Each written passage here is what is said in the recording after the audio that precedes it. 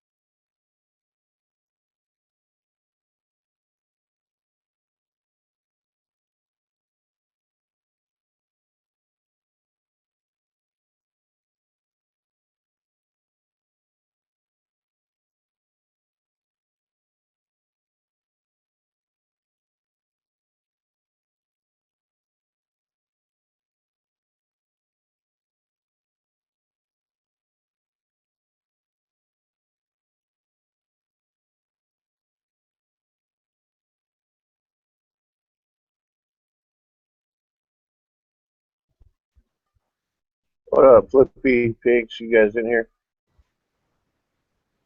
Mm-hmm. Yep. Yeah, How I'm you here. doing tonight? Doing well. I'm above ground, so Hey, man. You working tonight or you off tonight? that's my one night off. Man, is it like, do you work 6 days a week all the time, or is it just because you guys are busy right now? Most of the time. I I'm don't know if surprised that's it a good didn't. or a bad thing, but there you go. I'm surprised it didn't try to call me in tonight. Man, I remember doing that shit back when I was younger. I Yeah. don't do that shit anymore. He at least needs one night off a week, or else his cooter will get too sore. Yeah. Good night of rubbing salve on the cooter. So It, well, all medication should be done in salves. Just rubbing in a clump of soothing cream.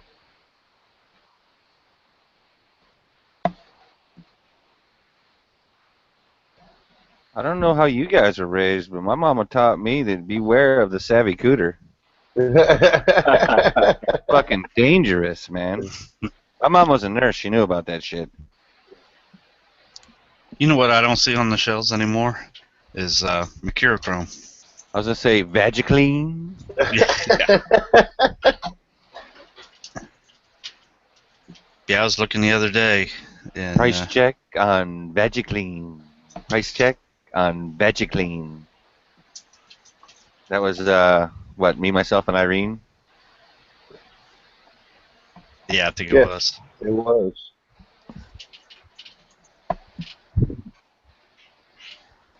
What were you saying, Pinks? I was saying that, I can't find Mercurochrome anywhere. Of course, Flippy probably doesn't even know what that is.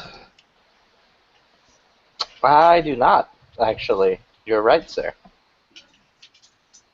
Is that like Dapper You are Dan? correct, sir. No, it's not like that. No, I'm a Dapper Dan man. God damn it! You watch your mouth.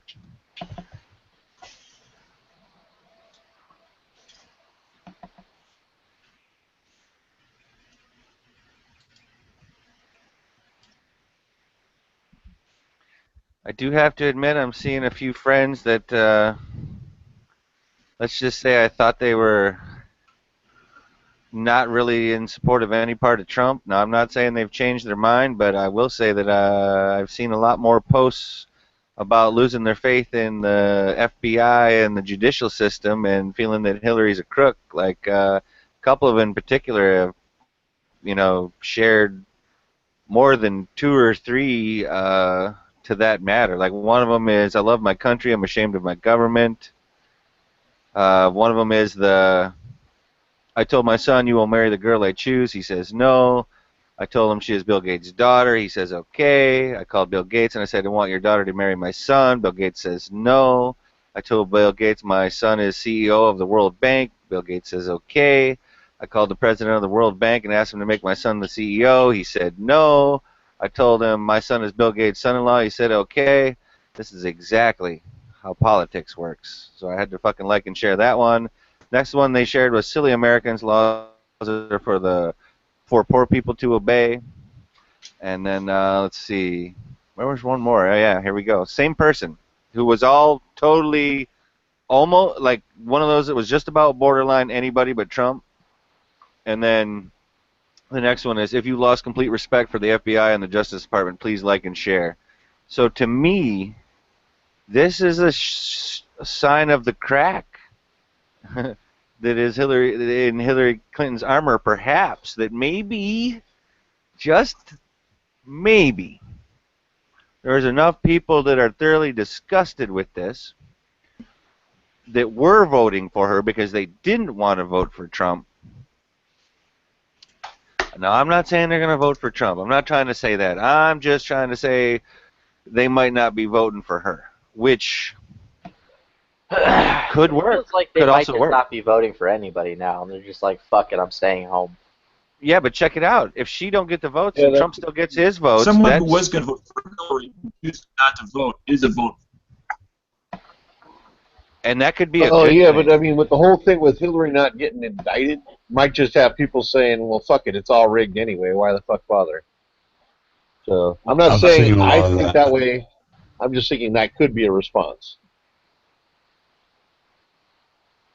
Yeah, like I said, they're so disgusted. Now, here's the thing, though. Like we just said, if we do our part and we still vote for whatever, that's gonna be even more important if they're just straight up not voting for her. You kind of know what I'm saying, gentlemen, right? Yeah, I feel you. One less vote for Hillary is, in essence, one more vote for the other guy. Just about, man. Just about. And if they have, because what was it? I think we were talking about how many people were registered in the primaries or whatever, and how we're up literally, and I want to say this is in the primaries or whatever, for as far as like voting people, we're up literally 1 million votes. They were saying that the Democrats basically had 29, almost 30 million, and they were saying that the GOP pretty much had 31. So, I mean, 31 and some change. So here's the deal. I mean, it ain't over. And I ain't saying that she ain't gonna win either. I don't want her to win. I'm not trying to say any of that. It's still gonna take us doing our part. That's fucking where it's at, gentlemen. Yeah, Yeah, there's a I lot of agree. time I between just now and November. whatever the victory There is. is, it has to be greater than the margin of error. The Yes. popular Okay. vote has to win greater than the margin of error. Otherwise, the electoral college will most likely vote her in. Not Well, if here's they the other just do thing. it anyway, because There is otherwise that. they all end up mysteriously dead. Well, I don't know about the second part, but there is the first part is true, Oh yeah, which Sean Pete, just did said. you read that apparently How many that mysteriously dead people are behind her so far? well Like Just The because 51 latest or one, 53 like or something like that. yesterday or the day just before? because she got a stack of cordwood out back don't mean that she still can't lose. You I know mean what I mean? there was that one Romanian fellow, which I believe you actually linked the article that the one who claimed he hacked her emails, Oh yeah, that guy died. mysteriously being dead in prison. Yeah. Yeah. Well, here's the other thing. People die in prison every motherfucking day, gentlemen. That ain't like that's a fucking now. You know the timing's reason the why. one. He I hangs was just gonna himself in say solitary. with That's no kind of sheets. difficult to do. I Right. mean, Well, he was also living on the dark side of life, which people who tend to live their life there tend to die there. did I just walk into the Hillary chat somewhere? I don't know. Well, Dano's always supported Hillary. He's always Now been you like, did walk into the motherfucking Twilight Zone, though. I'm thinking so. Which again, I know I talked about it Snaggy yesterday out of for a here, second. Dano. What did Talked you about think it I for a said? second yesterday, but the marathon was great on the 4th. It was starting at midnight July 4th, and it went to midnight, July 4th or whatever. Fucking all day, all night, all morning, motherfucking Twilight Zone. It was great. Yeah, some I of us mean, have to work at places that don't care if it's the 4th of July.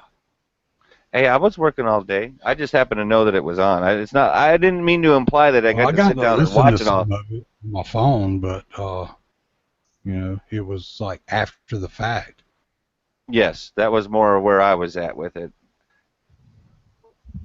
I had to work on the 4th of July too, but it was only 2/3 day. Instead of a half day, it was a 2/3 day. And after that, I went to a barbecue, had a couple beers and a big ass steak and some Nice. elotes and some homemade baked beans and coleslaw salad, all the good shit. And a full case of the herpes? What? No herpes, no herpes. Oh, not that kind of party. Okay. Yeah, not that kind of party. It was a barbecue, not an orgy. Actually, that's a good thing.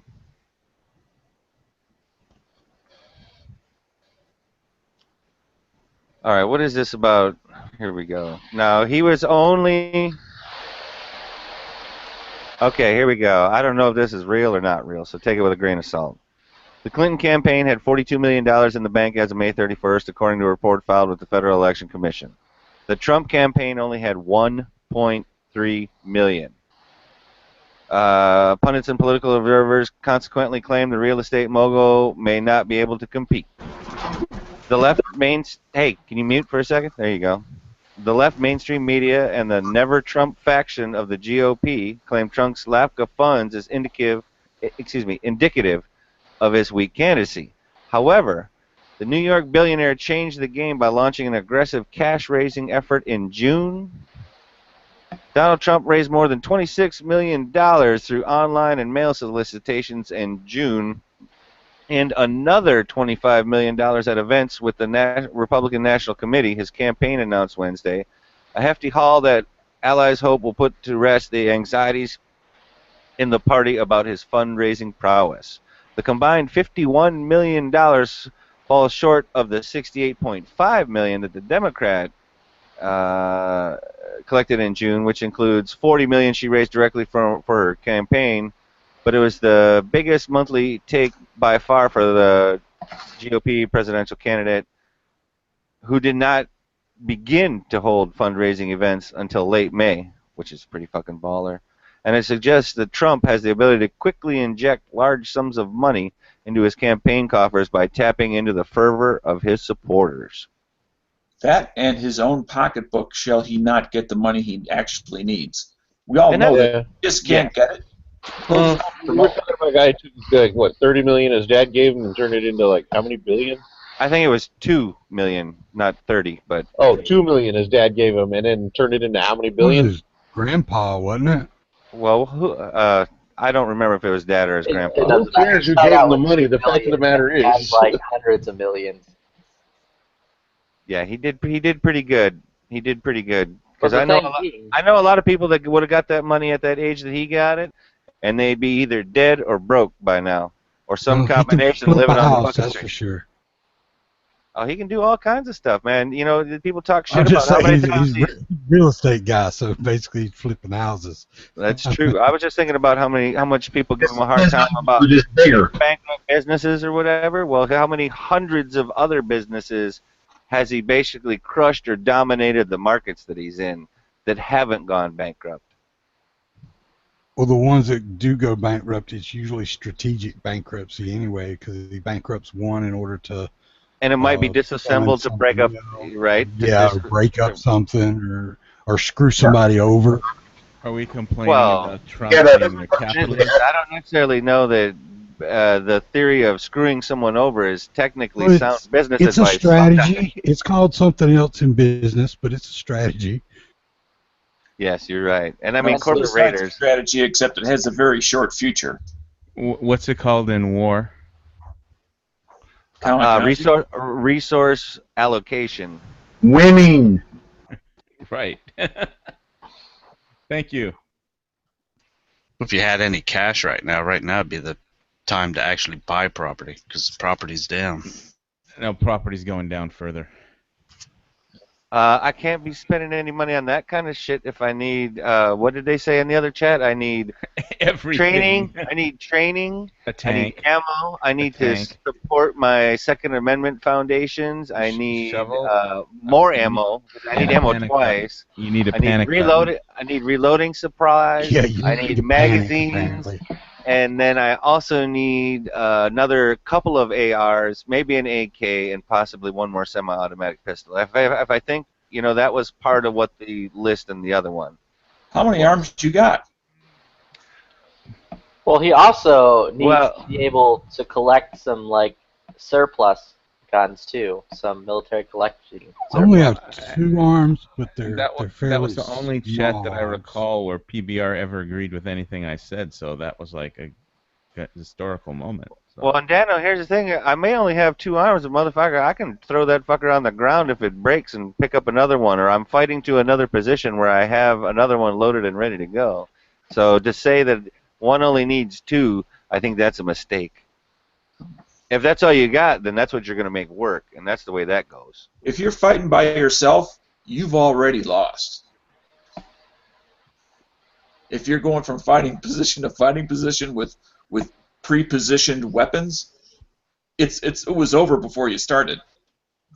Well, now let's be real. That depends on where you are. If you're in a house, that's one thing. What if you're in the woods? What if you're, you know, Under a something like triple that? Canopy jungle, and you Yeah, have night that, vision. I guess that's now. Of Everybody course, was is not talking a- about armor, and I was saying, what about night vision? You know, if it's like night is your armor. You know, if they can't see you, you know.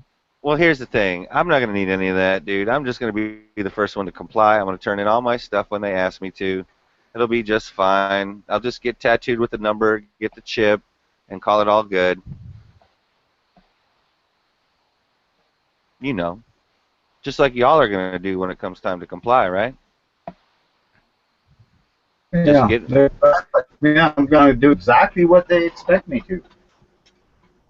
Yep.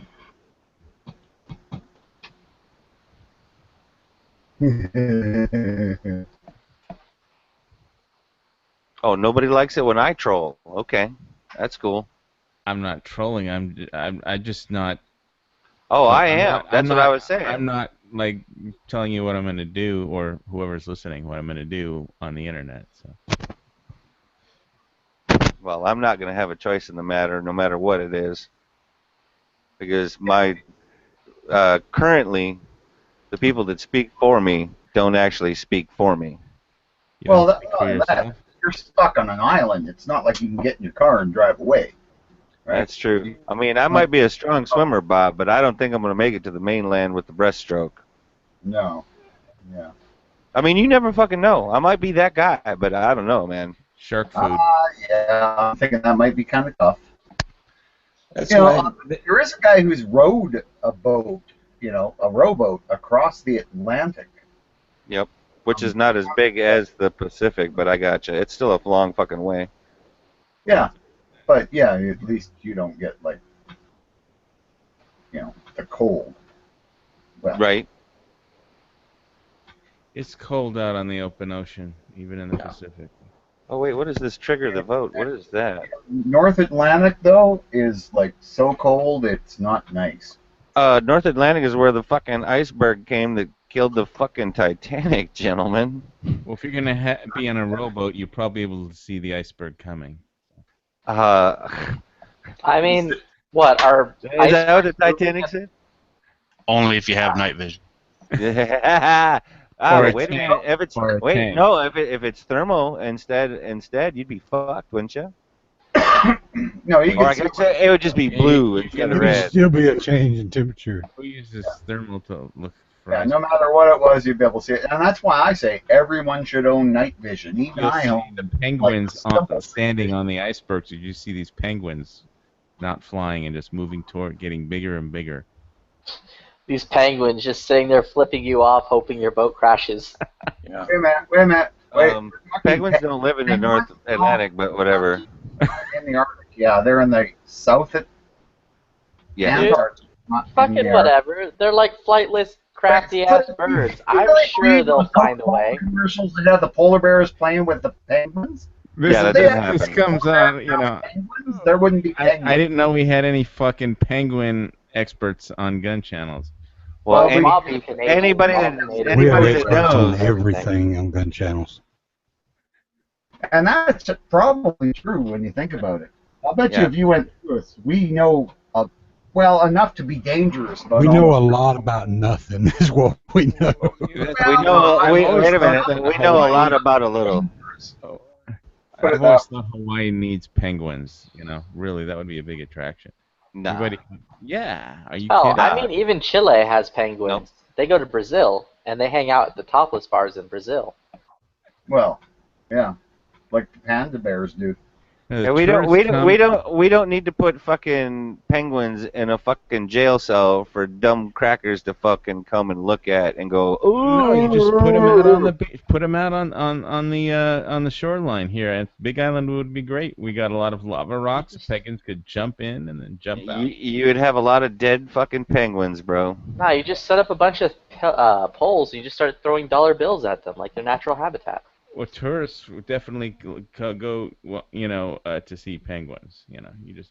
You know- They them down. also go to see captured fucking whales and dolphins and zoos where fucking animals suffer for their entire lifespan. You know what would be really cool is have a Well, great. what are you big, blaming me like, for? I don't own a damn zoo. Because you're the motherfucker saying put penguins in a goddamn jail cell. I Oh, did no, say put them in a jail big cell. tank with polar bears and killer whales and stuff, and see how long. Bob, they I live. tell you I what, don't Bob, think I any- tell you what, the I FBI volunteer you has to go anything to swimming do- in that motherfucker. You could bet on them, right? You could just like have little numbers on their back. So I got 39. He looks like he can swim fast, eh? Well, if we can't put Hillary in a jail cell, some penguins will have to do. Nope, I disagree. Oh, you know what? It'd be even better to put Hillary in that arena with the polar bears and the killer. Oh, I don't think she's Polar signing up bears for would be- Bob. And Bob, I know yeah. you're Canadian, and That's you might animal not cruelty. understand, but you got to understand that even saying that stuff could get you on a list that Yeah, wouldn't you're allow right. you back in the country. That was So a great joke, right? Because In I the would never, penguin list. you know. The PETA penguin list. because Bob, you can I was not understand even is thinking about that. yeah, I was- Bob, you know as much as I'm joking that it's still a possibility, right? Yeah. Oh no, I know. I wasn't even thinking about that. But yeah, you have to be careful these days. No penguin, no buy. Yeah. Well, I'm just not even gonna think about it. So. No penguin, no gun. I don't know. What the hell were they chanting? It doesn't make any sense. See, she already knows I'm complying, so I don't think Well, I'm on the list. I just said I would comply. Well, wait, I'm not gonna. Yeah. Well, if she gets elected, I'm not immigrating. If Donald gets elected, I might consider it. I'm Man, just gonna change I don't my know. vote all of a sudden. I don't know if that's a good thing or not, but okay. Yeah, but for sure, if Hillary gets elected, God no. damn it, Bob! Don't fucking ruin Yeah. Donald Trump presidency with your Yeah. fucking nonsense. Biker Nobody Bob vote destroys for America. Hillary just to not have me immigrate to America. Well, it's tempting. Yeah. Well, yeah, you It's a know, thing, Bob. Whereas Bob, it's It's a the lesser thing. of two evils in that. See, Dano's got a secret crush on Hillary. That's the problem, right? That's why he always hems and haws about it. Now, here's the deal. I think I've known Dano long enough to know that that ain't true. Now, I could be wrong. Dano may have been a Man, when Hillary supporter in sheep's clothing. I don't know, but I don't think when so. Bill first got elected, there were some pictures out there of Bill and Hillary at the beach. You know, and she didn't look too bad then. I have a phrase to live by, and my phrase is no stanky cooches. Well, then I guess that's a thing. I always had pussy is pussy, but okay.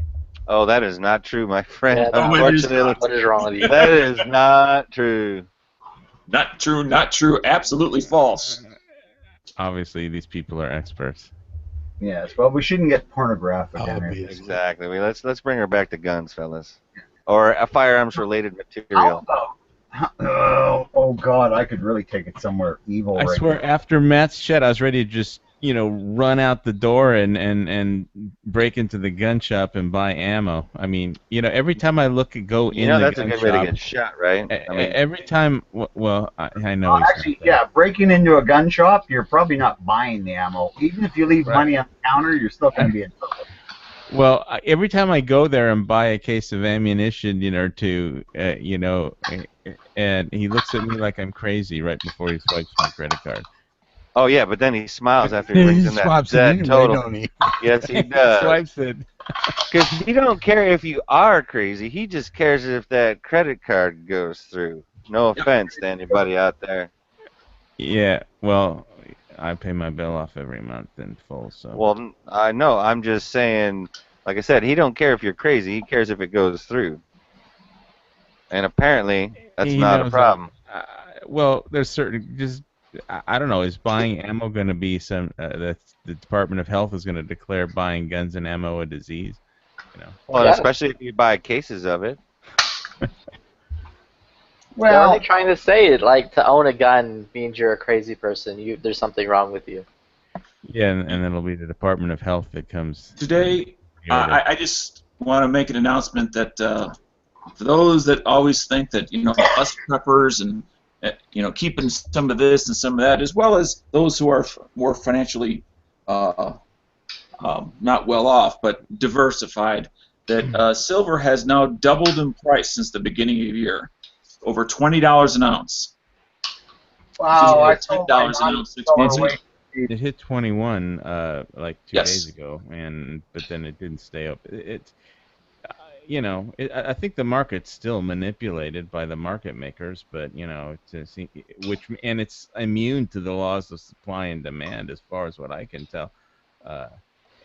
I don't. You wonder how the people that are short are going to cover, if they're just going to cover by buying, ETFs and zeroing out their positions that way, but not forcing the price up when they cover their massive short positions by buying exchange traded non-allocated bars. It's just weird, the whole metals market. It's Oh, yes. But the one thing that we do know is that some of the big players that were rigging have been taken out of that particular game. Yeah, Deutsche Bank and I think Right. a lot of and the banks of Italy, it looked like they're going down, but I don't think they had anything to do with the rigging. They just have non-performing loans up the wazoo. Now, the other thing. the LIBOR rigging people were sentenced to jail finally. Yep. Another thing I just like to point out, and it's just these oddities about why things move in such directions. Who would think that if you put $100 into a bank that you would be willing to accept years later $95 back? 95 cents, and the way things are going. Well, or less, is both the 10-year and 30-year European bonds, specifically the German bonds, as well as the French and Italian bonds, and Spanish bonds are all at negative interest values, and have been. Yeah, and the pound sterling British currency is at the lowest point since 1985. Well, that's straight down, and they wanted to do that because so the people will still buy goods from the UK. I mean, Brexit hasn't even started yet, and all they did was have a vote, and nobody has even left anything yet. And but when the politicians are such a bunch of cowards, they all get up and say the vote must be respected, and we will leave the EU. However, I quit. So somebody else is going to have to do it. Well, that was David Cameron, and yeah, that was the most suicidal position for a politician I've ever seen, to not have a fallback position, because they all want to retain power. Wait a minute. You mean like everybody was going to quit when Comey took in, if Comey didn't indict Hillary? Like everybody was going to quit like Jerry Maguire like that? Is that what you're talking about? But it didn't happen? I didn't mention Hillary no, in case you missed, what was it? Whose chat was I that I was babbling about Pontius Pilate the other day? Oh, that was I hit and remember miss. Hearing it on the outside. Yeah. It was a political decision. The evidence didn't matter. The laws didn't matter. He was balanced. It was all politics. It will be the verdict on Hillary Clinton will be decided by the American people in the election. And but my point people are crazy, so who knows? Anything can happen. My point about all these different things that I pointed out is not any one thing specifically, but when you have a series of things going sideways, something is afoul in the global system. When people actually intentionally deposit money to get less money back in the future. I mean, that's just one example. When traditional assets double in value, and yet you hear hardly any talk of it on traditional media. I was watching for a little while Jack Ryan Shadow Recruit, where somebody in Russia wants to crash the entire world economy or something. Yeah. I didn't watch the end, but when the land of the free, we decide the day after the 4th, the celebration of freedom, is suddenly not as free as many people had believed. Or for those of us that were aware of it, had it shoved in our face once again. Yes, behind enemy. Well,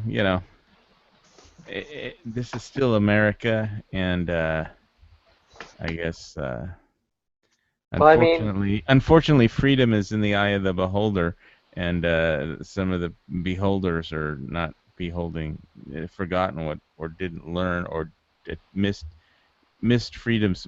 history class for their entire life, Well, to be fair though, if Hillary was really guilty, they would have indicted her. And really, they didn't have enough evidence behind it to do it. Yeah, right. It's a political decision. It's like I was saying. It's exactly like Pontius Pilate. Well, Dr. Janot says, let's set the animals free and cage the fucking idiots. Well, I don't know. Zoos are awesome, dude. Like, SeaWorld's the greatest place ever. I want somebody to throw me a fish. Yeah, like, SeaWorld's where I go to see the happiest sea life. SeaWorld is not the happiest place on earth. Well, when I was living in California, as they teach you in hunting class, the wild is harsh, and especially it's harsh around, for wild animals that live near people, because like one time I rented a jet ski and I was just going up and down the beach in Malibu, and there was like a seal sitting on some piece of wood floating off of Malibu Beach, and he had plastic soft drink can just embedded around his neck, and poor guy, he who was I supposed to call? I didn't have my cell phone with me on the jet ski, and it's just a seal that, you know, has this plastic, you know, thing that somebody threw in the ocean. He got it wrapped around his neck, and it's just stayed there and grew in. And it's like, you know, and one time I was on the beach, and there was a seal pup, baby seal, and his mother had abandoned him, and the guy hadn't learned how to fish yet, so he was just going to starve to death. But at least there he was on the beach, so I could call the mammal rescue people. And so this one girl came out with a box, you know, to help him, take him to a sea lion rescue, you know, or whatever. And that was my definitely Baywatch moment, because I was helping the girl from the mammal rescue get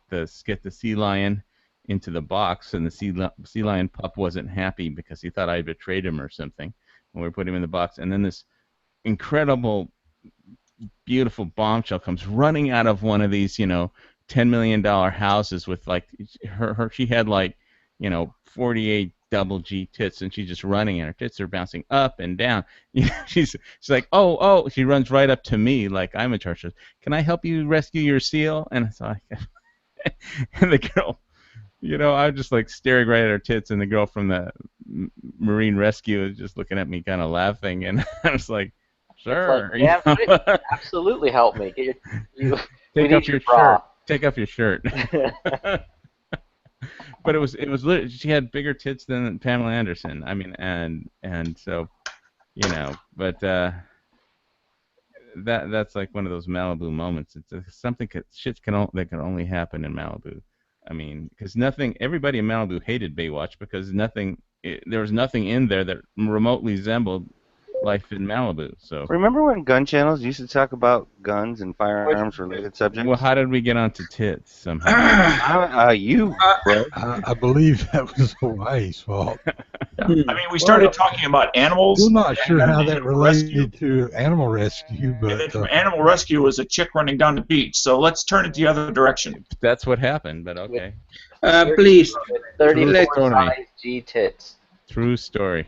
If you'd had your pistol on the jet ski, like if you had a stainless steel or a Glock or one of them other guns, you could have put the seal out of its misery. It was in misery. It was. Yeah. Well, but if I would have done that, then the lifeguard would have slowly choked to death by the ring. Which, if you're not willing to go over and wrestle the seal and cut it off its neck, if I cut it off, it would have died instantly too. Okay, well then why not just put it out of its misery? Because it's why not just club the seal, says the Canadian. That's what Canadians do, right? They just club that's what they do. That's why Bob's like, why? It wasn't even trying to get away. What's wrong with you not having your seal club on you? You guys don't understand what a seal is? It's basically, it's kind of like a dog. It's like a dog that swims. It's like a dog that swims. No, it's bark. They even bark like dogs. How can you say it's a rat? It's a dog. Like rats, right? They just Bob. What do they call a baby seal? A nice hand muff? No, it has a very short name. It's 3 letters and begins with P. And ends with P. Yeah, well, you know what? But I just destroyed your whole argument, Bob. They bark just like dogs. Where's the home of baby seal clubbings? Where did that start? And that explains all of it. It started in Norway, actually. It started in Canada. No, it didn't. It started in Norway. You know, people have been clubbing baby seals. For this chat, it starts in Canada. Oh, please. The protests started there, but it started anywhere there were seals, right? It's a huge source of protein. They're full of fat. Well, and sharks like them. Really warm.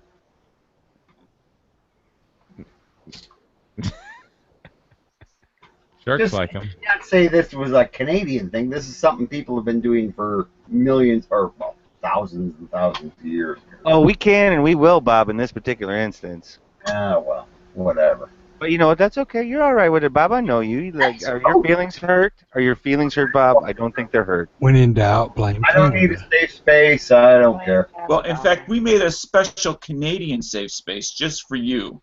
Shut up, Dano. You stop that, or I'm gonna. you know. It's Well, padded. he's going to need to use it. It's padded. It has a full bottle of liquor and a little bit of ganja, just for you.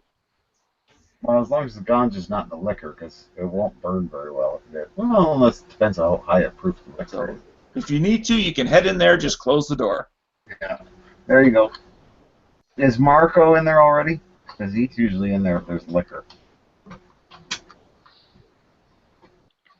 Just saying. I think we need to get back to tits or something. So, Chloe Reese Ryder. Can you hear me? Firearms.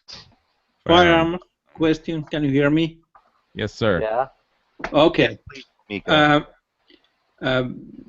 If you have a hollow pin, like I have a trigger pin, and I removed the old trigger pin, it was hollow one, and I put new one.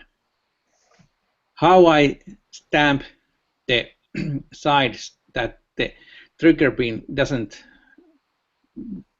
leave the gun? In an AK? No, it's CG75. Oh. So I'm thinking that maybe some nail and hammer and etc. But there has to be some kind of tool. You just wanting to peen it to keep it from coming out, brad the ends basically. Yes, it's hollow. You should be able to do that with a punch. Yeah, you take a roll. It sounds like a roll pin, and he just wants to mushroom the head. Yes. But yeah, you just need a punch. They make a tool to do that with, but I'm not sure if it works on roll pins. It should. It's just a little. It's just like it's a punch with a cross on the end of it, basically. Oh. So it puts a little peen, a little crossed peen on it, so that it just brads out just a little bit of it on each side. Another punch I've seen that works very similar is it has like a little nipple at the end. It's to keep it centered, but it'll actually mushroom the head. It's supposed to be used for starting it. I mean, you're just supposed to tap it a couple of times to get it started. Roll pin punch? Yeah, but if you drive it home with that, it actually will mushroom that end. But the problem is I have just one that kind of thing, and I hit that with hammer, then the pin will leave the gun. So there has to be some kind of counter part. Well, you would have to put it on something to keep it in place when you peen it. Yes. So you'd have to rest it on a hard surface. Right. Yes. Like an anvil of some kind. I think that there has to be some kind of tool because I'm pretty sure that I'm not first people in the world who has the same problem. So some kind of tool has to be there. I'm sure Brownells probably sells an assortment of things to do that with, but hammer and punch works just fine.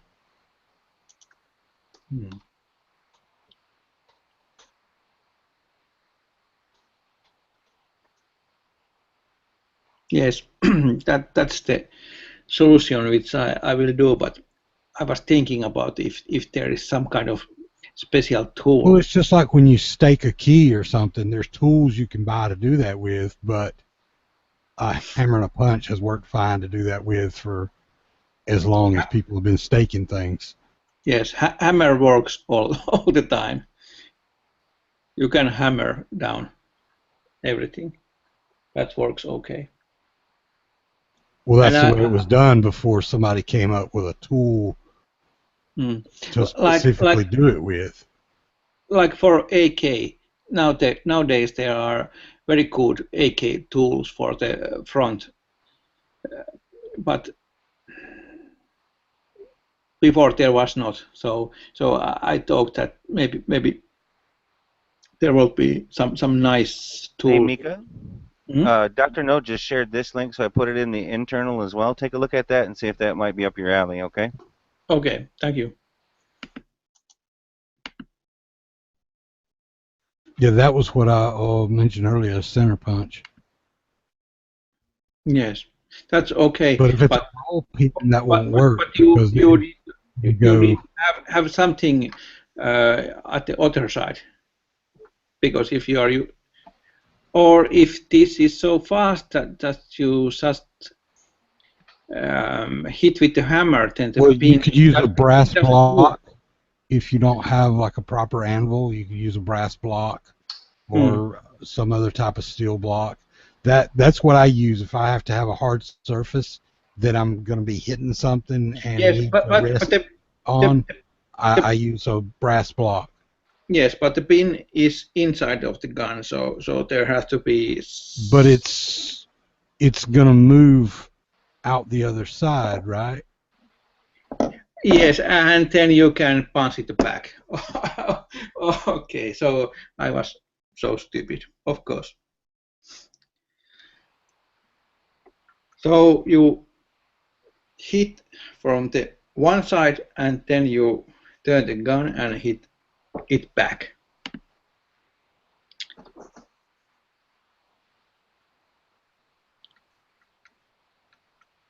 I'm just sitting here reading about CZ75 and punching, and it looks like most people are just using standard punches.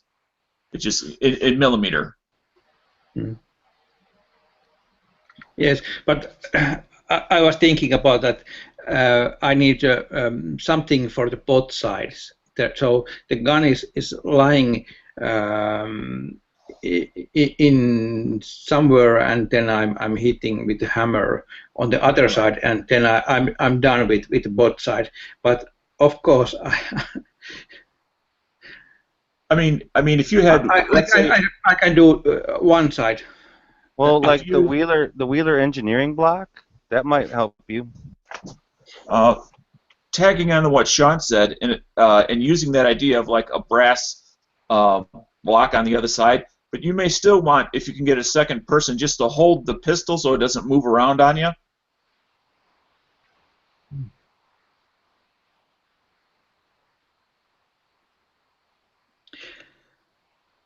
Because you have to have some way of stabilizing the pistol as you hammer the pin. Yes, I will put at the soft place. But I was overthinking. I was overthinking about this. Oh, okay.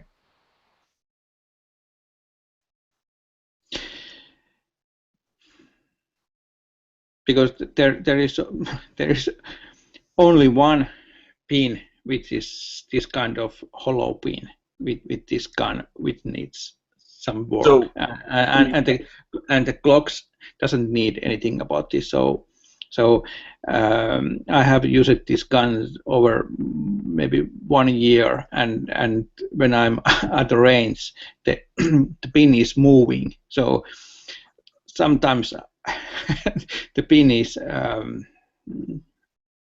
almost off. Okay. So it came that way. No. I removed the old trigger pin and I changed the trigger. So. Oh, okay. So. Now, when you got the new trigger, did they also give you new pins with the trigger? No, but I bought. Okay. I bought those. I mean, you can reuse roll pins sometimes, but it depends on how many times they've been used and boogered up.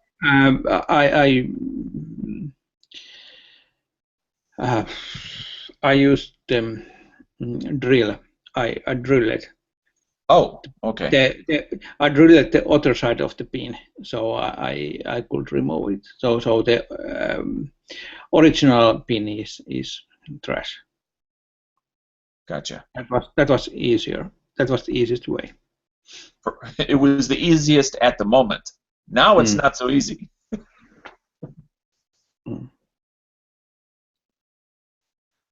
But I was overthinking about this. I really thought that I need some kind of special thing for the other side, and then to punch on the other side, but I was overthinking. And I hope that wasn't the only gun question tonight. No, but I personally want to thank you for bringing it back around to a relevant topic. Yes. Thank you for that. Yes, thank you very much.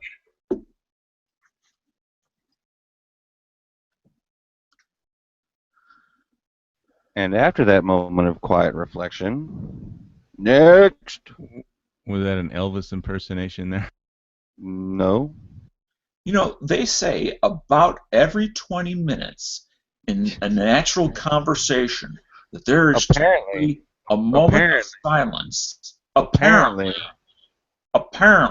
every 20 minutes. Apparently. Who is and they you're watching that say this? the Gun Channels lobby on gunchannels.com. So, is that apparently? Apparently. Allegedly. I did not have sexual relations with that woman. Apparently.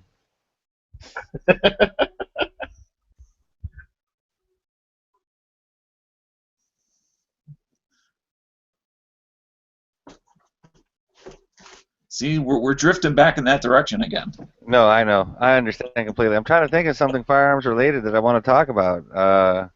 You know, I mean, I saw you I post. feel like I need to get primers and powder is what I feel like I need to more than anything.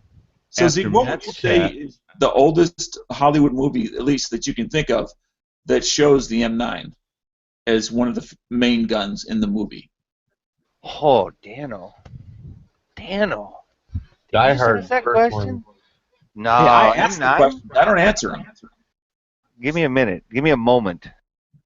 Okay.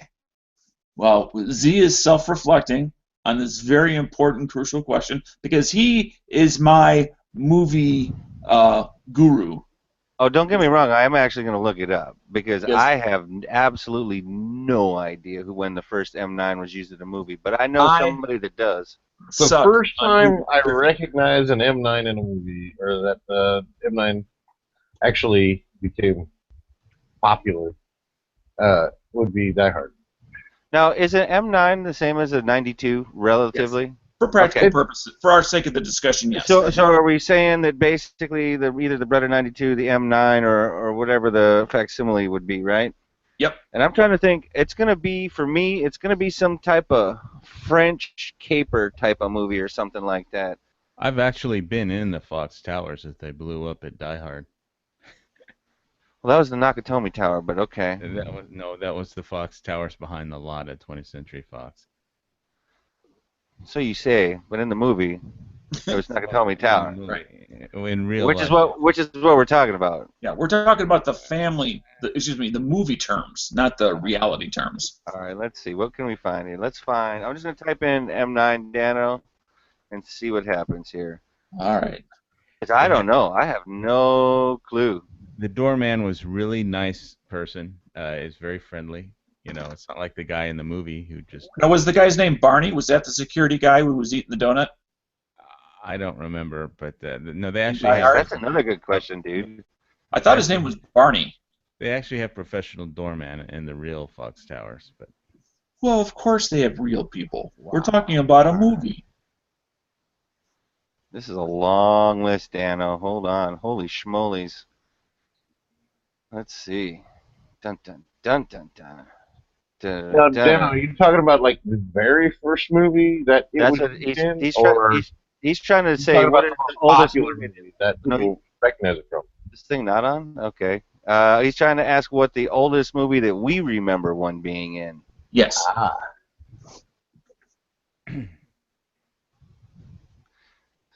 But my follow-on question is... hold on now. That's not fair. Well, you were looking it up. Oh, okay. I'm not dumping it all on you. I mean, there are other people here, aren't there? Man, it only goes to 96 for the Beretta 92, so I think I'm going to have to look it up some. What else was it called? Well, that doesn't even go far enough back to catch Die Hard. Then that's what I'm saying. Just type in Beretta 9mm. Internet Movie. Oh, database. That's where I am, Smoke Dog. Yeah, and I put 92, so I'll put Beretta 9mm. There we go. That'll work.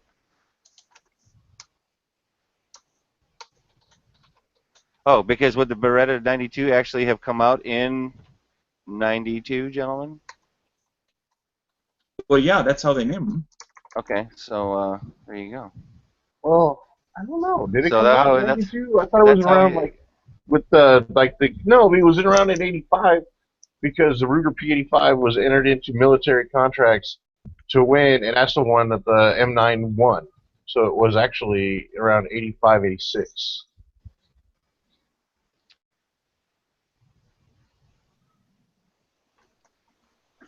Hans Gruber. I think in 85 or 86 is probably when I bought my 1911. That was my very first gun that I ever bought. Back in I think I bought it. Let's see, I was 20. Yeah, because when it starts talking stuff like Chow Yun Fat, Training Day, the Transporter, Bulletproof Monk, the Transporter Matrix, was Pulp way more Fiction. recent. I mean, I worked on the Transporter. I mean, that's way more recent. Hello, that's what I'm saying, bro. And it's trying to get something for the. You know what? Maybe I'll Google instead, and maybe that'll get me there. I doubt it. You can try Wikipedia. Yeah. Will be a positive thinker. Okay. When was Die Hard? I don't remember the 88. And when was the first Lethal Weapon? Probably 80. It was after Die Hard. It was after. I can't pretty remember. sure it was after Die Hard. That the shit during the 80s is a blur, man. We were there, but yeah. I was busy working 6 to 7 days a week, 12 hours a day. Sounds like a part-time job compared to what I was doing back then. All right, I was working so hard, it was ridiculous. I think I would go home once a week or once every other week to take a shower. Okay, the 92 was started in 72. All right, so 72 on forward for the Beretta 92. So let's see if we got any type of. Did you say 72? Yes, I did, sir. Okay, thank you.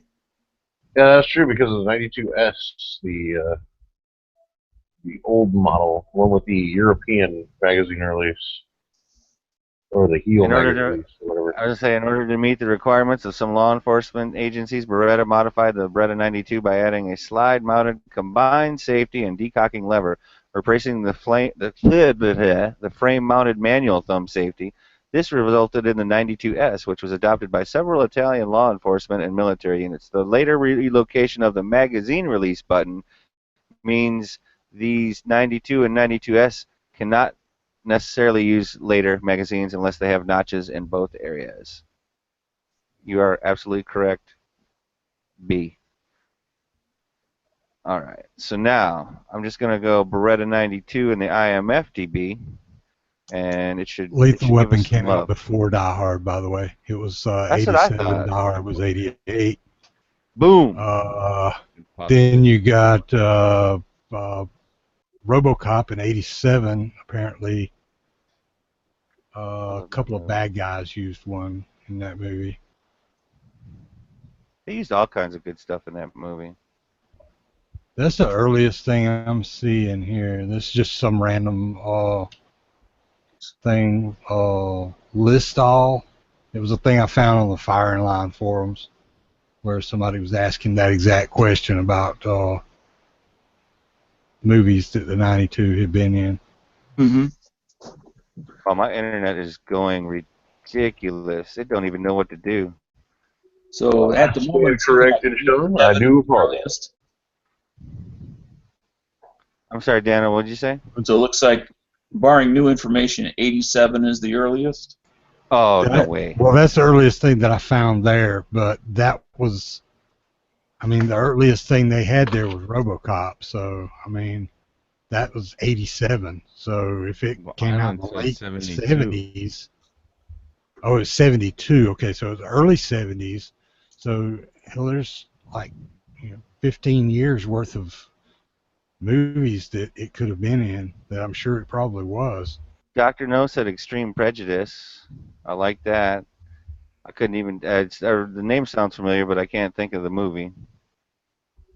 What about The French Connection? When was that one made? That'd be 70s. Late 70s. Late 70s? Late 70s. Yeah. Late 70s, maybe 80. I don't know if it was in that or not, but I don't know. I'm kind of. Here we go. We're going. Wow. Computer is lagging out. I wonder if something's going on the island here. Everyone's just mass watching porn at once. That Russian spy ship. Well, we just had RIMPAC, dude, so I doubt it. We're having RIMPAC is like all month. It's all month. I knew it had already started. Is that the military exercises? Yes, sir. Yes. Are they every year? No. They're not every year here. Every other year. It's biannual. Yes. Every other year. And what's really funny is, isn't it like hilarious that China gets invited? They send like 4 ships, but they also send a spy ship to spy on the ships, even though they're participating in the exercise. Well, that's to that nobody it's signals defects, bro. Nobody defects. Well, there's also observer ships to observe. I could just see all the playing the rules. Chinese sailors jumping off the ship and swimming to shore, looking for girls in bikinis. Well, I don't see that as a issue. Oh, nice. Band of the Hand. Who does it? Does anybody here remember that movie? Band of the Hand.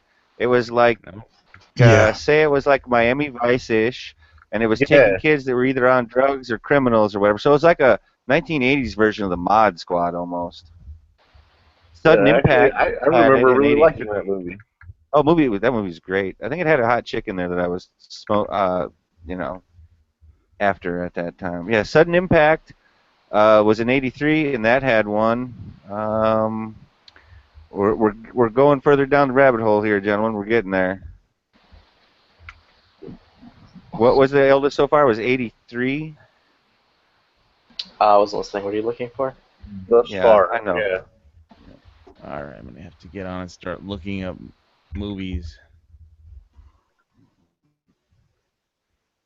What year was Cast a Giant Shadow? I don't even know what the fuck that is. Kirk Douglas, a little bit of John Wayne, but only for a tiny bit.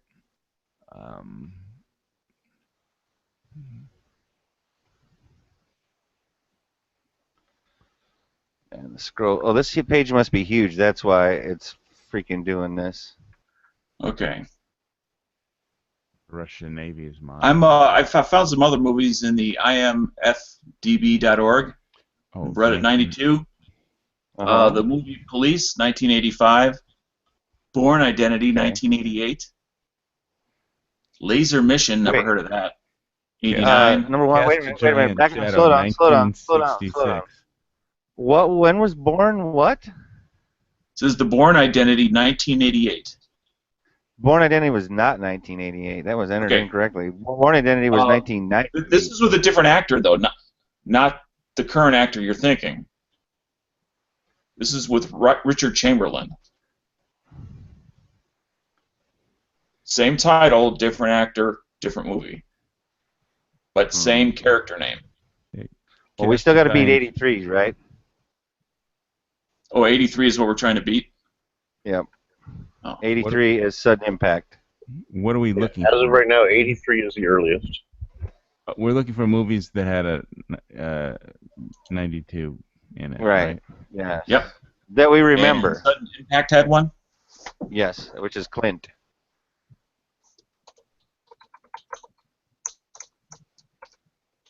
Let's see. Well, how's the chat going out there?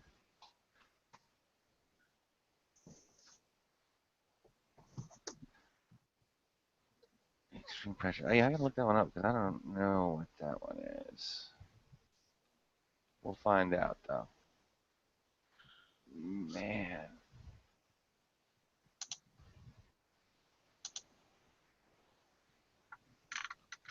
But there are a lot of movies that have had the Beretta 92 FS or S or some form of the Beretta in them. Lots.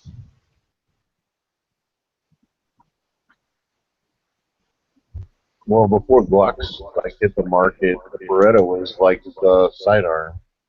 Well, like think about it. It was used like the CZ-75. It was one of those ones where it was Euro police, Euro military, all over the place. Like one of the most commonly, probably one of the most commonly used handguns from 72 to now almost. I have to say that they are not trusting at Europolice. There is no Europolice. There are police in different European countries, but there are no Europolice. European police, how about that? Yeah. Well, what I meant was Italian police, German police. That Okay. I was French police. That's what I meant. Okay. Yeah, police departments of European nations. Some countries at the Europe use those. Dream Police. Yes. No, Thank you that's for keeping us on our that's toes. totally different. Man, this Beretta page must be so long. My computer doesn't want to move. Oh, dude, that's what I was just saying. It's a biatch. It's It's crazy. It's not like I'm looking through all sorts of stuff. I'm just trying to page down the screen. That's what I mean. Like it can hardly contain the Beretta. Yeah. Come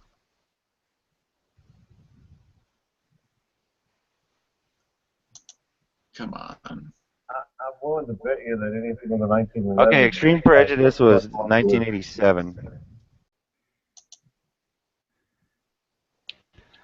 Hey, you said that the 92 came out in 72, right? I believe so. I'm no longer on that page, but yes, I believe so. Okay. I was just wondering because I ran across something a while ago that said that it was that it first went on sale in 76. I'm just wondering where the hell they got their information from. Well, that might have been. I take that with a grain of salt because it could have been the 92S, or it could have been the 92F. It could have been any because on that same like the Beretta wiki page, if you actually go to that, dude, that's even crazier because it's going to list every single variant that the 92 has been, whether we're talking Equinox, different letter combinations. Yeah, well, the source on this was an article written by Fate of Clickbait, so.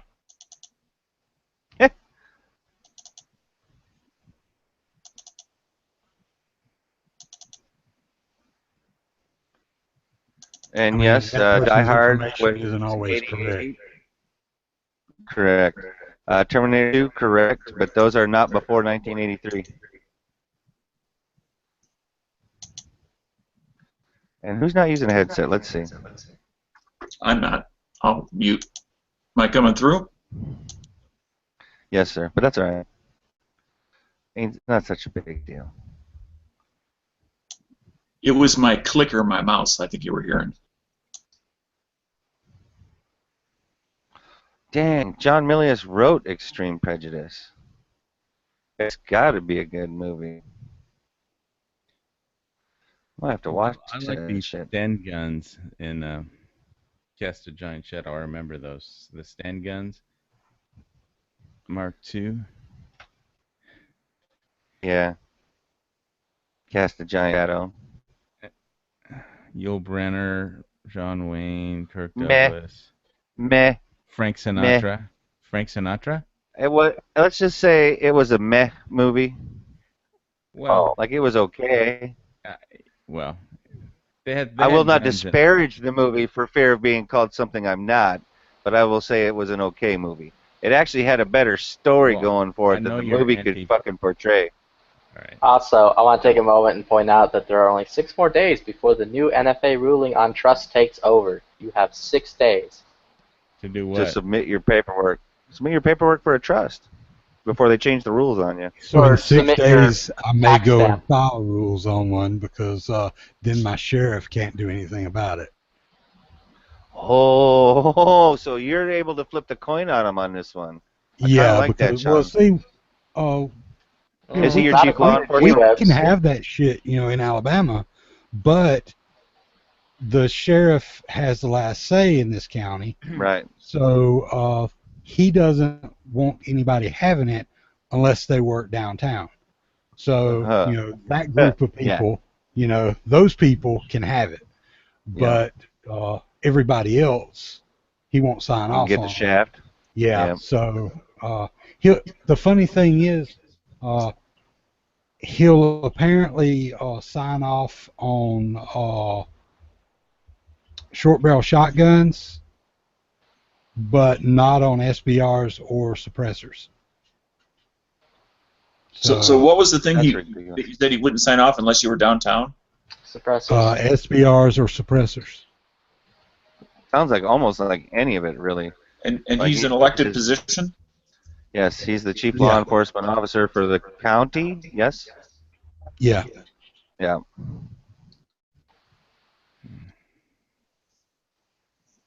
I really don't think there are enough people who care about NFA items because of the misinformation that people have about them around here.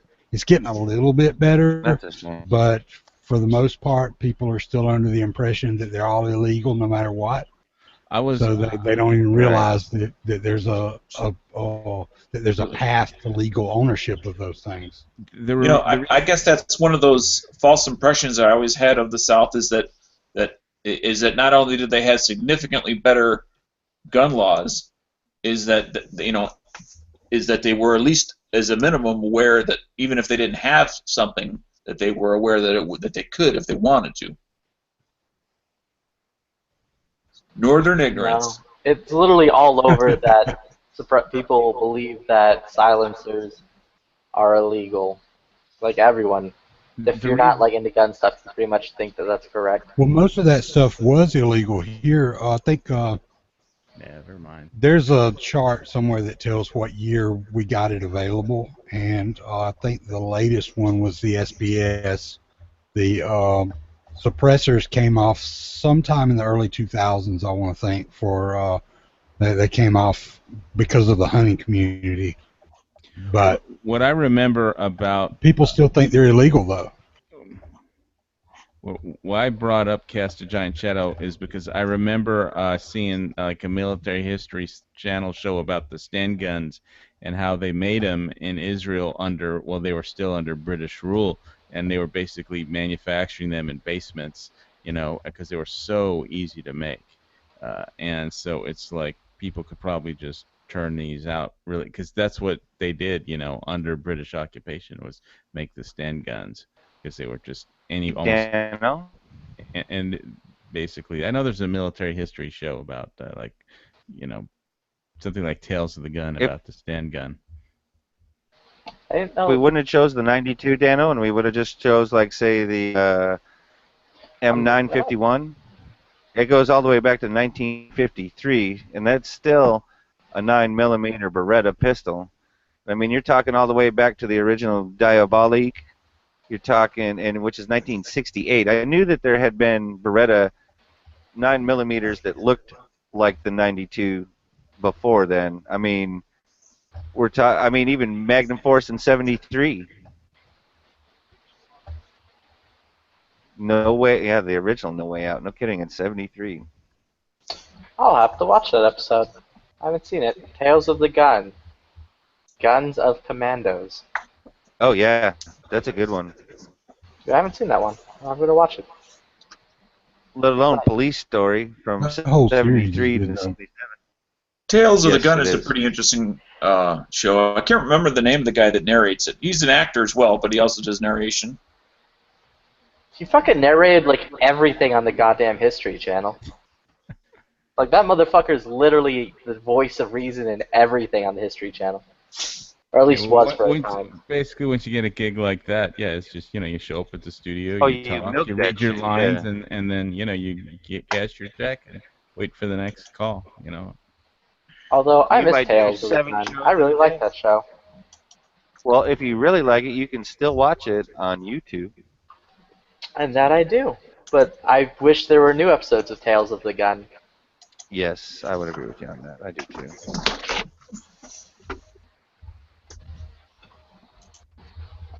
I just like that intro that they always had on it. Carries with it moral responsibility. To better understand the gun is to better understand history. Yeah, I would say that's a very true statement. And I I was think just that checking. is 38 videos.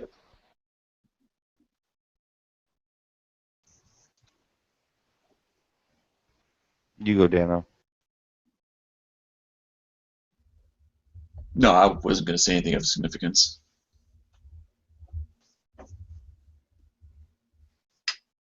I disagree. I'm sure it had much significance. Actually, I was just going to say it's not on Netflix. That's it. Tales of the Gun. Oh, okay. Yeah. Because I was thinking it Yeah, might, dude, I might think be there's there. 38 episodes right there. Wasn't it on there for a little while, or was it on Amazon Prime? I can't remember. It could be Amazon Prime. I don't think I've ever seen it on So I Netflix. can't remember what's on which one sometimes. Yeah. I have Netflix. Gentlemen, that link that I put in there has all 38 episodes. Just saying. For free. Free. Free!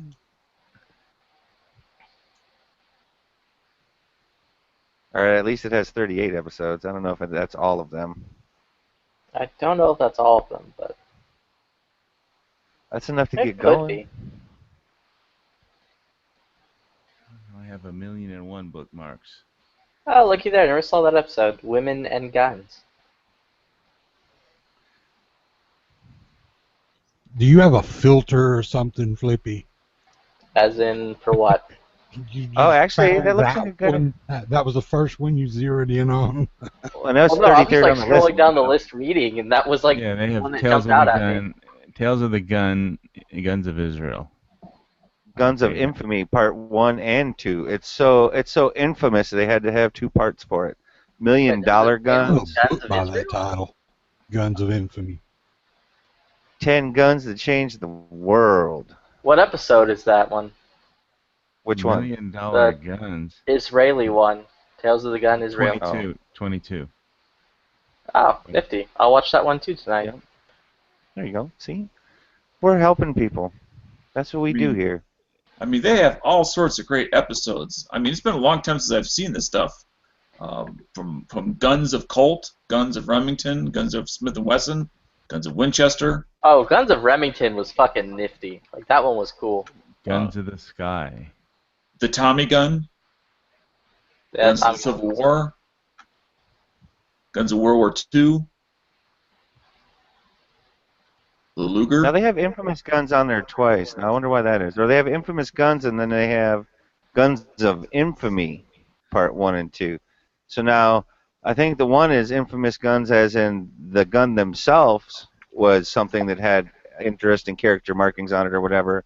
Whereas the Guns of Infamy, I got a feeling were guns that were used in some fashion. Right. You know, like the gun that Like shot the- Bobby Kennedy or Right. the gun that shot Franz Ferdinand, or you know, all that kind of stuff. I The would gun think that that could shot also John fall into Garfield. The 10 gun that guns that changed fucked the up world. Lincoln. Because if you think the gun that was used on Ferdinand, I can't say his whole name. Franz World- Ferdinand. Yes, that particular gun was one of the guns that changed the world. I'm sorry, I said Franz Ferdinand. Yes. And yes, it did.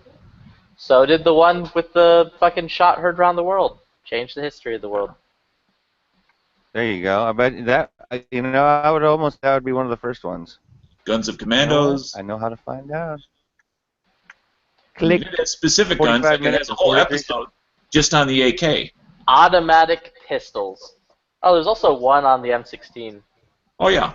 But I'm just kind of summarizing. It's a very eclectic tales of which you get a 45-minute episode of some real detail on one certain subject. Japanese guns of World War II. Yeah, this fucking show was literally the tits. I'm sad it doesn't still exist. However, I'm happy that there are episodes of it that apparently I did not see. And it's like rediscovering the show all over again. Naval Tales Yeah. of the Gun 27 naval guns. Because I thought I had seen most of them, but apparently there were more I missed. Well, here's the thing: how often did they replay most of them, and then you know that there's going to be some that didn't get through the rotation as much as some of the others. Right. Yeah, right. Yeah, and American the series Heroes may have been channels. canceled before they aired all the episodes too. I guess there is that. True. Yeah, Yeah. that's happened a few Basically, times. They Firefly. probably have a contract to buy so many episodes, and then they fulfilled that, and then they said, okay, the producers were like, well, let's make a couple more and try and sell them, and maybe some didn't get bought, so they're Right. sitting in the can. Who knows? We're dealing with cable companies, that broadcast this stuff. They don't pay lots and lots of money, to produce these shows. They want to get them for cheap and, not pay lots of money for them. So. Wonder if that's also true of like the Ken's Burn documentaries. Oh, well, you're talking about those were PBS. That's a different animal than like. Were they all history. through PBS? I'm pretty sure that all the Ken Burns documentaries are through PBS. Okay, I'm you must pretty be sure. contracted to them. Yeah, well, that's a government. That's like partially government funded and partially public funded. That's a different animal than like a cable company. Cable companies want it for cheap. Well, it's just with his style, because he does really high quality stuff. In depth. In depth. And I know G-Webs has mentioned it before, and I certainly feel the same way. Is to have Ken Burns do something on the history of guns in America. Why would you want him to do that? He hates particular guns. production. I was just going to say, I don't think he particularly cares for him, and that's why he has. He would do a very left-leaning. He would do a he'd do a Barry piece. They're Yeah. freaking outlaw guns completely after he did his movie. Most of his documentaries are like that, though. I mean, he does really good production quality, but he has a very he is very progressive. And First one I remember watching his was baseball. So I mean, yeah, those were good. And then I saw like his stuff on like the Civil War, and Civil War was actually one of the last ones I saw, I think. But there were some others, and I was like, kind of not sure about it. And then I found out that he's very progressive and left-leaning, and he puts a very leftist bias on his documentaries. That's probably how he got onto PBS. Yeah. So, Sean, I'm curious. Obviously you are in the South. What was your feeling on his documentary of the Civil War and of not just the military of the South, but also the people? I thought it was about the same as what was in school books when I was in school. I mean, as far as the travesties that took place, like Andersonville. Let's be honest, Andersonville is one of sides. those things that's been that's like one of the huge things when we were in school, like actually in the Alabama history books, and people act like that people don't know anything about it or something. And it was this huge deal that when he put it in his documentary. But if you lived in the South, you probably already knew about it because it was in the history book and it was a big part of the curriculum. I mean, so do you think he overlooked things or underplayed things from the South's I think perspective? that he overplayed the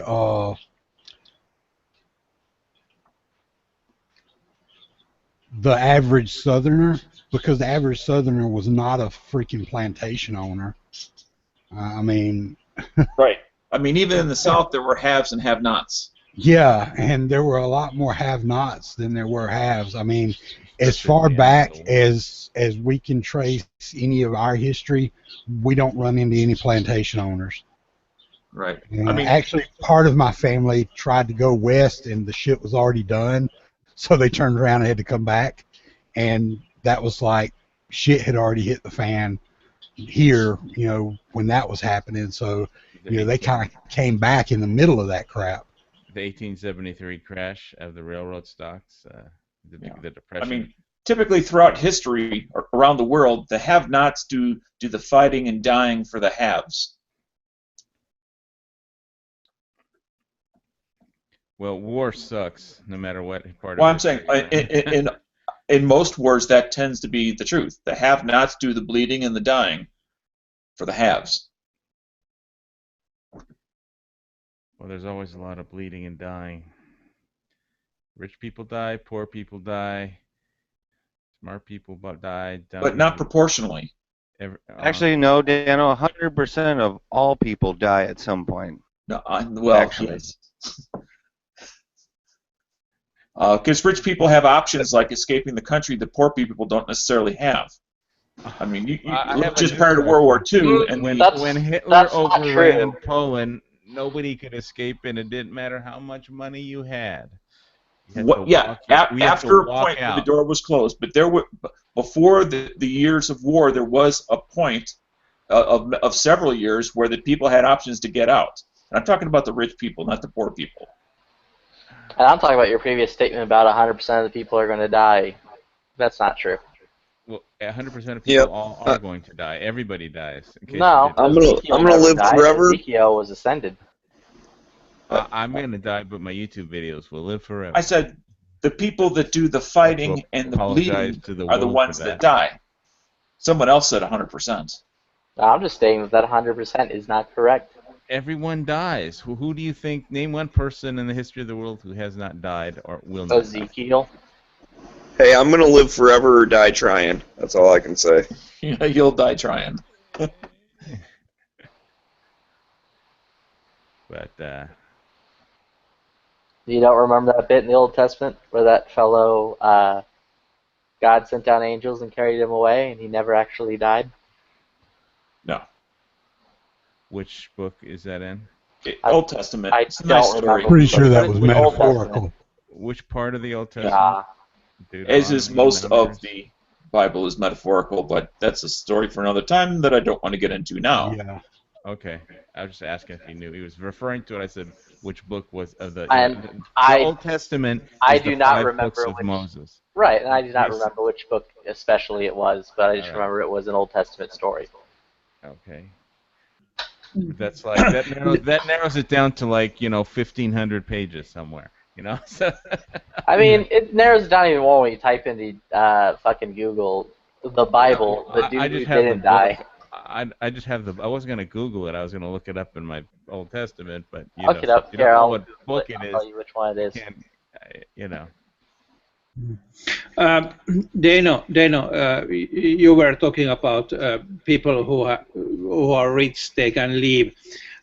I think that in the 30s and 40s at Europe, everybody has possible to leave, but they Poland, it was- didn't understand what's coming.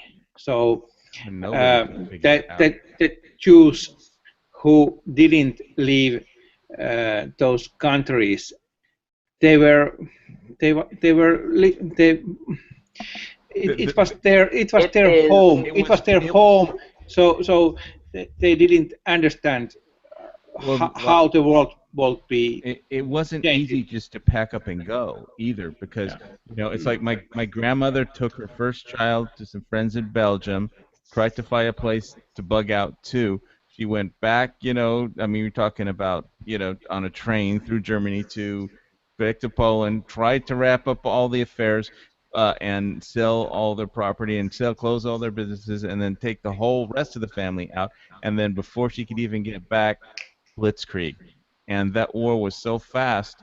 I mean, the Polish army was destroyed by the Luftwaffe and the tanks so fast that within 24 hours, the German Air Force had no more military targets because the Polish army just vanished, and so they bombed the civilians. They were dropping bombs right in Warsaw.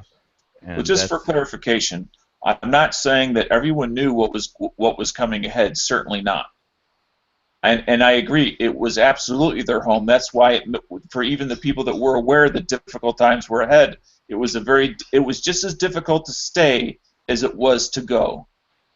Well, just think about moving to another state. Even in America, you got to close all your fares. You got to change your Right. mail. You got to. I mean, it involves a lot of Well, work. did you hear what I just said? Yeah. It's difficult to stay and it's difficult to go.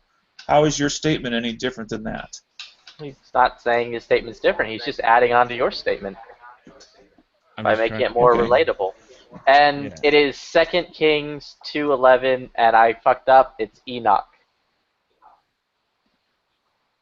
Enoch is the bloke who never died. Which Kings? Okay. 2 Kings 2:11. All right. Hey guys, can I play something for you real quick? I'm watching The Rifleman, and I thought this quote was pretty interesting. So hopefully you guys can hear my TV. In the meantime, Hyde, as long as the marshal gives me the right to wear this badge, I'm the law, and right or wrong when I say stand. Well, mostly you've been wrong. And posting that gun checking notice was your biggest mistake. Yeah, I talked to G-Webs about that episode a long time ago. We actually talked about that one Rifleman episode. What's the name of the episode again? Let me see. Let me hit info. Because we had a conversation about that. The Apprentice Sheriff. Everybody.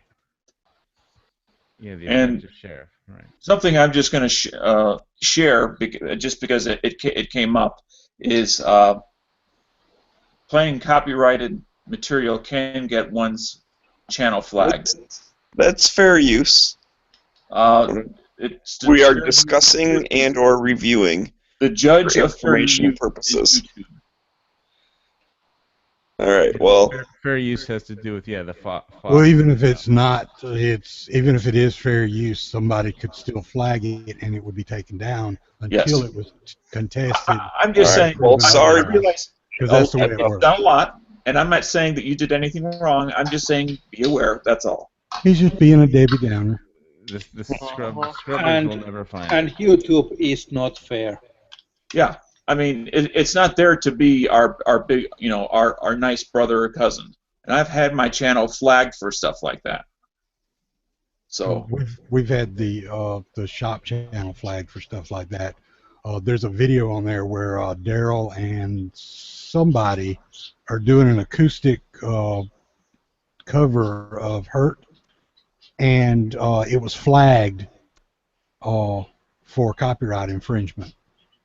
And it's fair use, but it was flagged. Right. And it was taken down for a while, or I think it was just muted. But he got it fixed, and now it's fine. But for a while it wasn't. Right. And YouTube is the judge. So. Well, they take it down first, and it stays down. You are guilty. If you don't contact them and contest it, it just goes away. If you do contact them, then you get to state your case, and if the guy is reasonable that you're talking to, then they'll actually look into it and get it fixed if you're in the right. But if not, then they just say fuck you and that's it. It's done. A lot of times they're not even reasonable about it. They just won't even look into it, and it's done. End of day. Right. Well, and that is kind of what we talked about earlier today. But I found that interesting that even back in 1958 is like, well, your biggest mistake was posting the no gun sign. And then the guy's response is, I did it for the good of the town. Well, you can lie to yourself, but you can't lie to me. And they're still trying to do it in this day and age. Yeah. But anyways, I'm going to go back to watching this episode, see what happens, and then I'm going to bed. So, see you guys. Is that Gunsmoke you're watching? No, Rifleman. Oh, Rifleman. What is Rifleman? Oh, you got to watch it, Flippy. It's a great show. If you can handle black and white. What are you saying? I don't like black people? Are you saying I don't like interracial couples? I'm saying you're screwed up. Who knows what you like? Well, he's black and white, so he should fit right in. Exactly, he should, but who knows? Sammy Davis Jr. was in one of the episodes of The Rifleman. Who? Again. I'm just kidding. I know who Sammy Davis Jr. is. I saw him in The Jefferson Show. We're not getting. We're going backwards and not forwards somehow. Yeah. He was moving on up. That was Sherman Helmsley. Nah, Sammy Davis Jr. was in an episode of The Jeffersons. Yeah. He was also moving on up. Hashtag strangle Flippy. Hashtag Via the internet. autoerotic asphyxiation in a Batman suit. What was first, Branded or the Rifleman? All right. When we're done with Z's question, I have one final question for the night, but we'll finish Z's question first. I'm not even sure what Branded is. I think it's what you. It was he was a It's deserter the same guy. or something. Yep, it's the same guy. No, And, he wasn't a he deserter, was, but he was. well, he branded was one. branded as a deserter because of something that happened. And it had the catchiest of songs that ended, "What do you do when you're branded?" Yeah. And no one thinks you're a man. And apparently everybody in the world knew what that was at the time. I mean, if somebody branded somebody as a traitor nowadays, well, nowadays you would instantly know. But like, say during the 70s or 80s, if somebody had branded somebody a traitor and they were moving from town to town, what are the odds somebody would know what that was? Just a random guy on the street would even know, if they saw that was what that was. Unless your face was in the goddamn papers. I mean, Not at all. I know, right? I mean, nowadays you'd know instantly because it'd be all over the internet. Yeah, you'd be like, hey, yo, that's the dude who got branded a fucking coward on Twitter. Yeah. So you ready for my question? We didn't answer. We didn't? I didn't like the movie Branded. I thought it was lame with all the stupid like Coca-Cola monsters and whatnot. I think Branded itself came out in '65. So the Rifleman was first then. When did the Rifleman come out? 50s. I thought it was early 60s. Well, am But I the thought only it one was whose a Google good is working, I guess? Let's see. Here we go. Well, I mean, it was in syndication for reruns forever. Well, when it started, man, come on. I know, but when I was a kid, it was in rerun syndication. Yeah, no kidding. But that doesn't help me I figure mean, out it when. started September 30th, 1958. Okay, thank you. That's Final the episode answer. was April 3rd, 1963. Oh, so he went from the Rifleman to Branded. Nice. That's how that shit works. Thank you. As he was guest starring on every other Western at the same time. Oh, absolutely. What about Right. Have Gun Will Travel? That was a good one. Oh, yeah. I mean, as an actor, you'd be stupid not to make money while you can. Oh, yeah. Bum, bum. Bum, bum, bum, So, bum. my question, if you guys are ready. Have Gun Will Travel. Are you ready? Yeah, shoot. All right. What is the first movie you can recall that actually showed a Glock of any model in? Die Hard. And they were... Well, you're so young, and that doesn't necessarily mean a lot. I mean, I don't have the answer. I'm wondering what's the... Die Hard's the first movie I remember with it. Which Die Hard? The first Die Hard. No. No. Wasn't it? Die Yeah, Hard it was 2. the first- Oh, yeah, because it... Yeah, got it. Dennis Franz. Yeah, because it's where they're in the airport, and they're like, that's how they got the guns through. And who was the director of that movie? Who was the director of that movie where the clock was first? According to G-Webs, we're all fucking wrong. There was a movie before Die Hard that you people saw it. I didn't. Quoting G-Webs. Here's Die the Hard deal. was what, 88? Dano What asked does he mean us by you what- people? Well, I check it out. mean, I mean, This you know, is the that's first kind of movie that we remember. Not necessarily the right answer. Yeah, if that's the first one you remember, that's the first one you remember. So it's really just to see who remembers the oldest one. Or the older one. Yeah, but Die Hard 2 that was first Die Hard movie with Glocks, and that was directed by Finnish guy. The Fugitive is G-Web's question or whatever.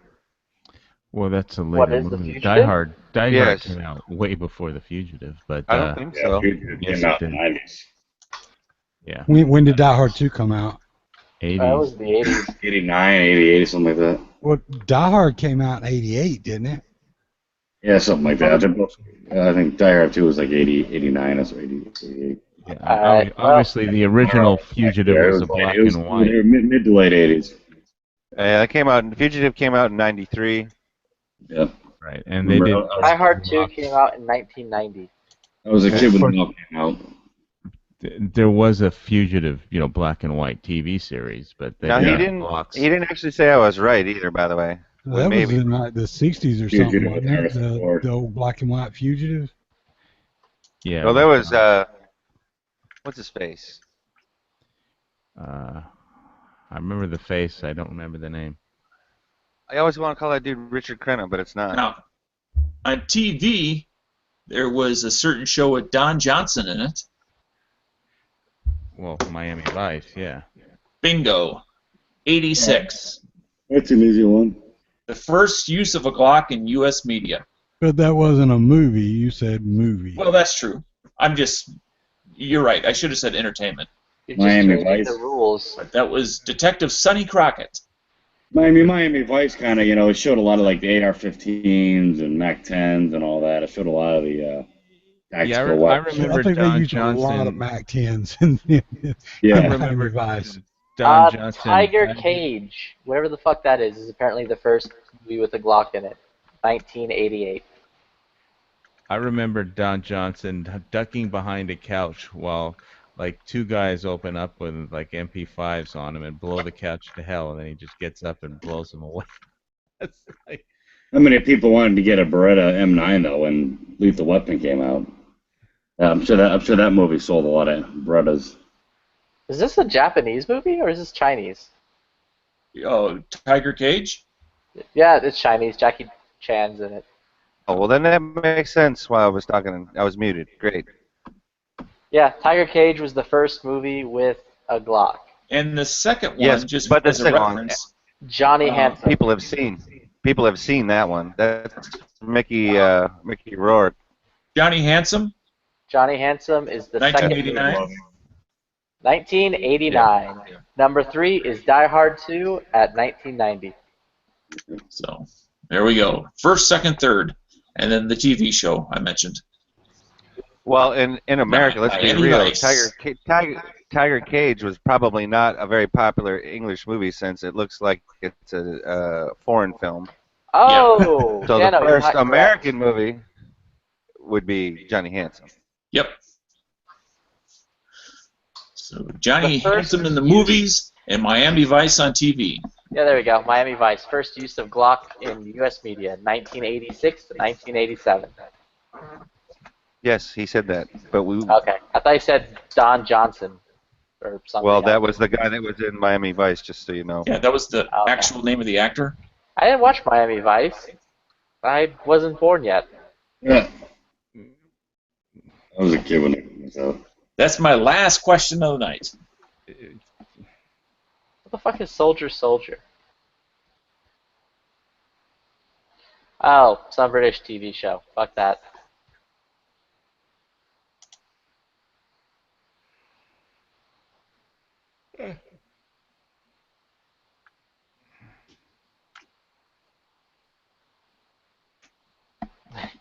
What is the newest movie with a Glock in it? Whatever the movie was that was released last week. Exactly.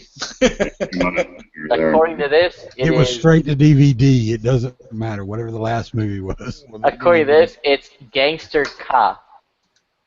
well, they didn't have See, any. that was straight to DVD, I'm sure. The newest, like the one past that, like the newest one is Jack Reacher Never Go Back. But I was going to count that because it didn't come out. They didn't have any Glocks in Independence Day. At least not that I saw. It was all alien guns. Yeah. Or two, and one guy had two I saw that movie a couple weeks ago. That movie got a lot of bad reviews, but I didn't think it was the worst movie. Ant-Man. No, it was. I mean, fun to watch it's a popcorn. sci-fi movie. You know, I don't expect much out of a sci-fi movie. I mean, I thought it was okay. You know, it wasn't Yeah, the worst movie. I mean, it wasn't the best. Yeah, it was okay for grab a It coke. is what it is. You know, Some popcorn and have some fun. yeah. I wasn't expecting an Oscar-winning movie. You know. And we didn't get it, but it was fun. So. Oh, neat. John Woo's Hard Boiled, number 4. I'm going to turn this off because I'm going to spend all night staring at it because it's interesting. Well, I think after Matt's chat, I need to save some energy so I could panic tomorrow and go buy like a couple cases of ammo. And first thing in the morning, I'll be out the door. I had to bang my head in the desk for having listened to him answer the same question 4 billion times.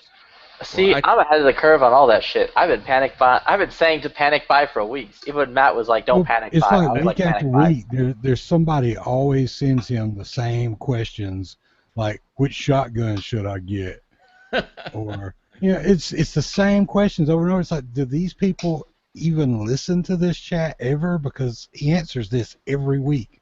You think he's going to give you a different answer than he gave the guy last week? Like, you never know. One time he might be like the Spaz 12. Hey, HBS. Yes, sir. Are you going to call Tulsi Gabbard tomorrow? I'm I'm asking. Would I call Tulsi? No. I'm going to buy ammo tomorrow. I'm going to buy a case of ammo tomorrow. Look, Tulsi Gabbard's anti-gun. Why would I, it's... Because she's your representative in the House of Representatives. Like you said, you have a lot of people that represent you that don't represent you at all. So what kind of form letter do you get back from an anti-gun representative? Because none of mine have ever been anti-gun. So basically, the form letter you get says, "Thank you for your views. We will take into consideration your views. When I on the next time I vote on the Senate floor." And they'll literally the same letter that they send to somebody that had a positive question. They're literally the same letter. Yes.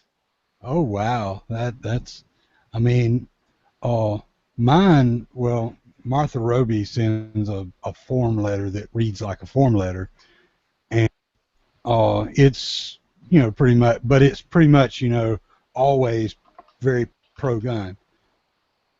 The others usually send one that's a little bit almost like they wrote it to you because they have pro-gun views, and it's not just political because they're gun people. So you can tell where they're coming from, and it's almost like somebody wrote it. Because I've sent the letters and the emails. I'm calling tomorrow. I got her phone number, so I'm calling her tomorrow. Are you gonna call Senator Schatz too? That's not in the House right now. Or, I mean, it's not in the Senate. It's in the House. So I'm going to talk to her tomorrow. Or somebody in her office. And then if shit goes through the Senate, then yes, I'll be more than happy to either leave a message or discuss something with Mr. Schatz. You get the form letter back that I just described because I've done that before. I do have several from all of my politicians because I contact them regularly. Well, you probably contact them more than I do. I contact them, I guarantee that.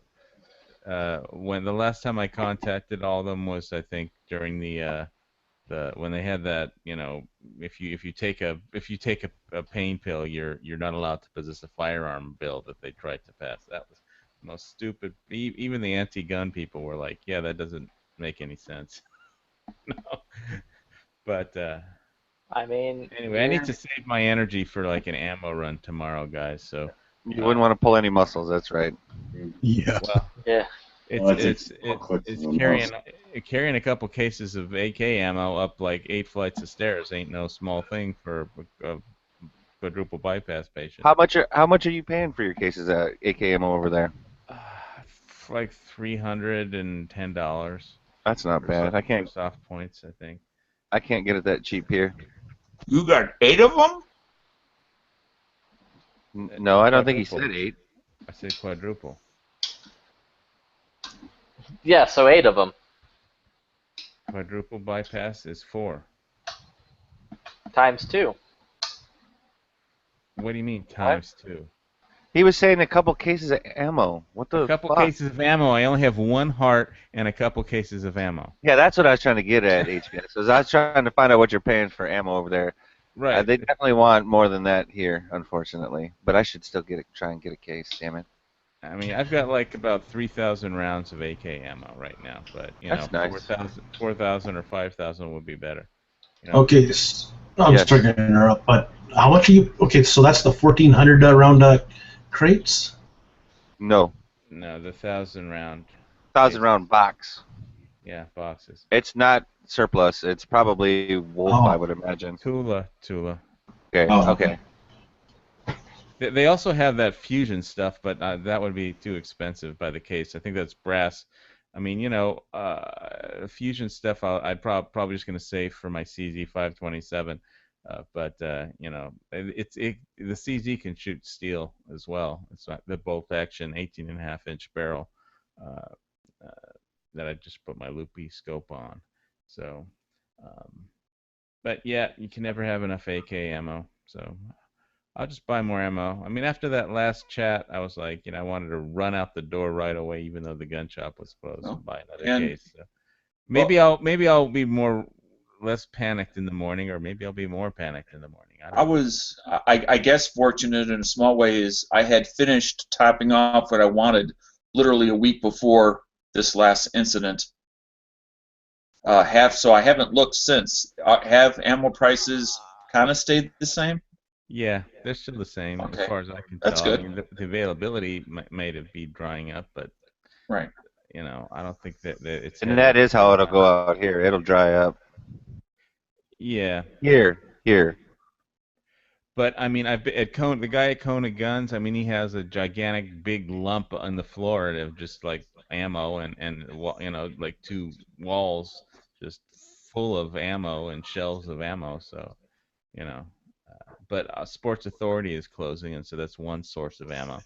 That you know, but I think I made an ammo video with all listing how much ammo I have, but you know, so you can watch that. But so I've stockpiled a good bit of it, but and I bought some more when I got back. The first thing I did was ammo runs. Ammo runs are fun, you know. So.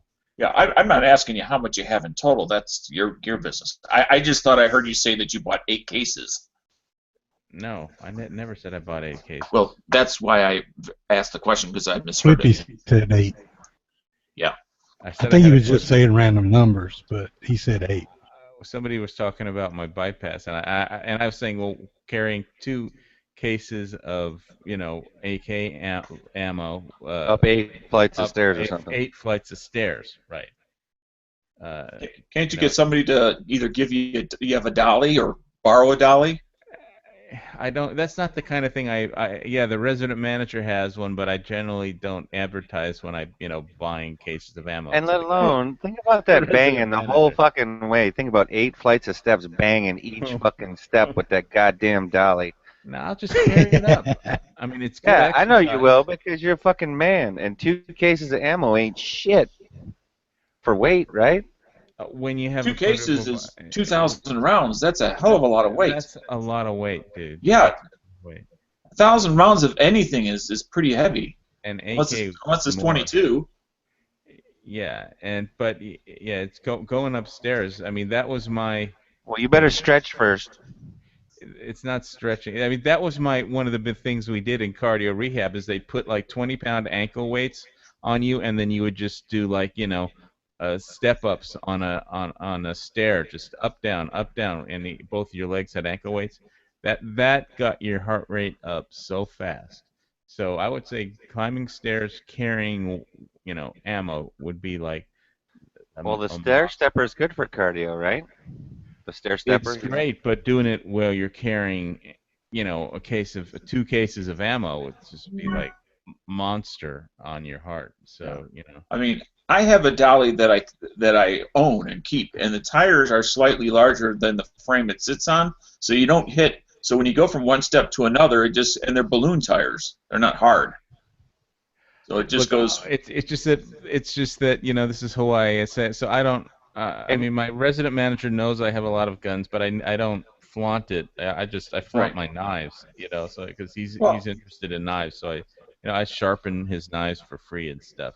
I mean, can't you just say, yeah, I bought some things that are a little bit heavy. Do you mind if I borrow it? You don't have to tell him what it is. Maybe if he was a crotchety old man that was weak and feeble, he'd probably do that. Well, he has had recent major fucking surgery.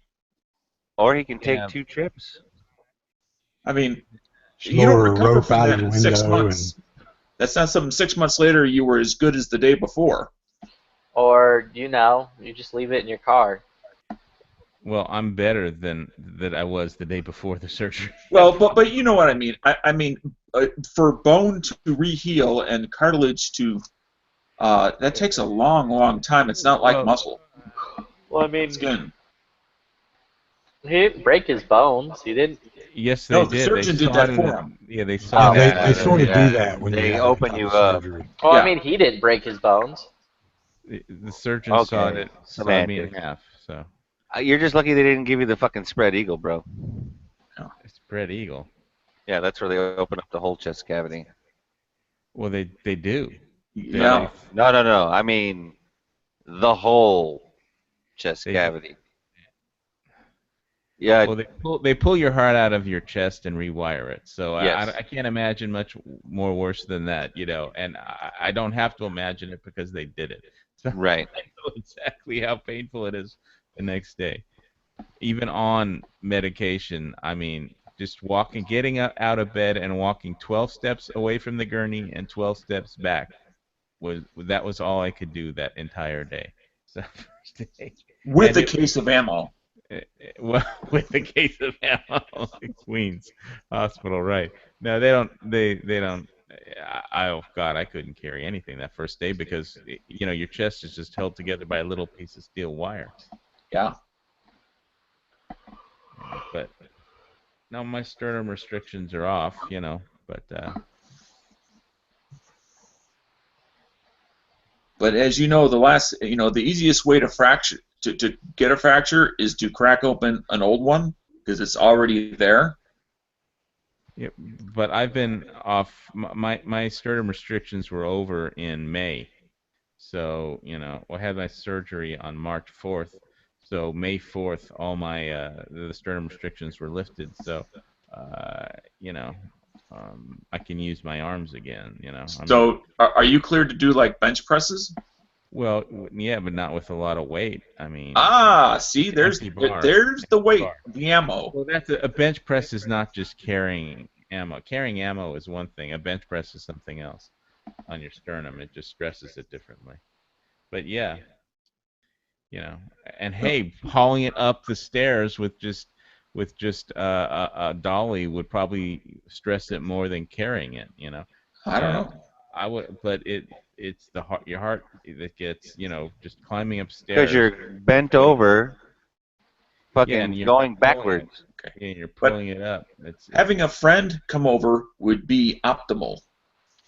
Yeah, that's one way but to then do it. his Get friend somebody would else have to to do know it. how much ammo he has, and that's that's what I was going to recommend is get a buddy to come and help you with it. That's why you get a friend, not a stranger. Make sure the beer's cold. Yeah, Right. I mean a friend that you trust. Yeah, well, you gonna fly over to Tacona? Well, let's talk about ammo. I just ordered some. Nice. What did you get? I got 422 rounds of the PMC 223 through Ammunition Depot. What weight? Just the 55 grand, I believe. Just right on. Like So not the X-Tac? What's that? Not the X-Tac? No, just the regular bronze. Right. Ammunition Depot's offering. It was what was it? $159 for 420 rounds. PMC. They won't ship here, but the ammunition warehouse will. Yeah. Say good night, everybody. Have a pleasant and safe evening. God bless. Hey, you too. You too. Take it easy on those stairs. Yeah, Catch you later. like the PMC X-Tac for that's pretty good, but I like the PMC bronze just for plinking at the range. It's good ammo. I've shot thousands of rounds of that stuff. Is that X-Tac like 62 grain, or what's different about it? I think it is. I think it's more. I think it's a heavier grain. I hope the X-Tac stuff was like the green tip shit. Yeah, I do. 62. Yeah, I don't know that all the X-Tac is, but I know that all the X-Tac I've ever got was. I shoot at an indoor range a lot, so like the PMC bronze is perfect for shooting in the indoor range. You know, it's cheap enough and. Yeah, at some point soon, my monthly ammo supply should arrive. Yeah. Which consists of? More than it did last time. I haven't ordered it. I haven't bought That it. only narrows it down. But that's Did you now? Aren't there like three or four different levels of participation in that group, in that club that you got involved with, ammo club thing? No, there's only one. It's either you. I guess still don't understand that. How it's that's either supposed to you be. just say, "Yo, send me like I want to buy this shit every month, send it to me," or it's, "Yo, I want to buy this shit every month, stockpile it till it hits this number I want it, and then when it hits the number I want, send it to me." I'm not a fucking crazy person, so I'm like, nah, send me my shit every month. I will make sure it's like stockpiled. I don't trust you motherfuckers. I still don't get it. I mean, I can. It's a click of a button to order ammo. I mean, so I don't get why you need to be, getting one of these box clubs. Think about it I like thought this. the whole point of most of those box clubs is you don't really know what you're going to get. Well, it's just simply, So I don't have to think about it. Every month I'm going to get my allotment of ammo. Just every month. And think about this, Sean. When you go to some certain websites, you might go look for some stuff and it ain't there. Whereas at least, you would have to go look at somewhere else or hope that it's somewhere else, right? Whereas they're going to just keep shipping them. If it's not the same thing, it's going to be like out of his list of 3 or whatever, right? Well, no, they're going to ship me what I ordered, like my list every month. Okay, well then. Every time they charge me, they're shipping. Yeah, but and is this like where you pay for that up front for like a year worth of it or whatever, like with the? Nope, just pay monthly. Oh, you pay monthly for it? Yep. The first of every month, my $50 gets deducted in my account, and then they ship it the next week. I would kind of rather it be like those boxes where you pay for them all at once, and you pay like $250 and you got a year's worth of it or whatever, whatever it is. But what would make more sense, which this is not what it is if it was a group of people that went together, made a single large purchase, and then subdivided it amongst the individuals, and thus got a group discount. But that's not what it is. Well, like the thing is, because they flat out tell you, like, you're paying this much. Well, they're just flat out saying, look, you're paying this much per bullet, and like them compared to other places, they're about on average with like everyone else. So it's like whatever. And instead of me stopping by the Wally World and like dropping $50 or whatever, it's just instantly deducted. I don't think about it, and it shows up at my house, on top of whatever bulk I buy anywhere else. F the Wally World, they don't ever have this crap I'm looking for. Hey, what did he say he paid for a case of cheap AK ammo? Was it $310? Does anybody remember? I don't remember. He said 3 something. I can't remember. That seems high. Well, it is because we got to pay for shipping. Oh, I didn't know you meant Hawaii. I thought you meant lower 48. HVS was just talking about paying $300 and something for a case of ammo. You do realize that he lives in Hawaii, yes? I forgot for a moment. Okay, that's all right. Because I guess that's what I was getting at is, the reason it's 300 something is because whoever what did he say, Kona gun shop or whatever it is, that dude probably already had to pay the shipping and handling. But apparently, I can get 1,000 rounds of Wolf shipped to my door for $128 worth of shipping. And basically, it's $230 for the ammo, so it's $359. So call it $360 for 1,000 rounds. So that's 36 cents a round for. Oh, is that SG ammo? No, they won't ship here. No. Z, will your AR handle steel case? Okay. Yes, but this was AK ammo. Oh, okay. Yes, it has no problem. with steel case. It doesn't have it hadn't had a problem with any ammo yet, which is nice. And let's see. Yeah. Speaking of AK or AR ammo, let's see. Oh, Currently, for me, it is for 1,000 rounds. It's $240 to my door. okay, so nice. Cause see, if I did live in a different place where there's free shipping or what have you, like what is it, bulkammo.com, you get free shipping over $100 or whatever it is anyway. So if you buy a case, you're already getting the free shipping, and their prices are usually pretty reasonable. Yeah, but you know when you look to like the Ammo Seek and some of the bots that are out there, they're never first because they take it's on a per round basis, and once you average that out, it's just a different way. If the end cost is more the same than different. You know, you can pay $220 plus shipping, or you can pay $240, which includes shipping. Right. That sort of thing.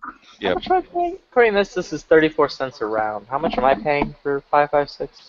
I don't know. Oh, are you talking the 55 grain shit, or are you talking actual 5.56? I'm talking actual 5.56. Okay. Like, let's see. What is it? Like What do they want? 193?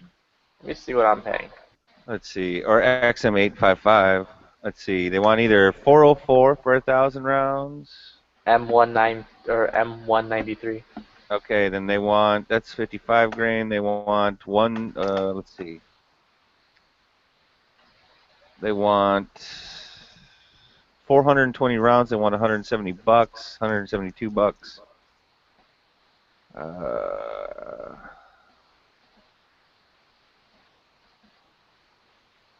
Man, this, yeah, 37 cents. That's bullshit. 36 cents. Looks like the cheapest I can get that for would be 36 cents before shipping. For 5.56. And if I'm gonna get 5.56, I'm on 62 grain. God damn it. Hey, has anybody ever used Independence 5.56?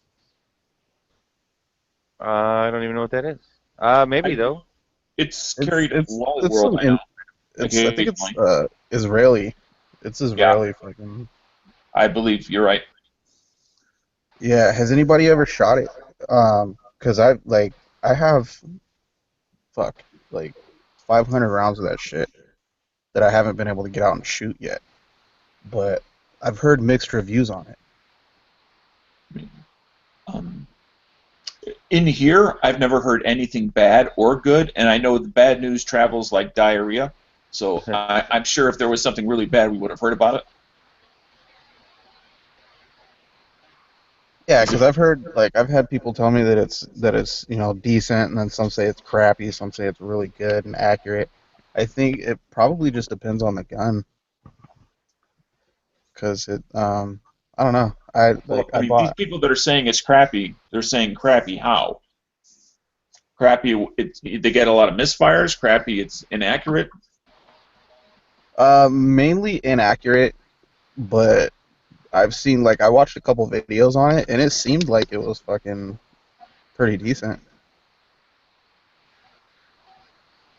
Like, I've watched test videos and stuff like that. But I mean, it's just basic 55 grain. I think it's XM193. I mean, it does fit into the category of what it's generally called range ammo, so you should expect range ammo accuracy, not match grade level accuracy, because you're not paying for match level ammo.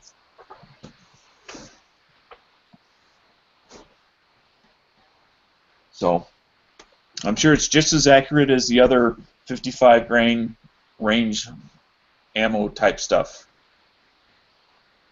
Yeah. And another thing I wanted to ask is, how do you guys feel about 55 grain out of a 1-in-7 twist? Because I'm still new to the AR platform, so I don't know how big of a difference it is. Specifically built for that? 107. It'll be fine. Isn't the 1-in-7 twist designed for the 5.56? Well, he's talking about the 55 grain weight. Right. Yeah, the 55 grain weight out of a 1-in-7 twist barrel. It'll be fine, but the 1 and 9 would be preferred for 55 grain and lighter. That's But 1 and 7 will be fine. That's the lowest you want to go, though. Yeah, I mean your that's barrel why length is commonly, also going to come into that as well. yeah.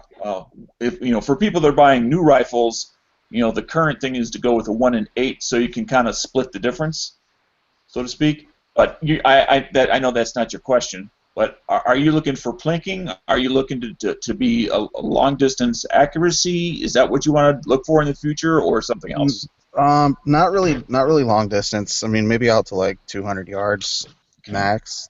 Not too much farther than that. Just something to fuck around with, but something I can also use if I have to. Okay. I would think it'd be perfectly fine. Yeah, you should be fine with that then Yeah. if you're not going for some kind of, unless you're trying to do like competition or long range or something like that, then you're not going to see a difference in it anyway. Right. And Man, there used to be a couple of graphs that I had posted in the past. I'm looking for them right now. If anybody else ended up bookmarking them, it literally goes for the overlaps between the 1 and 7, 1 and 8, and 1 and 9, and it did the Right. grain weights. And Yeah, I, it went from, I'm going to try and find it, 5 but to 77. Even 79. Yep. But yeah, I mean, you can still do long range. It's just you'll have to buy a different type of ammo for it. So I mean, you still have that option. Just with the ammo you bought, it's best for what you described. Right. All right. And there's also a level of accuracy, although I don't know if I've ever seen it written down anywhere, called minute of man. Huh. At 200 acres rather than minute of angle. Meaning if you can hit a man-sized torso at 100 yards, it's considered effective enough in a vital area. You don't have to put a hole in a hole. Right. All right. I appreciate the input. Like I said, man, I'm still new to the AR platform, man. I just built my first one a few months ago, so. Well, like I I've said, only got like 120. with different no, ammo, like 200 you can do rounds. different things with the rifle you got.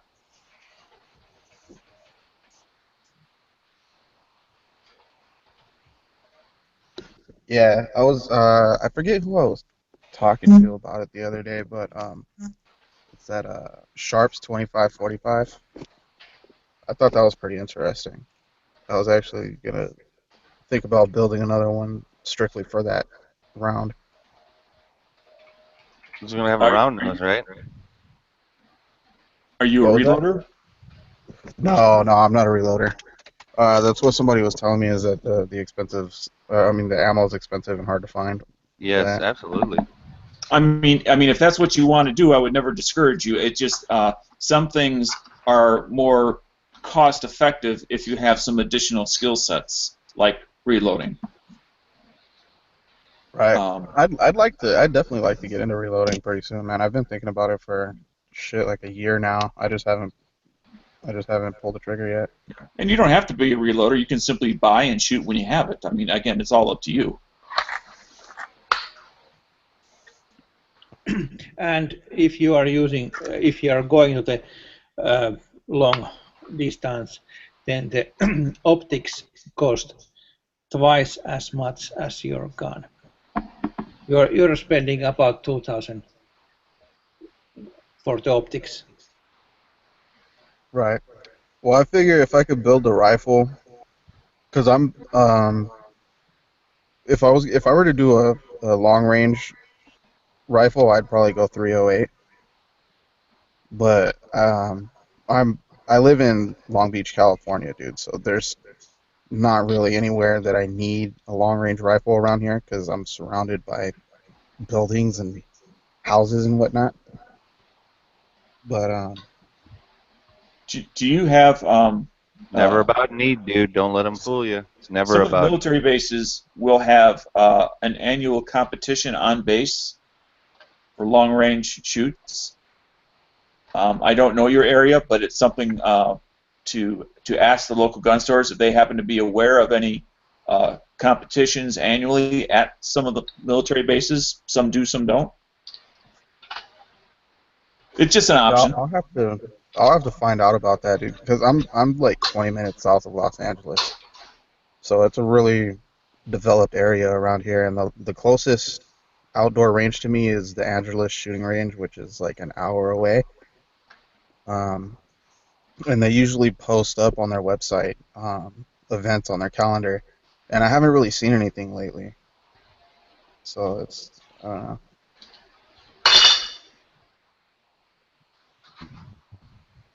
But that would be actually, you know what? I forgot about Angeles shooting range, dude. They have, I think their range goes out to like 600 yards or something like that. Hey, Brandon. Yes. Dr. Noah out in the external chat posted a link, the one with the photobucket.com. You want to click on that, and then you want to probably put it on your bookmark. Because that's the first one that I ever found on that. The other one that I found on that was actually like overlapping circles, and this one's pretty easy to read.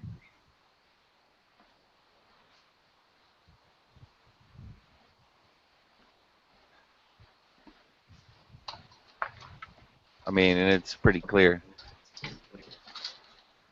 All right. Sorry, sorry I wasn't responding. I had my mic on mute because I didn't want it No to worries. start echoing. But yeah, I'm checking it out right now.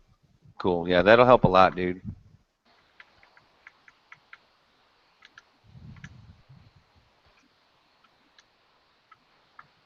Ballistic Expansion put a comment out in the text chat. Says, I need to get some 223 ammo and some mags, ... Political climate doesn't give me much hope. I thought he was somewhat close to his 21st birthday. Is that not coming up?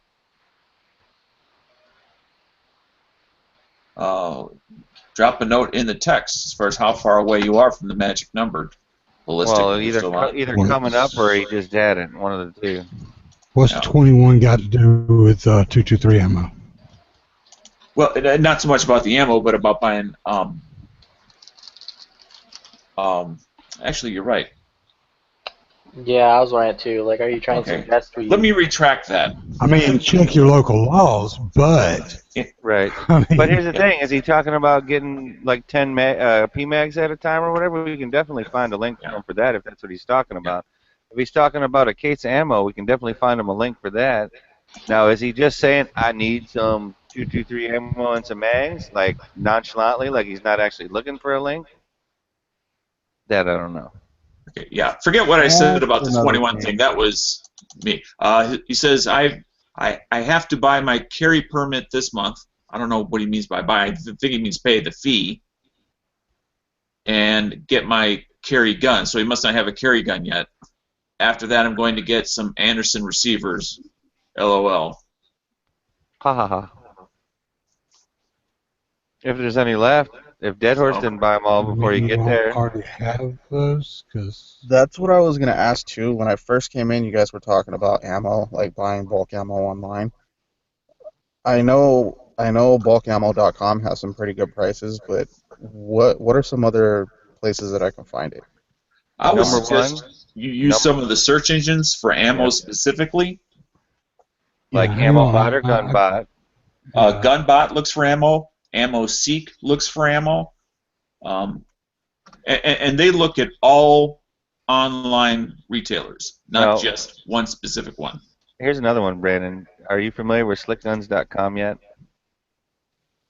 Somewhat. I visit there every once in a while. Okay, well, when you go there, they do ammo, right? And then you can choose whatever caliber you want. And it still does, like the AmmoSeek thing, where it'll list all the stuff before it actually gets into the, what do you call it, thumbnails and stuff like that. You know what I'm saying? Right. So okay, so that's a good way. And then they also have on that, there's one that's connected to it called, like, Wiki Arms, I think is what it is.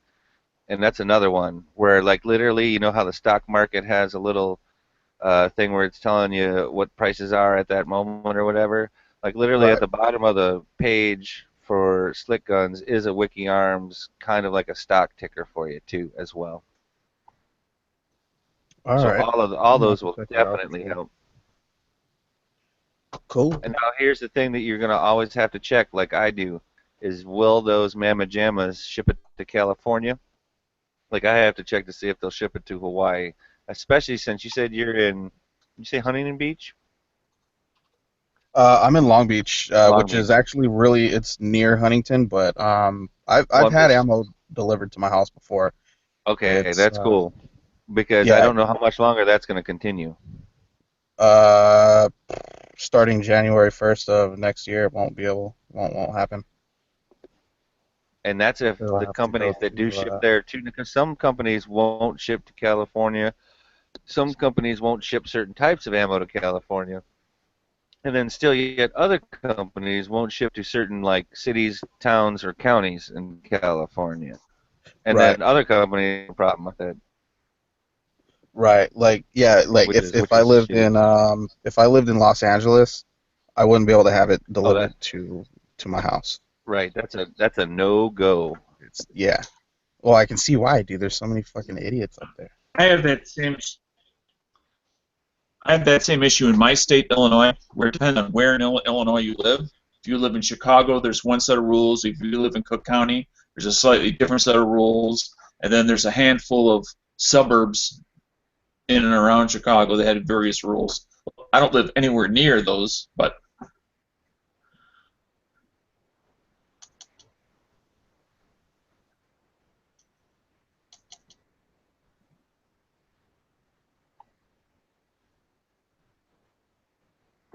Yeah, it sucks, dude. Like it really fucking sucks living out here right now, knowing that we're months away from just being completely screwed. Like, it's fucking irritating. And you always got to understand that somebody might try and challenge it legally. in the Now, whether they win or not. Brandon, in the side chat, I put. Sorry, Brandon, in the side chat, I put 2 of the websites that I look at commonly when I look for ammo, whether it's rifle or pistol, and they will include a lot of the websites that you guys already mentioned, like Ammo Depot and all of those, Freedom Munitions. I mean, their whole point is that there's no graphics on it. It's just all text. And the key is to look at the price per round and then determine what the shipping is, because sometimes the price per round does not include shipping. So you got to put that factor in there to make sure that a good deal is truly a good deal. Because sometimes you pay a little bit more, but then when the shipping comes around, paying that little bit more was actually the best deal from the beginning. Right. Well, I got like I said earlier, I got that Independence. I got 500 rounds of that off of bulk ammo for $167 with free shipping, I believe. And it got like it. I thought the price was pretty fair. These are like Google for ammo, sort of a thing. All right. And there's and like Gunbot will also do magazines. It will do guns. It will do more than just ammo.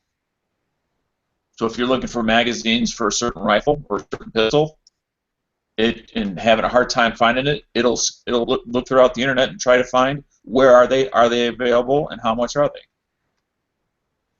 they. Like those 10 And rounds like with, AK or 10 rounds AR magazines, they are hard to find.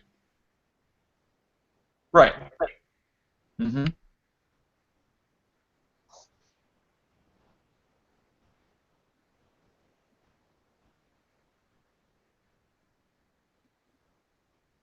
And it also allows you to either, if you want to filter out steel case, or if you want it to include steel case, you can do that.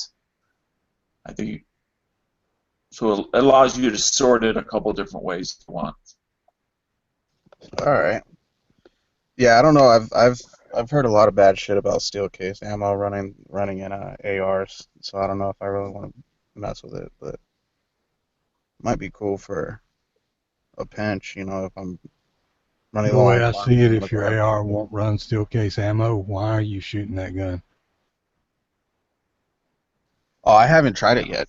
No, I'm I just haven't saying. read it yet, so I have no idea if it'll run. If you're afraid that it's going to scratch your precious gun up, then there might be some issues that you might want to be concerned No, about. I'm not worried about it scratching my gun up. I'm worried about the fucking. Well, I mean extractor that's the case head. consensus that people have, is that it's going to scratch up their precious feed ramps or No, dude, it's a fucking tool. It's meant to be used. It's not going to stay pretty forever. The other I thing just want to make is sure that it's going to people function. worry about it damaging their extractor. Well, I can buy an extractor, including the spring and including the little insert that goes in the spring, and I will still pay less with steel case ammo, a case of it, I can as compared probably to the same find thing one brass. on my floor somewhere. Yeah, I mean, so and it's a good idea to have a That's not- spare extractor that's- anyway. I mean, having spares of those little tiny parts is a good idea, I think, anyway. You know, you might lose it at the range, you might lose it while you're cleaning it at home in the carpet. No, your vacuum will find it, but your vacuum may also ruin it.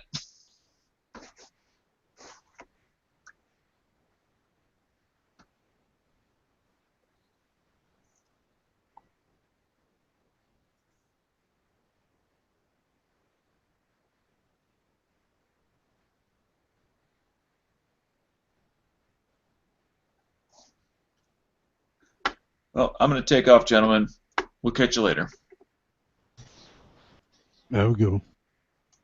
Catch you later, Daniel. All right, man.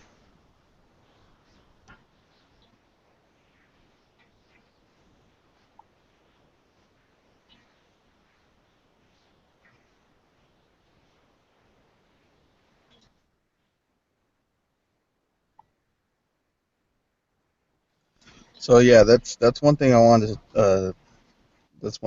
to know is like how often do ARs malfunction with steel case ammo? Like, is it a common thing or is it just something that happens every once in a while and you just kind of say fuck it, take care of the issue and just keep shooting, or what's the deal? I don't know. I've never had any issues like that. I've had like a failure to feed or failure to failure to extract, and it was caused by a burr on the case. But I've had that same problem with brass case ammo before. So, and it's not like I could probably count the number of failures on one hand that I've had in general, pretty much. I mean, I don't run across that many failures, and I mean, really, the biggest issue I've ever had is running aluminum case 357 Magnum from a revolver, and that was, the cases would split and stick in the chamber, so you'd have to Yeah, I pull could them see. out or I knock could definitely see that them out happening. or something. But that's apparently that's pretty common. Or it was. I don't know if it's still that common, because this was a long time ago. I haven't used aluminum case ammo since then, simply because it was such a pain in the butt. Right. Well, I think there's only one way to find out, man. I'm gonna have to buy me some steel case ammo and go run a few mags through it, see what happens. Brandon, you are living at California. Yes, sir. I'm about 20 minutes south of Los Angeles. Okay, so about those magazines and the new rules. So are the local shops, they are selling 10 rounds magazines for ARs. They are not, they are not selling any more those 30 rounds magazines which are modified to 10 rounds. As far as I know, they're still selling them as of right now because it's still legal. They won't sell them starting January 1st of 2017. It'll be illegal to sell those types of magazines. Okay.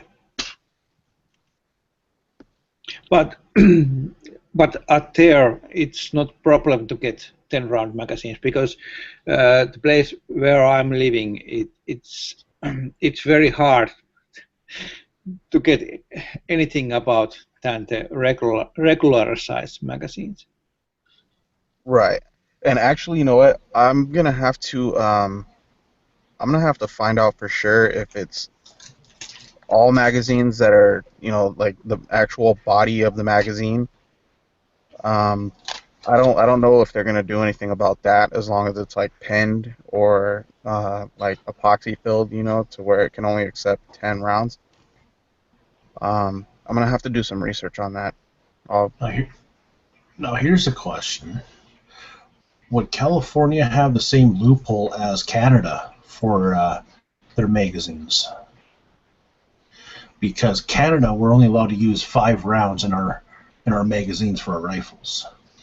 But if we buy the Beowulf magazines, the 50 caliber magazine, yeah, that technically only holds 5 rounds. But if we put 223 in it, we can hold 15, and we're legally allowed to use it. Huh? Because it was designed for another cartridge. That is extremely interesting, and I'm glad you said that because I am going to look out for that. I'm going to find out. That would be awesome. No, you can't have more than 10 rounds in a magazine. No, you can't have more than 10 rounds. Yeah, but if a magazine is designed for another round and accepts, if it's designed for a certain round but still accepts different rounds, then you can use it as long as you don't, push past the 10 rounds. Because up here, that's our loophole. Because the Beowulf was designed for a 50 caliber rifle upper, which only holds 10 rounds or only holds 5 rounds in it, but we can squeeze 15 rounds of 223 in it, and we're allowed to use those magazines in our rifle at full capacity. Yeah. I'm gonna have to look into that. I don't think it works the same in California. Yeah, I believe there's probably some doesn't. wording in there that specifically states that you're not able to have more than 10 rounds. So it doesn't matter if it's designed for it or not. Yeah, Right. if it's worded that you're not allowed to have more than 10 rounds, then I can see that. But I believe I remember somebody saying It's worded something like about that, that but one time. So I think it is. You may still want to look into it though. but they're not questioning whether or not that magazine is capable of working in 2 different calibers. You know what I mean? I think it's caliber specific. So if they do sell those magazines, I don't even know if they sell them out here, dude. But I'm definitely gonna look into it because that's fucking interesting. That has me wondering now. yeah, because like the AR or the LAR-15, the pistol magazine for an AR-15. Since it says LAR-15 pistol, I could put 10 rounds in that magazine and use it in my AR rifle. Right. I don't know. And I'm gonna have to. And the cops can't do nothing for it, can't do anything about it because it was designed for a pistol, even though it still fits my rifle. Right. I'm Just gonna like- look into that. I'm definitely gonna look into that, man. That would be awesome. Just like my Chris Victor, which uses the Glock 21 mags. Since my rifle is a rifle, I'm allowed 5 rounds, but since the magazine is a pistol magazine, I'm allowed to shoot 10 rounds out of it. I just linked in the lobby chat where you can buy those 50 Beowulf 10-rounder magazines. It's $27, and Sean's also saying that You can own the magazine, you just can't load more than 10. If you load more than 10, it's illegal.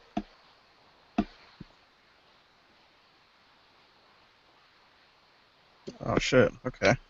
So I'm definitely gonna check into that then. Because I mean, of course I'm gonna follow the law. You know, it's one of those things where it's not worth the trouble. But it is nice knowing that you can squeeze in those extra rounds if you need to. Well, how close are you to the border? I'm a couple hours from the border. I mean, literally the borders to real America. Yeah, a couple hours. Okay. Well, if you're really worried about, like, in case one day bad things happen, you could probably just go across the border and pick up some stuff. Oh yeah, definitely. And then just bring that back with you and just hide it because you don't want people knowing you have ammo. Right. So these are 10 round 50 Beowulf. Huh, okay. That's cool.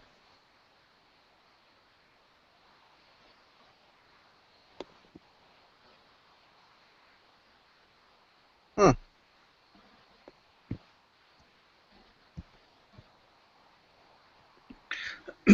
Yes, if you are near the Oregon, Nevada, or Arizona, then why don't rent a place from those states and drop some stuff over there. I mean, that might actually benefit you more, is because you're saying your wife doesn't want to move because family. Just move to, like, whichever state is closest to you and just be like, look, we're like 2 hours from your family and we have freedom. We both win. Well, the closest state would be the closest state that she would be willing to move to would be Nevada, and it's like a 4-hour drive depending on traffic from where I'm at to Vegas. Also, I'm just going to point this out. Fucking, whenever your wife ever says she wants to be near family, it's a fucking lie. Like, it's just a flat out lie. I don't know, dude. Her family is really, really tight. They all. My wife's family's like that too. They're not your typical family where, you know, it's okay if you live a couple hours away. Like, they tend to want to stick together, you know, as close as possible. Also, Sean in the chat, for some reason, not joining the hangout. Are we full? No. Sean in the chat is also saying that if you own a 5.56 but do not own a 50 Beowulf gun, possession of the magazine could be considered constructive possession of a high cap mag. Then that just means I have to build a 50 Beowulf like I wanted to. I have no problem with that.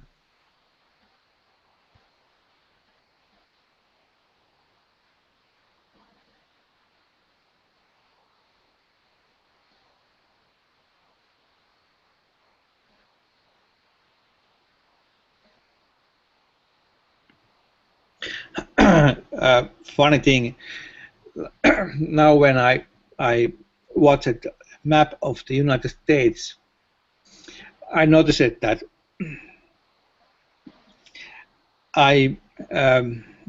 about maybe two days ago, I was thinking about states where the states are at the map, and I was very sure that I know at least 10 states where they are. And now when I look at the map, I saw that I will be misplaced at 4 states. So still I know where 6 states are at your country. Don't But feel bad, man. You but I probably talked. know more than we do about the U.S. map because a lot of people here don't take the time to learn. I was very sure that I know at least 10 states, but I was wrong. I know just 6 states. Hey, that's cool, man. You know more about the U.S. map than I do. I could point out any states from here to Alabama that are on the southern border of the United States. And that's about it. So what's going on with the European Union where you're at? Any like changes?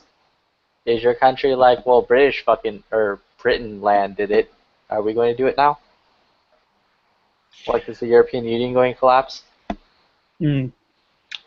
I don't think so, but I hope so, because the European Union is it's not democratic. There are too much power with people who are not elected.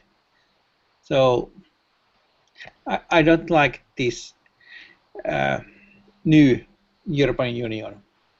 I really hope that it's crashed down. And where are you at? He's in Finland. Where are you at? For northern part of Europe, and I still like the idea of Europe, so that we can it will be like states, so we can travel inside Europe without problems, and we can buy stuff from Europe and etc. But in last 10 or 15 years there has been too much regulations coming from Europe, from the European Union, and now they want to have own army, European Union army, and I don't like this European Union what we have right now. I like it, the European Union which we have about 15 years ago. So I hope that after Brexit, other countries will leave and the European Union will collapse, and then maybe it takes 20 years. I'm a very old guy, but I hope that then we have a proper European Union which understand that every country has its own culture. Northern European countries are very different than the southern European countries. So there is it's madness to think that people at north are thinking at the same way at south or east, because there is plenty of different cultures, and it's not possible to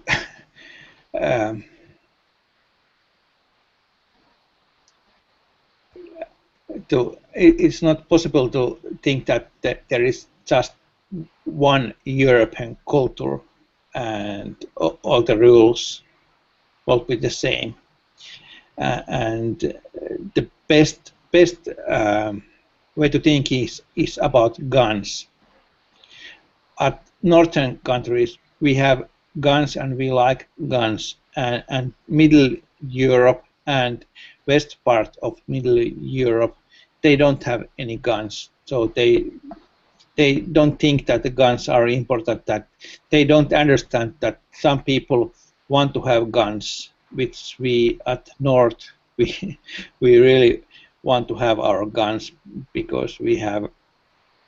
One reason is that there is a very big country in our border,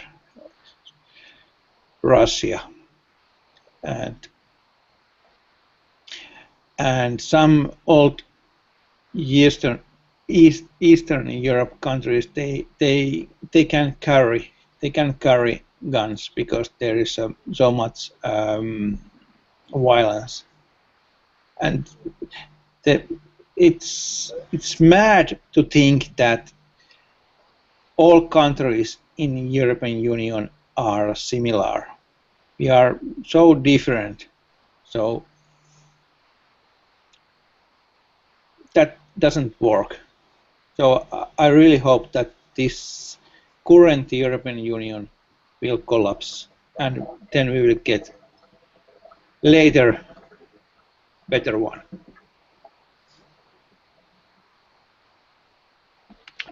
So I don't think I ever asked you. Like, is there any like restrictions on barrel length where you're at? Like, does it matter the length of a rifle barrel? Yes, it's 16 inch is the normal barrel. All right, that's the same here.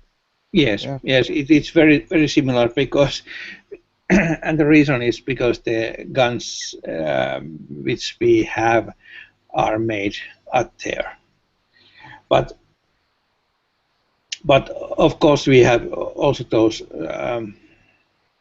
short barrel rifles like you have. So, like, are you allowed to own a short-barreled rifle, or is it like? Yes. We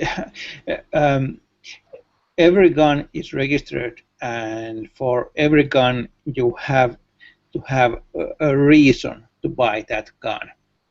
So, for example, I'm not hunter, so every gun in my safes are bought for the reason of sport shooting.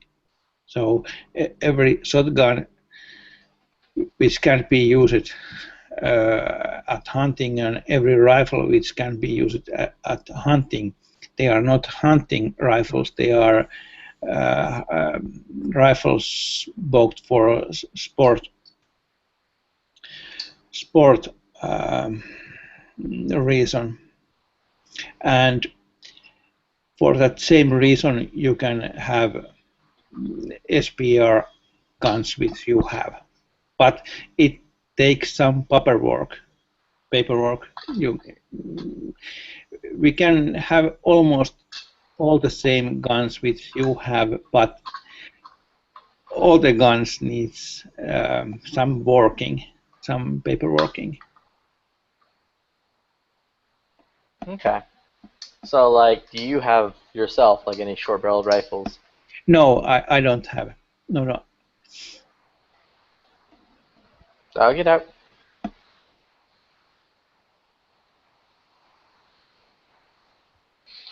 This is one rifle from Noveski called the Diplomat, and it seems really cool, and you should get it. Yes. Very nice. Too funny, Flippy. Too funny. I tried really hard. Oh, Flippy. Oh, what, the Noveski thing or the fucking Canadian thing? Because I stand by both those comments. The Canadian thing. Yeah, I stand by that comment. What were you saying, Brandon? Dude, I put the Overwatch Precision in my Glock, and I threw on some new freaking. They're not the HDs, but they're pretty nice sights, man. They're hold on. Let me see if Hey, the other Brandon joined in. When did you join in, man? What's up? What's up, dude? Let's see. Oh, you can't see it. Yeah, it's not gonna work. You're putting it right next to a fucking like monitor. I know. Computer monitor.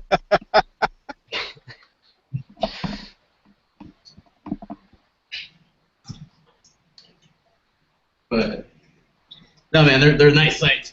I love this thing. I would assume with all the suppressors you have, you'd be putting like suppressor sights on all of your handguns.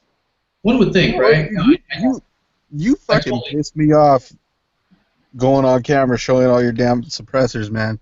Especially knowing that you used to live in California and you got the hell out and did what you had to do, man. Man, it's fucking irritating, bro. Hey, he was smart. That's or that now we have two Brandons, and both are living at some state.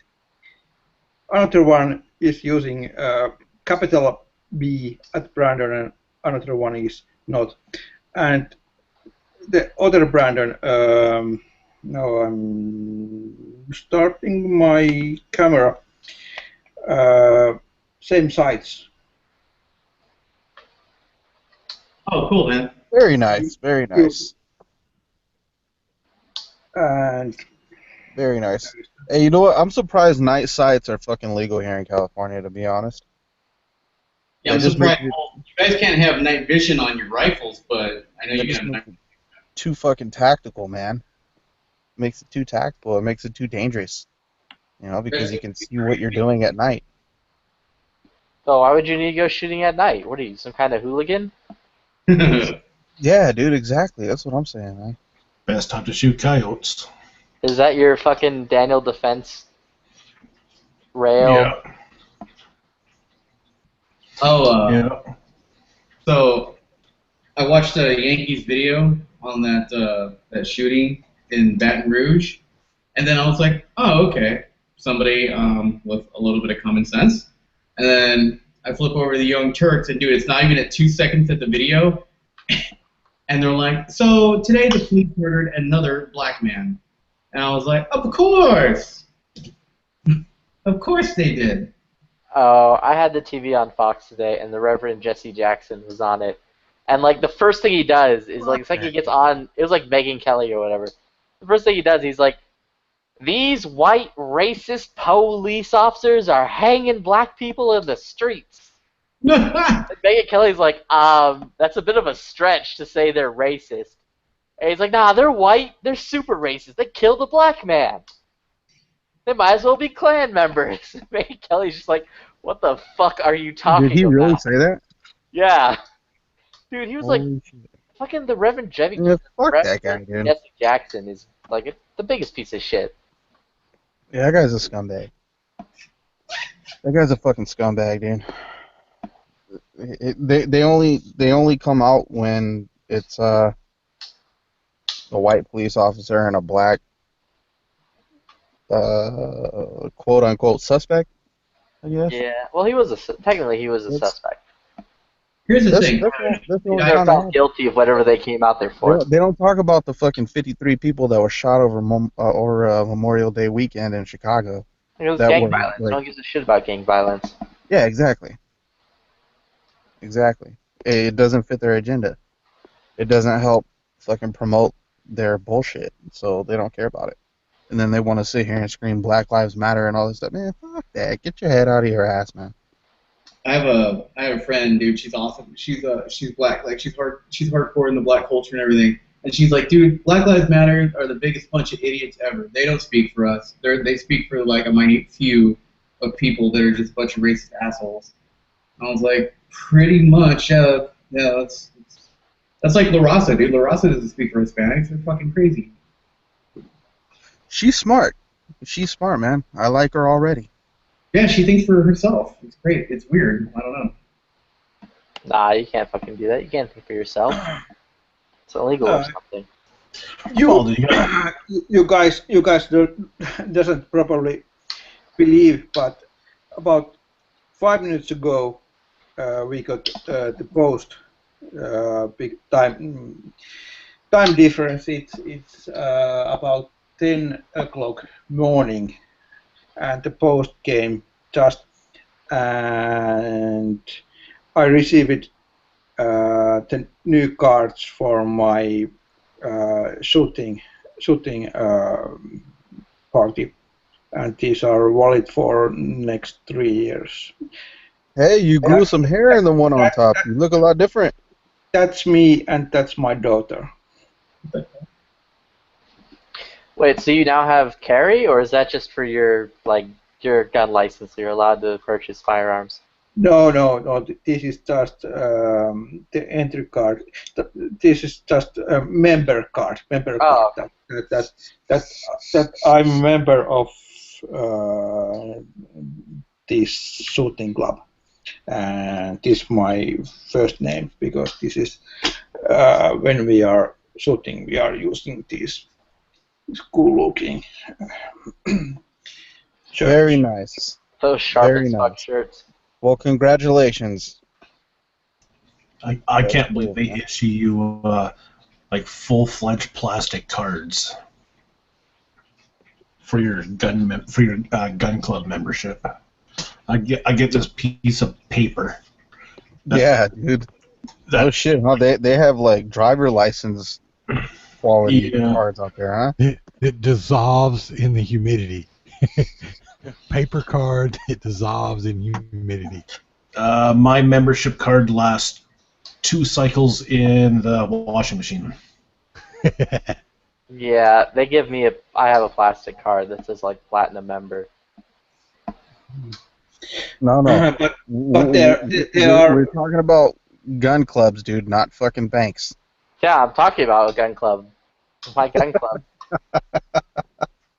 I know, man. I'm just talking shit. Dude, fucking American Express Gold or American Express Black is where that shit's at. Got like 3 of those. But basically, there is no any meaning of those cards because no one is questing them. They are just gimmicks. There is no real use for those cards, but they are nice to have. But no any use really. Hey, it shows. Only 6 more days. Oh, I already went and registered all my lowers, dude, and I bought like a shitload of suppressors today. Nice. Did you buy your diplomat? I didn't. No, that's because it's a they're not gonna stop the sale on the uppers. I just needed to go and like register my lower, so that's what I did. I registered my E and my Colt and like everything else. So. Oh, today we were talking about the California campaign, and dude, it's funny. We were actually like me and my buddies, like a couple of my guys in the military. They were like, yeah, dude, like if we ever wage war against California, like it would be like an all-out assault. And I was like, yeah, it would be. I'm like, I finally get to fly a helicopter. It's great. So. For some reason that like reminded me of what like Mookie said a little while back, where he's like talking about assault weapons. It was really fucking funny. He's like, yeah, these ARs, people keep saying they're not assault weapons. The M16's basically this. And I can tell you with a fact, we assaulted the shit out of Fallujah with these things. Absolutely. What's up, Mr. Knives?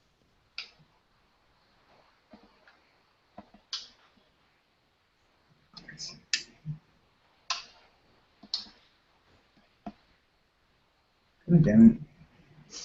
Yeah, the whole AR-15s or assault rifles thing, man, that really irritates the shit out of me, dude, because that was his point, was that they pretty much, the AR-15 is basically an assault rifle. Like, that was what he was saying. He's full of shit, and he needs to fucking dig his head out of his asshole before he starts trying to talk about guns. Who, Mookie? Whoever said AR-15s are assault rifles. You didn't say AR-15 was assault rifle. Well, no, he's saying, like, basically, these are, he's like, people need to stop making the argument that they're not, because these are, it was one of James' videos, but it was like, in one of them he was like, yeah, basically people need to stop making the argument these aren't assault weapons, because this is just like one feature away from being like an M4, and I can tell you right now from personal experience, we assaulted the shit out of Fallujah with these. Get on. That was like his fucking point. They assaulted Fallujah with AR-15s or M4s. They said basically ARs. basically ARs. Well, there's a big difference between ARs and basically ARs when it comes to an M4. I mean, the only difference between an AR and an M4 is an AR is a 16-inch barrel, and an M4 is a 14.5 with a select fire. With the giggle switch. There's the key word right there, select fire, or the key difference rather, select fire. Yeah, I'm not even gonna lie, dude. There is no difference between those rifles except for the freaking giggle switch. Like, basically, it's made out of the same shit. It looks the same. It operates the No, same. there's not. Yeah, there's really not. There's really not. But the difference is, have you? I'm sure everybody's in here. Everybody in here has heard the saying, "It's what inside that counts." That's the difference between the two. So I mean, the inside parts are still basically the same, other than one is lacking a sear and the other is not. that Yeah, doesn't like- matter though. Like, this is the problem, though. We keep trying to play, like, nomenclature wars with these guys, and they're freaking walking all over us with the amount of firepower it has. So, you know, they'll be like, and see, because here's how they use this shit against us. They've done it in the past. So they'll be like, oh, well, you say that it's only semi-automatic, and then they'll get a bump fire, or I'm sorry, from a slide fire, and they'll be like, and then they'll be like, oh, we thought you did it, and they're like, well, that means that, like, one pull per trigger, and they're like, no, this mimics automatic, so then they can use an argument against us. You know, like, it's, like, I've stopped trying to say, like, no, it's not an AR-15, it's an MCSX, or whatever the hell it was. It's like, it's a semi-automatic rifle, it's pretty gnarly. And it's like, yes, in the hands of somebody that's, you know, a crazy psycho, not good. In the hands of somebody that's never going to do anything wrong, who cares? But it's Yeah, like, fucking fertilizer in the hands of a farmer brings delicious crops. Fertilizer in the hands of a crazy person brings horrifying explosions. Like, it's just That's why fertilizer's is a controlled substance up here now. you guys playing with poopies? Are you fucking serious, dude? Fertilizer is regulated up there? Well, it's essentially regulated here. I mean, I can't just go buy a truckload of fertilizer without having a permit for it. Can you buy a shitload? Are you Well, that serious, kind I dude? can. But ammonium nitrate, I can't just go back my truck up down at the co-op and get a bunch of ammonium nitrate. I have to have a purchase order and shit saying that I have a farm or that I'm you know, a farm hand that's coming and getting it for somebody. I got to have a purpose for that. That shit started shortly after. I'm in Alabama, but that shit started shortly after Oklahoma City. Yeah. What part of Alabama are you in? If you don't mind me asking. I'm in South Alabama. I'm Okay, because I near have Andalusia. the reason I ask is because my dad is from Alabama, and him, my mom, my two sisters, and my little brother currently live out there, and they live in a valley. So I don't know where that is compared to you, but I'm actually an Alabama fan. I don't know if you are. You might be an Auburn fan, but I'm an Alabama fan. Roll Tide, roll. Yeah, Roll Tide. Lame. Yeah, you'll see. Hey, who won the championship, Flippy? I honestly couldn't tell you, even if you put a gun to my head. I don't pay attention to college, whatever. Hey, everybody was fucking talking about, oh yeah, Clemson's gonna fucking tear us up. Clemson's gonna do this, do that. It was a good game, man. It was a good game, but fucking Saban fucking coached them through that shit, and they came out on top, baby. Now all they have to do is stop USC opening day. Yeah, they essentially got targets on their backs right now. Yeah, I know, man. Especially with that fucking whole situation with Cam Robinson and Hootie Jones. Fuck.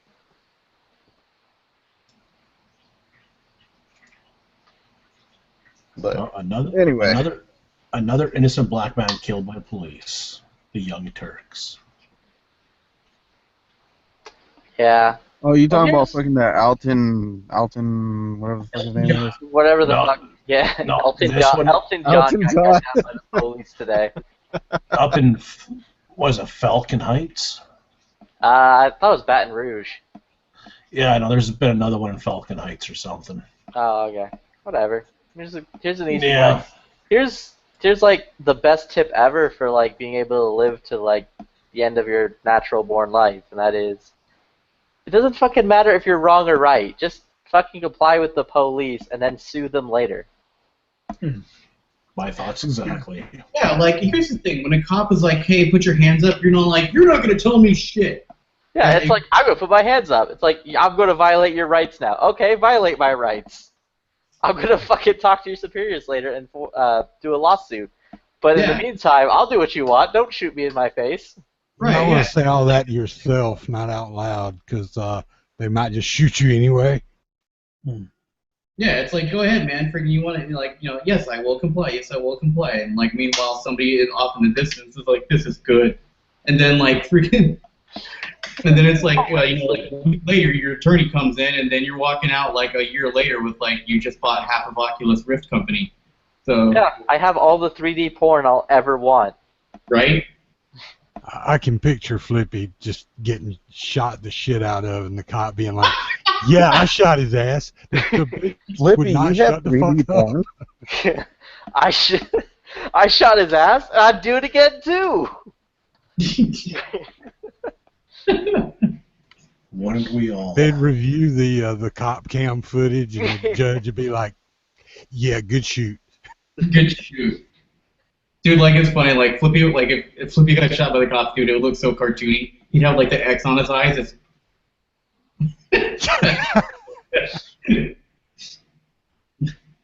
Or, like, he would, like, fucking, like, regress into like, a giant panda. I'm like, oh, wow. Yeah, the fucking illusion would fall off, and I would just turn back into a panda. Pretty much, dude. You got everybody fooled, not me. Apparently I have Bob super fooled. He thinks the panda suit is the outside suit. Oh.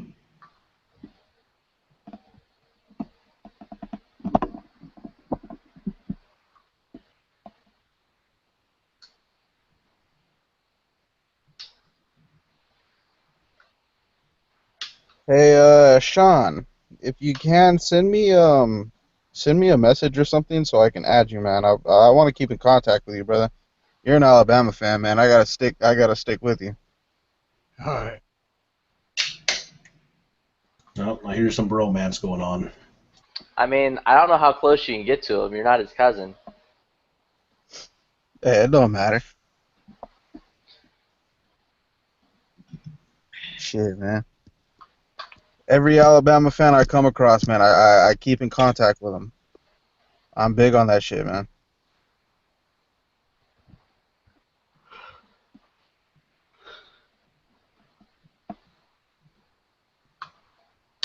Also, I just want to point out, when I'm looking at porn and in chat, my porn is at least on one of my monitors, and you're not able to see me watching it. I'm going to point at Brandon on that one. I don't even want to know what the hell he's doing right now. Actually, this game's pretty cool. Dude, Check it out. right? He's just sitting there fucking grabbing, like ah. David, he looked like he was doing shit that Flippy would be doing. No, I'm playing this Hey, hold zombie. on. Point out which Brandon you're pointing out, dude. Like The The one with the VR headset. The one with the VR porno. No, I'm playing this zombie game. And it's got I'm trying to pick my weapons right now. I'm thinking if I want to go with the M4, AK, IWI Tavor, or Glock 18. That's a hard choice. An AK or a Glock 18. Well, I want to freaking hit what I'm aiming at, so I'm just gonna take the M4. I mean, a Tavor's more accurate than an M4. Not if it's a new one. Yeah, which apparently just like flop in the wind or whatever. It doesn't make any goddamn sense. Which is basically what's his face saying on the Military Arms channel when he was like testing out the different ammos. He's like, this doesn't make sense. Sometimes it's like spot on, sometimes it isn't. doesn't matter what you throw through this fucking thing.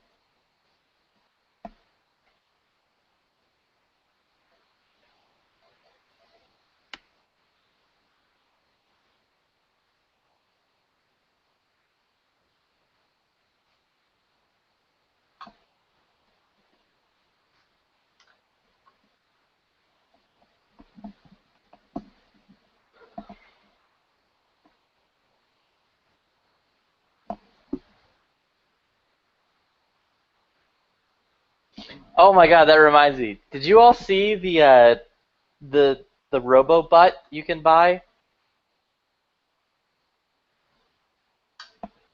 No. Like, And I don't want to hear about it. it's fucking hilarious. Like, you slap it and it starts twerking.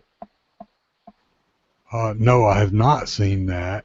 Alright, I thought hold you on. were talking about something else that I saw in a video that a guy does these weird countdowns of different stupid shit and everything. He does every now and then. He does like dumbest shit that ever been sold, or like worst ideas to ever actually be marketed and stuff like that. And I saw some kind of a weird butt thing that I can't remember what the hell it did. It did something.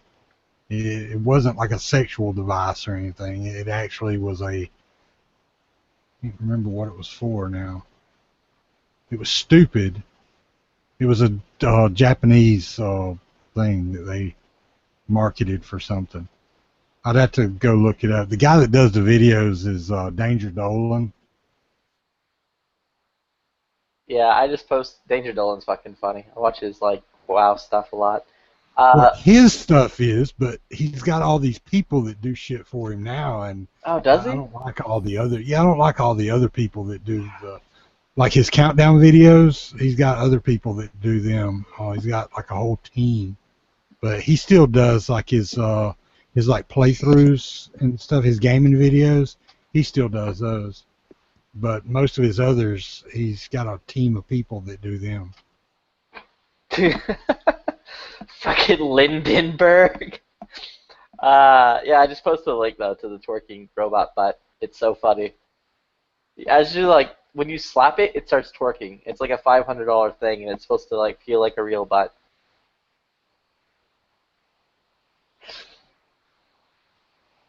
So are you thinking about ordering one? The fucking like, apparently Pornhub did the commercials for it, and it's so fucking funny. Like, one of them is this dude just sitting there with an Oculus on, and he's like, I'm trapped in a dungeon of my own sexual designs. It's so funny.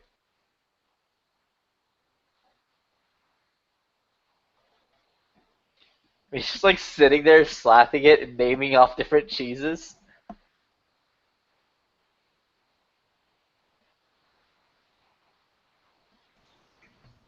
Dude, I gotta say, like $20, this thing was worth it.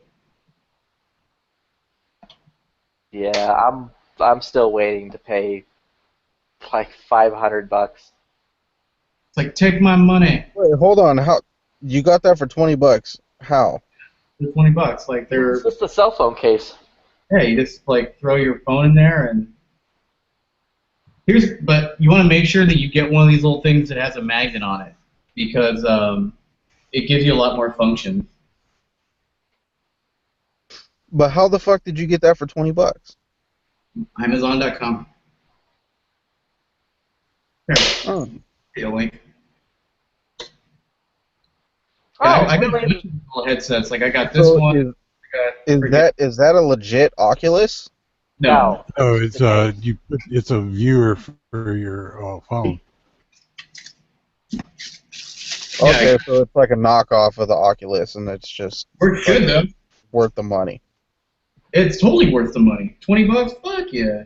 And then I got like I got a couple of them. They're really nice, dude. They're fun. I got one for my girlfriend, and she I went over to her house the other day, and I snuck up on her because she's like, ah. And I was just like, I just smacked her in the back of the head. She's like, Jesus Christ! I was like, look, good thing I put your gun on the other side of the table. But I'm actually not even caring about the Oculus Rift right now, because here's the thing: Oculus Rift was bought by freaking Uber Zuckerberg, so it's gonna have it's gonna have forced ad support. And basically what that is, like, so say you're playing a video game or you're watching something or, whatever, out of nowhere it's going to, like, like Google, or I'm sorry, YouTube has, like, those ads you have to watch. Well, it's going to, you're going to be, like, playing, I don't know, Call of Duty 10, and all of a sudden you're going to freaking have, like, hi, I'm the former mayor of New York City, and with your help we can reduce gun violence in the United States. Like, it's gonna have like stupid shit like that. It's gonna have like Yeah, if they do shit like that though, which they've talked about doing shit like that in games before, they've even actually tried to implement it. And the thing about it is that if they put things in there that are intrusive like that, then it's going to drop support for that device, because you can't play those games and be interrupted like that. Now, if they have it sitting off in the distance out there, like on a billboard, and have it where this device can somehow, superimpose things onto like billboards that are designed in the game to be fed by an outside source, so they can change the images that are displayed. So, like, if the problem with some of the advertising in games earlier was that companies that paid for that advertising may not be around anymore. But if you had it where it could download a new ad from a server and display that ad into the game from time to time, and then company just pays for X amount of months of being able to feed that ad, then they could do it without stopping your gameplay, and then the ad's just playing on a busted up billboard out in the distance, or you see a bus drive by with something plastered on the side of it, or some crap like that. And that, because see, then that wouldn't hurt your gameplay. It would just piss you off if it was an anti-gun ad in a shoot 'em up game. Yeah, that would be stupid, man. You're all playing like Call of Duty, and then like Shannon Watts jumps up. Raid boss. Say what? A raid boss. Shannon Watts being a raid boss. Gotta raid that pussy, though. You think she's cute? No, I just whatever. No. I have no. I don't know what else to say in that situation other than like raid that pussy when I get set up with raid boss. I actually don't think I've ever seen Shannon Watts. Is she? I'll show you what she looks like. She looks like like one of those soccer mom housewives. Like, I mean, she's not terrible. But the bored ones who are the ones who do all the weird kinky shit. Oh, I guarantee it. Yeah, dude. Like, if you're bored enough to attack guns, you're bored enough to do some weird ass shit.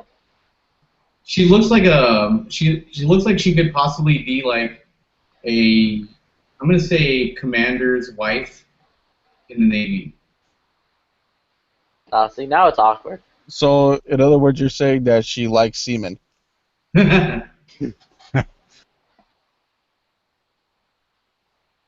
I think he's. Yeah, she looks like a squirrel, man. She probably is crazy about nuts.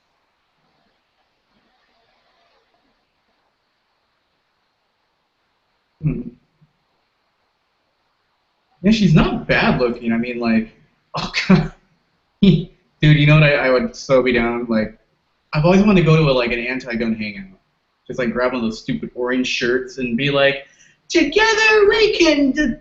And she like one of these. Oh yeah. Together we can curb gun violence and destroy the Second Amendment. And I'd be like, oh my god, yes.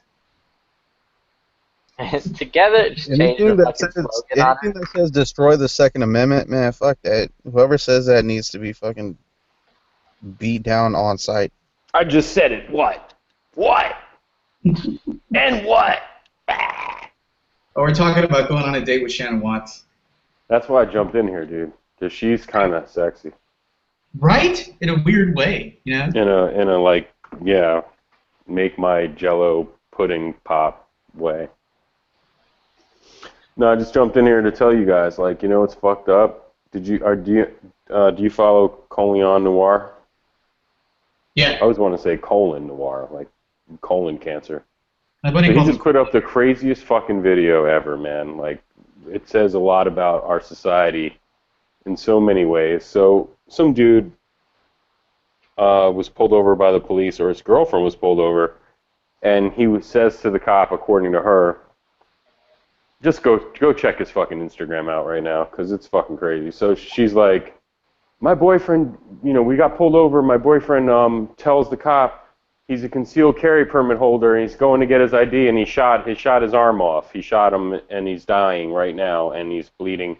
And she's filming it on her camera while they're on the side of the road. Her boyfriend's bleeding to death.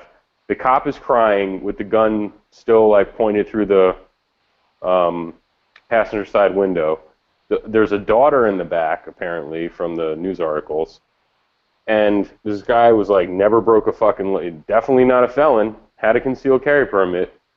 And it's just so much weird shit, man, in one video. Because, like, she's like, please don't let him die right now. Please don't let my boyfriend die right now. Oh, he's dead right now. It was just fucking bizarro. But you know what's fucked up? We're going to talk about, like, this guy won't get any kind of fame. Like, no one's going to talk about this thing. Everyone's going to focus in on this this other issue with this other dude in Louisiana. And that guy, from what I can tell from now, I know it's early, because I've been flip-flopping back and forth, but, like, at this point, that guy fucked up. And the guy was a felon, and he had a handgun, and he was a convicted child molester, and he was had a career. He's a career criminal, and the cops showed up because there was a call into the cops that he pulled a gun on somebody. And this other thing is just like gonna totally no one's gonna talk about. Like the whole country's gonna focus in on this like alleged dirtbag, and it's just fucked up. But anyway, check out that video. It's the craziest shit I've seen in years. Just because of the way she's talking into the camera, like into her phone, and the cops. And then after that, the cop sounds like he's crying, and then he says to the woman, like, "Keep your hands on the steering wheel." Like she's next. This cop is so shook the fuck up. So strange. I'm gonna look at it right now. Yeah, I didn't know what to think of that. I thought it was like I was expecting it to go to something else, and then him start talking about some shit or something, right? I was expecting it to be like this was a setup for some kind of a right. One of his little speeches, right? Doesn't this look completely fake? Or just no, what I'm saying, it's so surreal. Yeah, I know. It's just like I was expecting it to be like a shock thing, and then he was gonna come in and say something, and like that it was like a setup for something, like a commentary on the shit that just happened, right? Yeah, me too. I was thinking, what is this? Like, this has got to be fake. Mm-hmm. And it's like, what?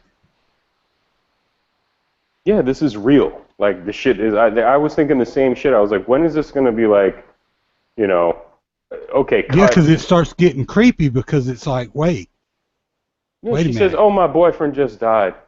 He just died." And then the officer's like, "Keep your hands on the wheel." Like, what? And then I just started Googling this shit. It is real as fuck. I mean, it's on every fucking local, like, news there in Minnesota. It's real. Like, nuts, man. Anyway. So I was talking about that shit, like, just now. I keep my wallet I get into a car, I'm concealed carry, I take my wallet out of my pocket, I put it right by the fucking gear shifter. I got my registration and my insurance on the sun visor, on the flip, so I don't have to go fucking around with my glove box. I try to conceal as much as I fucking possibly can. I don't just like, throw a tight t-shirt over a fucking Glock 19 and be like, yeah, I'm concealing, whatever, And I don't know. I try, but you know what? It's like so many people like us. We think about it. We talk about it. Like it's like a lifestyle, and a lot of people out there just don't. A lot of people just don't think about nothing. Like they'll go get their permit, they'll get their gun, and they never think about shit. Like okay, boom. Like they're not in forums, they're not in Google Hangout chats, they're not, like they just don't talk about it, and they're, and they don't think about it. And then I get nervous around cops for no fucking reason. And I had a cop tell me a couple years ago, like, yeah, you know who doesn't get nervous around cops? Criminals. Like a lot of them don't get nervous around cops. Like normal people, soccer moms, normal dudes, like they don't have a lot of interaction with the police, and it's a power thing and whatever. But so this guy was probably like, oh, I have a gun. Let me show you my ID or whatever. And boom, whatever, man. But just a fucked up thing. And I was saying earlier, like, watch fucking liberals use this to say concealed carry is bad and dangerous for black men or just in general, at the same time saying cops are hunting down and murdering black men. Like, at the same fucking time. So it's just fucking outrageous stuff. Real quick thing. I don't know what happened here. I'm just looking at like the things that I'm seeing right here. So obviously the officer has his weapon drawn. He's on the passenger. I can't really tell. Is this like a foreign car? I mean, like, or is the camera reversed? No, yeah, the camera's reversed. It's okay. recording backwards. Yeah. Oh, okay. All right. So now, here's what I'm thinking. I'm thinking, the guy's obviously a law-abiding citizen. If he was reaching for his wallet. Here's the thing, though. Until a cop, tells you, nice and slow, it's probably not a good idea to be like, hey, I'm just getting my concealed weapons permit. I would be like, officer, I have my concealed weapons permit in my wallet. Which would be the way that you would want me to, reach for it right now? Your choice. Just pretty much let them know that, like, you're not making any sudden moves. Because, like, I don't know. Okay, I'm not trying to decide what this guy did was okay. But if the officer is approaching, behind the vehicle and, going aside, then and he sees maybe the guy, reaching for his wallet or something like that. I don't know. Like, say, I'm just going to get my wallet. You see this.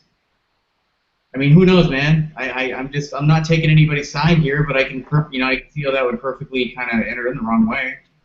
No, that's what I'm saying about taking the wallet out. Like, I'm just saying people just don't think about. I'm sure it's too fucking early, because when that other thing happened today, or was it yesterday? It was like, I was so upset. This guy's selling CDs outside of a gas station. Look at that tackle. That's fucking crazy. He's just selling CDs. Then it turns out, no, someone called the police on the guy for pulling the gun out. Then it turns out the store owner says that he had a gun, and the store owner said that the cops also tased him before they even tackled him. So it was like maybe the taser didn't work. But I was talking to somebody, I was like, oh, well, there's escalation of force, I think. So, like, usually they'd go from, like, verbal commands to maybe, like, hands-on, then maybe to taser, then, I don't know. But, like, so it's so early, it's too early to really pass judgment on anybody, except just make me think about what I do every day. And I'm a white guy, so, of course, white privilege, but So I do this, I think about this shit way too much, and that's why, like, for years now, I try not to sit on my wallet, because what if I got pulled over for speeding, and then I would think I would get my wallet out before the guy even got to my car. You know what I mean? Like, so, like, when you're sitting in your car and the cop pulled you over, you had all that time to get your fucking wallet out and stuff. In my opinion, that's what I do. I just try to get everything ready to go, so keep my hands on the steering wheel, have everything, like, out in the open. Because, yeah, reaching into your pocket while and they see if the T-shirt or shirt pops up over the gun and they see you reaching for your wallet, they see a gun, you're going to get shot in the fucking head.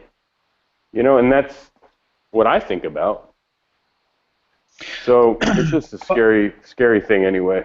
Well, I just watched the video, that video is fucking crazy, by the way. But she keeps saying, because the officer's like, he shouldn't have reached for his gun. He should have reached for his gun. And the lady's like, you told him to pull out the license. You told him to pull out his carry permit. Yeah, but I'm not kidding. For years, I've been as soon as I turn my car on, and I plug my phone into the charger, and I take my wallet out and I put it right by like where the ashtray used to be in cars, you know, like right by the gear shifter or the cup holder. And because I think to myself a lot, like, wow, if you get pulled over and you're carrying a big gun or whatever, and you, oh, hey, officer, let me get my wallet, and you you make that move, and they see a piece of steel, they might flip. They might get scared, you know. So anyway, the video is fucking crazy. I mean, just the whole thing, I thought it was fake. The way she was talking, the way he died right there, or it seemed like he was dead, and the cop, like at the whole thing was just bizarre, man. And it kind of bothers me because the whole country's, for the next week, we're going to talk about this other guy. And not that we should be talking about either one or both of them at the same time or whatever, but the other guy just seemed to be like, you know, after reading about it, it's, you know. Except the media has already pretty much persecuted the police officers for that other guy before any information had really even come out. I mean, two sort of local news stations here had pretty much already buried the cops for it. I mean, as soon as the story broke, they had already. One of them's an NBC affiliate, and the other one I don't remember what they are.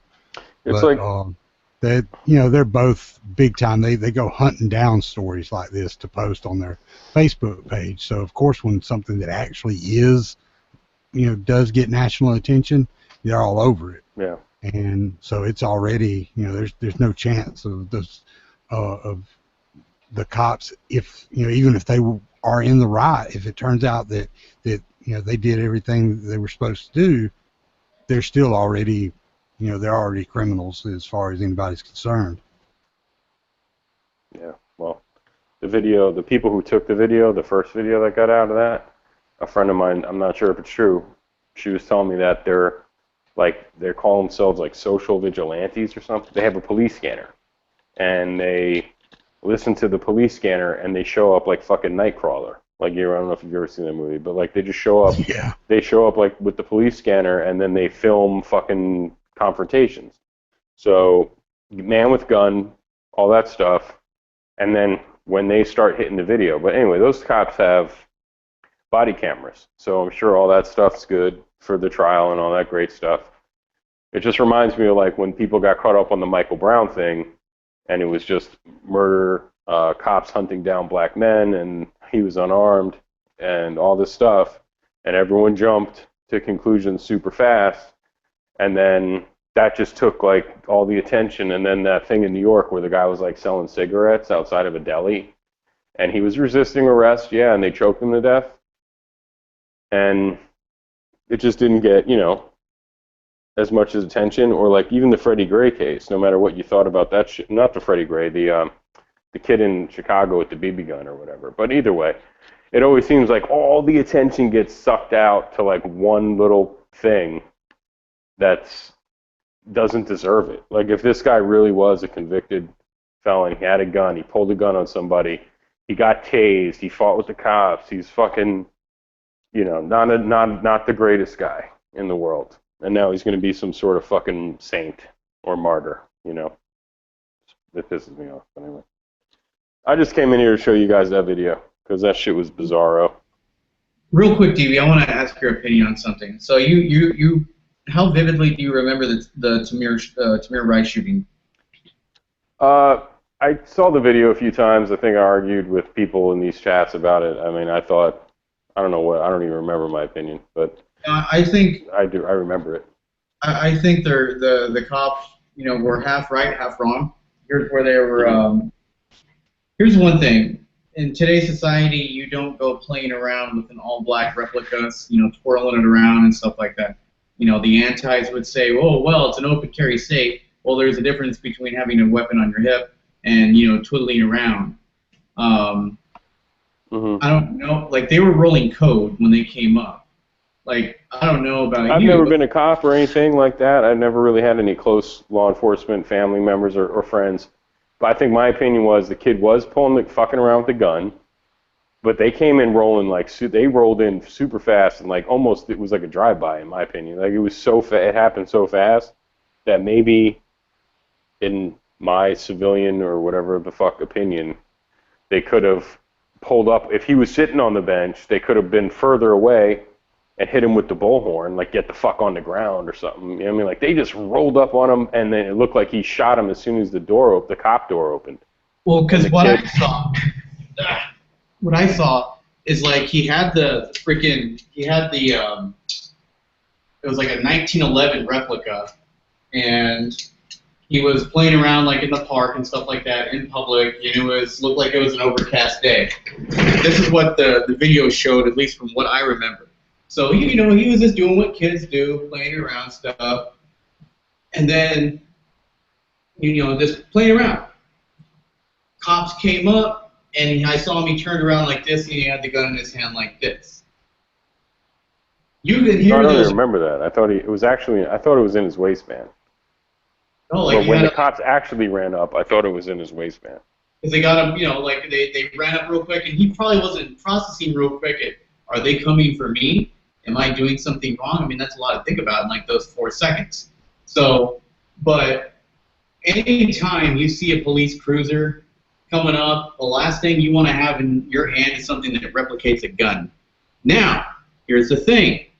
You have it right here, right? Like most, open carriers do. Guy comes up, you keep your hands out here where they can see them. I guarantee you. And then, the Young Turks, they'll argue, oh, open carriers can walk around with their fucking guns on their hip all day, and they never get shot by the police because they're white. No, because of a freaking open carrier just went well, I'm bored. I'm pretty sure they would get pumped full of lead. Yeah. So, well, it has nothing to do with white privilege. We think about this stuff. I mean, I think we think about it a lot. Because I've been in these chats for a couple of years now, and I'm sure this subject comes up a lot. And it used to come up in forums, 10 years ago all the time. And this is, I don't know if it's just because we're in the culture or community or whatever the fuck it is. I just think some people just don't think about this stuff. And when it happens to them, they make the wrong move, like this guy in that car or whatever, or Tamir Rice was a kid. I don't know if he had fucking mental issues or whatnot, but I mean there was video of him. He was pointing the gun at people. I mean he was walking up to people and pointing it at their face. I don't know what the fuck he thought. And when the cops came, whatever. But the whole point he was didn't have mental issues. He had parental issues. That too. But I mean that whole thing was a small pebble, and the whole country was focused, and including our president, they were focused on the Michael Brown thing, where it turned out that was a fucking wash. You know what I mean? That kid was a fuck up, and might have punched the cop in the face a few times, and I don't know what the fuck. You know what I mean? So it just always seems like they martyr the wrong people. They're just bugged out. I don't know. Not that this guy that I just on the Colion Noir video deserves anything. I don't know yet. I mean, for all we know, there might be another video, but where he was I don't know. We just don't know. It's too soon to tell. But that video is fucking crazy. It's just never seen anything like. Her demeanor is super calm. She's in shock. Super calm. He's in shock. Yeah, this cop just blew my boyfriend's arm off. He's bleeding to death. Oh, please don't die right now. Oh, he's dead. Oh, he's dead. Yeah, he's dead And now. I looked that up on local news. There's photos of him and her, and I don't know. He had a kid. The kid was in the back of the car, The kid there was a 4-year-old girl in the back seat during the time this whole thing fucking happened. He went to college. He worked in the school system. This girl, the whole thing. I thought it was fake, to be honest, until I read those stories. It's holy shit, this has got to be fake. No one acts like that. Anyway. Well, the real thing is, will we see more of this? Will this even be brought up at all, or is this just overshadowed by that one dude getting fucking like? Oh, probably. I think it would be overshadowed. And like I said, I think liberals would be like, if liberals could use this as an excuse to be like, look, you know, concealed carry is horrible. Look what happens. Look what happens. Like, look, you get shot by a cop when you conceal carry. Then on the next hand, it's like they're hunting down people and killing them in the street.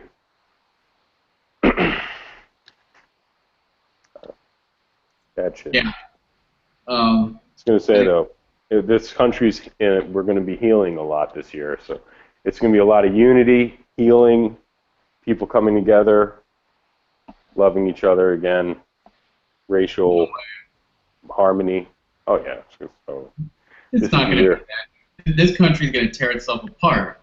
Like, it's like right now you have like everybody against everybody. You have like freaking, you know, it's like we're so divided now as a country than we ever have been like in the last, I'd say, 20 years. People have chosen their camps, and that's fine. But it's like, you know, like my old man was a cop, and when he came out and said like, oh, you know, freaking Michael Brown could have been my boy or something like that, he was backing him up. And my dad was like, you know what? That was like basically the biggest fuck you to every police officer in the world. Because as the president, you're not supposed to take sides when it comes to stuff like that. And he's like, but he did. He sided with the guy who just robbed the liquor store. No, but that's what I mean.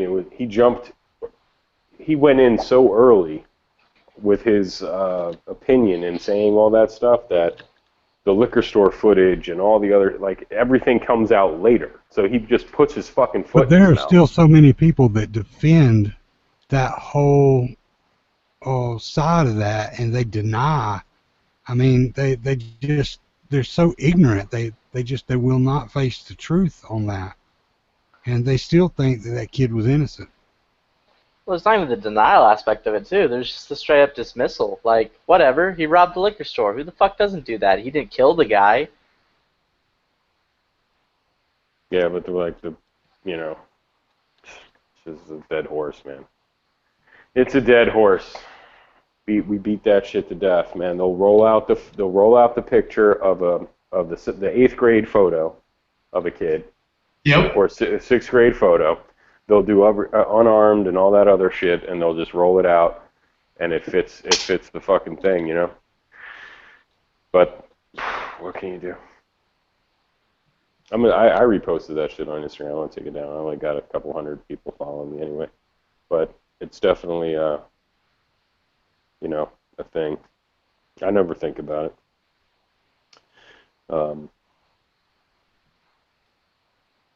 I never think it would go that far. You know, my biggest fear is getting pulled over and they're like, okay, well, you know, and okay, step out of the car. Okay, well, I have a concealed carry permit. Here you go, and I'm carrying right now. Okay, well, step out of the car and I'm gonna take it off of you or whatever, and then boom, like NDs into my fucking thigh, and I bleed out on the fucking side of the road. You know, that's what I'm scared of. That's really one of my biggest fucking fears. So. They always ask us here. They ask us before they even go for your license or anything. First thing they do, before they even tell you why they pulled you over, do you have any drugs or weapons in the vehicle? The first thing out of their mouth. And it's been that way for several years. And so you get that all out of the way to begin with. And you see some of the guys getting a little itchy when you tell them, yeah. And so, you know, then you hand them your stuff and everything, and then, you know, you tell them where it's at. Most of them are just like, okay, well, you know, just keep your hands where I can see them.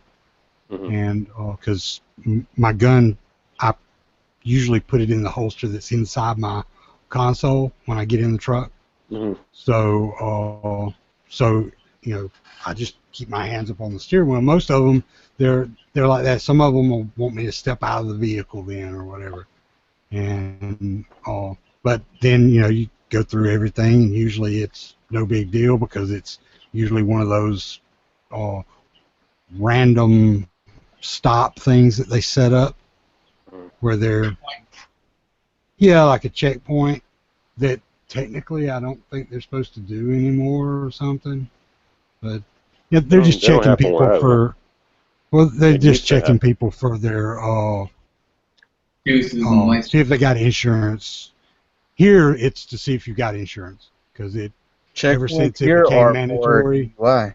Yeah, well, like where I used to live in New York, it was DUI. But, yeah, they used to do DUI checkpoints, and they stopped doing those a long time ago. I think there was like a lawsuit or something, so they quit doing them. But now they do insurance checks. Nice.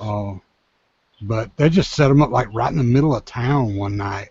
I was going into work, so I go straight through the middle of town, and I was going through the middle of town. All of a sudden, there's this.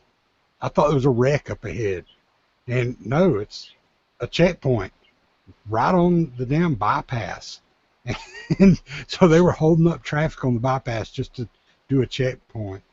But yeah, it's just like second nature, and like you were saying earlier, you have all your shit out already when you get pulled over, and so as soon as I see that that's going to happen up above and I'm in the line, I've already got all my crap sitting on my lap. Yeah. So what about lights? Like they got the lights on you, they're pulling you the fuck over. These are things that maybe I didn't when I first started concealed carry, like maybe 10 years ago, 9 years ago. Maybe I didn't, but like eventually it ran through my head a bunch of times, like maybe watching videos on YouTube and the forums and, whatever. But what was I going to say? Oh, one of my favorite YouTube channels is pretty new, that primary and secondary YouTube channel. It's really a bunch of cops and like military guys just bullshitting, getting drunk and shit and talking shit.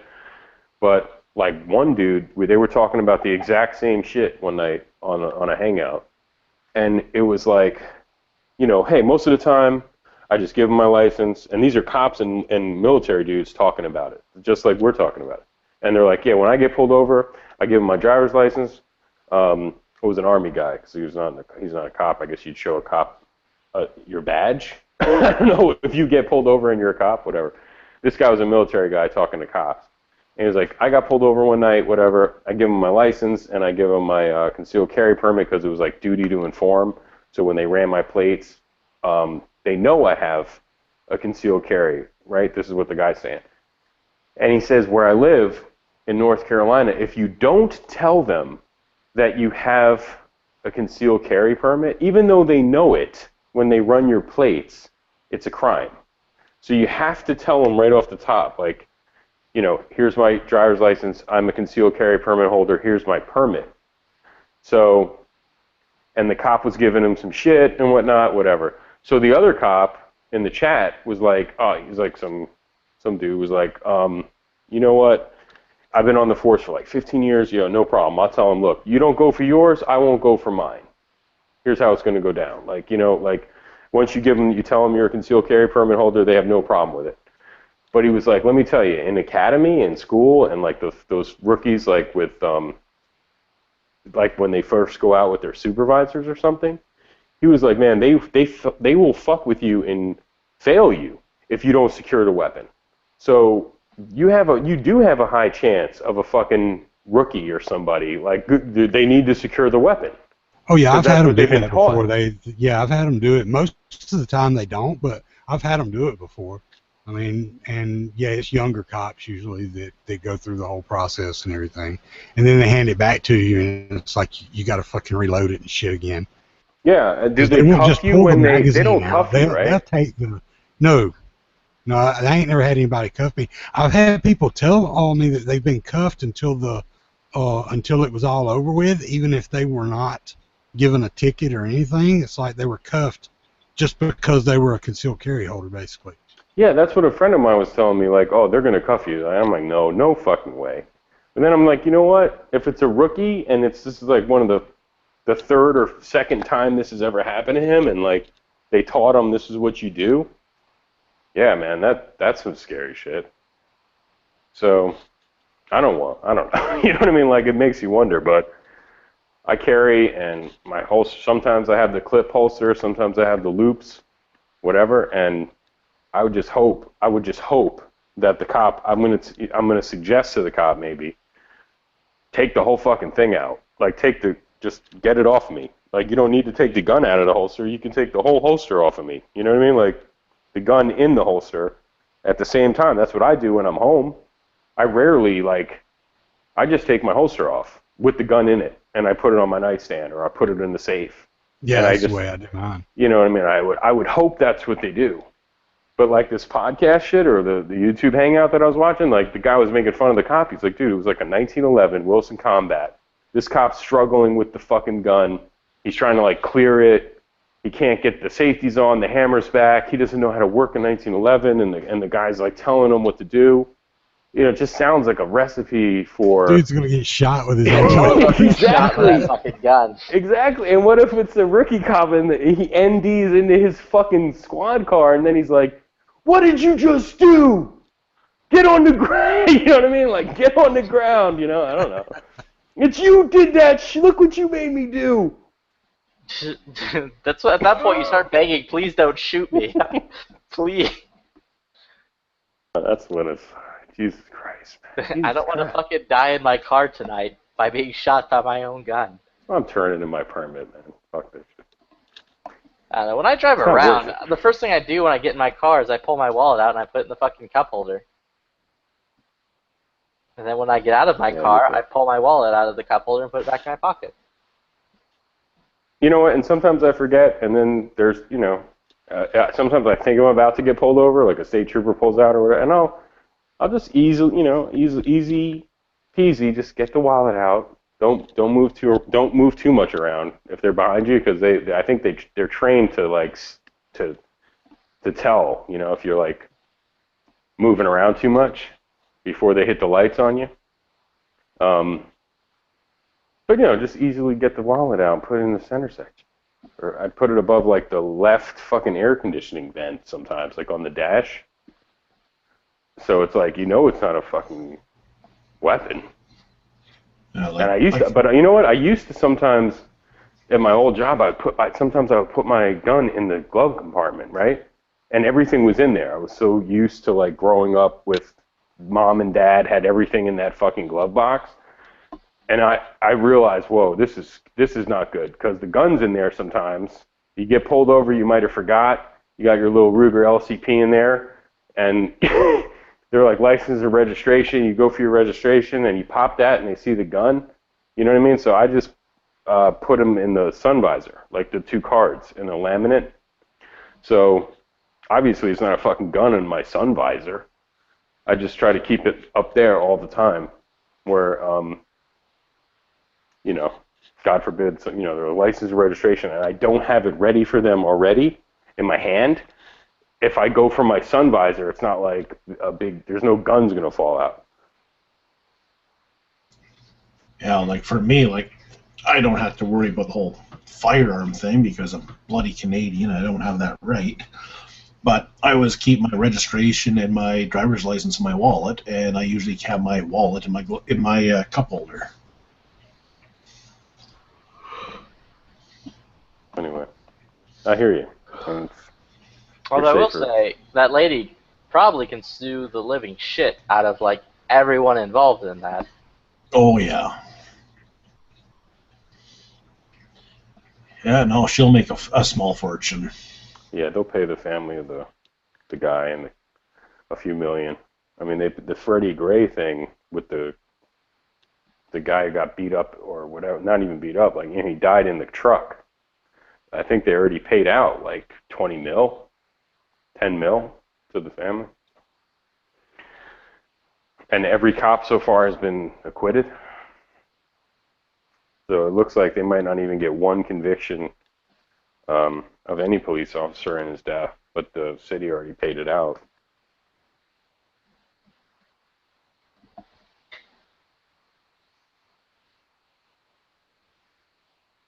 It's like that old school shit, like that's one to grow on.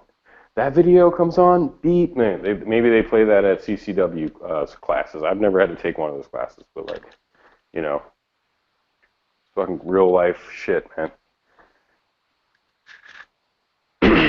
People should think about stuff.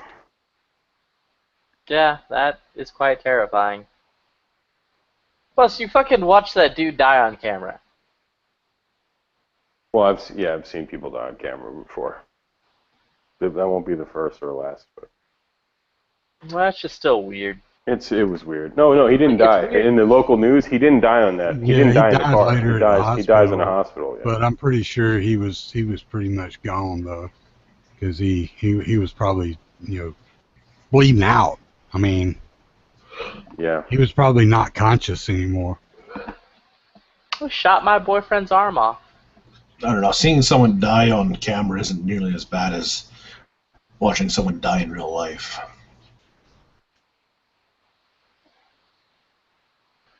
Yeah, summertime madness, man. So do you Scared my need any knife. new panic buy guns? No, I bought a lower, and then I had the guy build it at the gun shop. $20 because I don't have any tools or nothing. And that BCM trigger that he put in, I bought a BCM parts kit. I bought the Crusader lower, and I gotta get an upper before it's all said and done. But no, I'm not gonna buy another handgun probably for the rest of my life. And the rifle stuff, I just want an upper, and I think I might even. If shit gets crazy and she starts talking shit about, I think I'd make one of the best gun grabbers in history because I just know what I know, from the other side. But executive order banning all 7.62 ammo from import from Russia and Europe, and then try to go for a ban on import of weapons, So anyway, I'm thinking about maybe getting out, selling the AK I got. If shit gets crazy, because I was gonna say you got an inside line. You'll just ask your aunt. It's like well, where you go benefits, first. baby. Benefits of she's told you guys, man. She's a beast. Hard to stop her in the paint, bro. She's like Michael Jordan. She'll hit you from the 3-point line, or she'll slam dunk in your face. Doesn't matter to her. I love the AK. It's just I'd probably if they were gonna choke out the ammo source for it, I'm not buying brass for it at fucking 80 cents a round. You know what I mean? Like fuck no thanks, I'm done. Yeah, I just woke up, but my holster my belt goes through it, so there's no way I'd be able to pull my holstering gun out at the same time. Yep. Well, you got a safety, no? Yeah, I know. I mean, if worse came to worse, but while the sirens were on, you could put the safety on at least. Do I pull a Yankee? Yeah, when you see some shady characters, he puts the safety off. That's the last video I saw from it. Yeah. Nah, safety's always on. Oh, cool. Well, that's cool. I mean, there's one in the chamber, but safety's always on, just like in 1911. Yeah, that's one of the benefits, getting pulled over and having a fucking rookie. I have to secure your weapon, sir. Boom! You look And the what you made me do. Nice thing about mine is that he can rack the slide with the safety on. So. Yeah. I highly recommend you guys. I don't know if you're into YouTube. I've been addicted to YouTube for quite some time, but that primary, secondary shit is fucking pretty funny stuff sometimes. But they got this one called Discussing Derp. It's like 30 minutes long. What do you got a PPQ? Me? Yeah, or you're the FN. You got the FN. Yeah, FNS9 oh, yeah. compact. They were talking about the PPQ one night for like 30 fucking minutes. It was mind-boggling to these guys, like cops and military dudes, because someone in the chat said something like, it's the sniper's pistol. So these guys could not figure it out. Like, what the fuck? What makes it the sniper's pistol? It was just the funniest shit. These guys are pretty funny, but like, at the end, someone in the chat was like, he said, they're saying in the chat, some guy named Nuttin Fancy, something like that, said it's the sniper's pistol, and not one of these fucking guys knew who Nuttin Fancy was. So it was fucking awesome. Like, they're on YouTube, but they don't know who the fuck Nuttin Fancy is. But yeah, I mean, safeties, I used to be worried about that shit. Like, when I first started concealed carrying, I bought this is the funniest shit ever, was the Springfield XD Service 45. Had the grip safety, trigger safety, thumb safety, you know? It was like the ultimate in safety guns. And loaded chamber indicator with the shark fin. Had the striker would come out the back when it was like you were about to let a round off. It's like the ultimate in safety guns.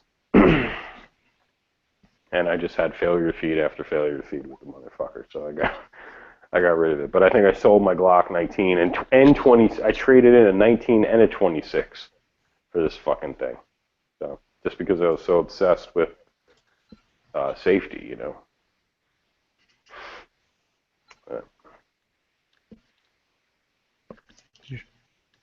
Not anymore. Now my guns don't have manual safety, so. So there are a few new faces in here, and I want to get some more input on it. What do you guys think about the Smith & Wesson SD40 VE? Oh, the Sigma? I think it's about $299. Sigma. Slightly not as bad as a Sigma. Well, the one after the Sigma, the one that's like literally, like Sean said, slightly not as bad. That's exactly what I think of it. Yeah, it depends on.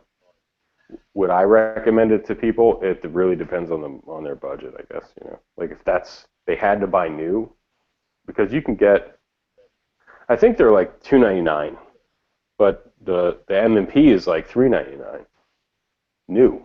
So I would try to get an extra $100 together before I make that move. But right, I don't like the way the magazine. Personally, it's got this like super weird angle for the base plate, like on a super cant, and that's weird to me. The trigger's not as nice as an M&P, and the M&P is not the greatest, but it works. Holster options, night sights, sights, mags, holsters, going to be an issue. So, well, you can put the M&P sights on the SD. Are you positive? Because I'm not. Okay. Yes, I'm positive. Well, that's cool. I was actually just wondering because I own one of them, and I also do own the Sigma, the SW40VE, and that, I mean, a lot of people talk shit about it because of the trigger and whatnot, but once you shoot it and once you have experience with it, it's actually a nice little gun, dude. I mean, for a budget, because I'm on a budget, you know, I'm constantly trying to save money while arming myself. So it's ouch. I'm on a budget too. No, I'm just saying, like at the time. No, but I'm on $399. Well, I don't know. The Sigmas were like $300 when they came out. It wasn't like they were $100. I mean, they were up there. Then they dropped in price when the SD things came out. I think they were like $349. And oh yeah, they were still up there in price. You know, they weren't like freaking High Point budget. No, they were still up there. So it was like for $349, yeah, brand new. But you could get for $50 more. You could get a used Glock, and the more you know, or a used M&P, or not even like now. I said like a brand new M&P is $399. So I would probably put people into the M&P before I put them in an SD. And then in 40 is just you have to be a man's man to fucking, I don't know. I'm not a big fan of 40 in any gun. Yeah, and then A lot of people aren't. Yeah, and polymer guns. That's why I like it. Yeah, I like the Smith & Wesson M&P 40 would probably be like one of my only 40s. Like I had one when I had a 357 SIG barrel for it. This is why I got it. But like at least that gun was designed for 40 from jump when they made the M&P. So, and they kind of went downwards to the 9. So a lot of guns were made as 9 millimeter, and then they like they just jammed a 40 into it and said, okay, cool. And it sucks, man. So, I mean, at one time I went to a GSSF match and I brought a Glock 17 and a Glock 22. You know, they're the same gun except one's a 9mm, one's in 40, and my score was in half. The 40 was cut in fucking half, dude. So that to me meant I shoot the 17 twice as fast and twice as accurate when you look at my scores, and I'd rather take twice as fast and twice as accurate over the 40. Like, it just didn't make sense. And I had 2 extra rounds. So right. That's what did it for me, finally. That was like the icing on the cake for me to just get rid of all my 40s. Right. But no, yeah, I mean, shit, what do we think about them? I'd say get an M&P, man. I would love to get an M&P, dude, but it's a little bit out of my price range, especially out here in California. Like, I could get the SD 40 VE for what did I pay for it? A little over $300. I think it was like $330 with all the transfer fees and everything like that. And then the M&P out here was going for almost $500, and that's a little bit out of my budget. You know what I mean? So it's one of those things where I was kind of stuck buying what I could afford rather than what I wanted. And I just have to make it work. It sucks, but it is what it is, and I'll find a way to. I mean, I don't know if you could sell the Sigma if you want to get the. You said you already have an SD 40. Yeah, I have both. I have both the SD 40 and the SW 40 VE, the actual Sigma. Before they came out with the SD 40 VE, that was supposed to. Well, it's definitely different. I mean, the trigger. So you don't have both the SD and the Sigma. You just have the Sigma. No, I do have both. You have both. Yeah. Okay. And you're looking to get another gun, or you just wanted to know? Yeah. Well, I wanted to when I was looking, I wanted to get an M&P 40C, or even an M&P 9C. But apparently they're illegal to own now here in California, or not illegal to own, but you can't buy them because they're not on the roster, the commie roster here in California. They must not have paid the extortion tax. I just found a party. Ow. Yeah, so we can't buy. I mean, we can buy a full-size M&P, but we can't buy an M&P 40C or M&P 9C, anything like that. The closest thing we can get to it is the Shield, which I don't like the way. I don't like the ergonomics of the Shield. It just doesn't. It doesn't fuck with me. I have the 43, man. It's a really nice pistol. Like, it's not expensive either. You're gonna pay, well, I mean, yeah, there's cheaper ones out there. Or look out, Walther P38, very nice. Look at the CCNY or whatever it's called, the CC pistols. It looks like it's like spelled like SCCCY or something like that. They're nice pistols. They're durable little turds. Yeah, I don't care what the fuck it is. If it's a that's the thing though. Wilson Combat or an HK, dude. Like California as long as you get some has rounds down range.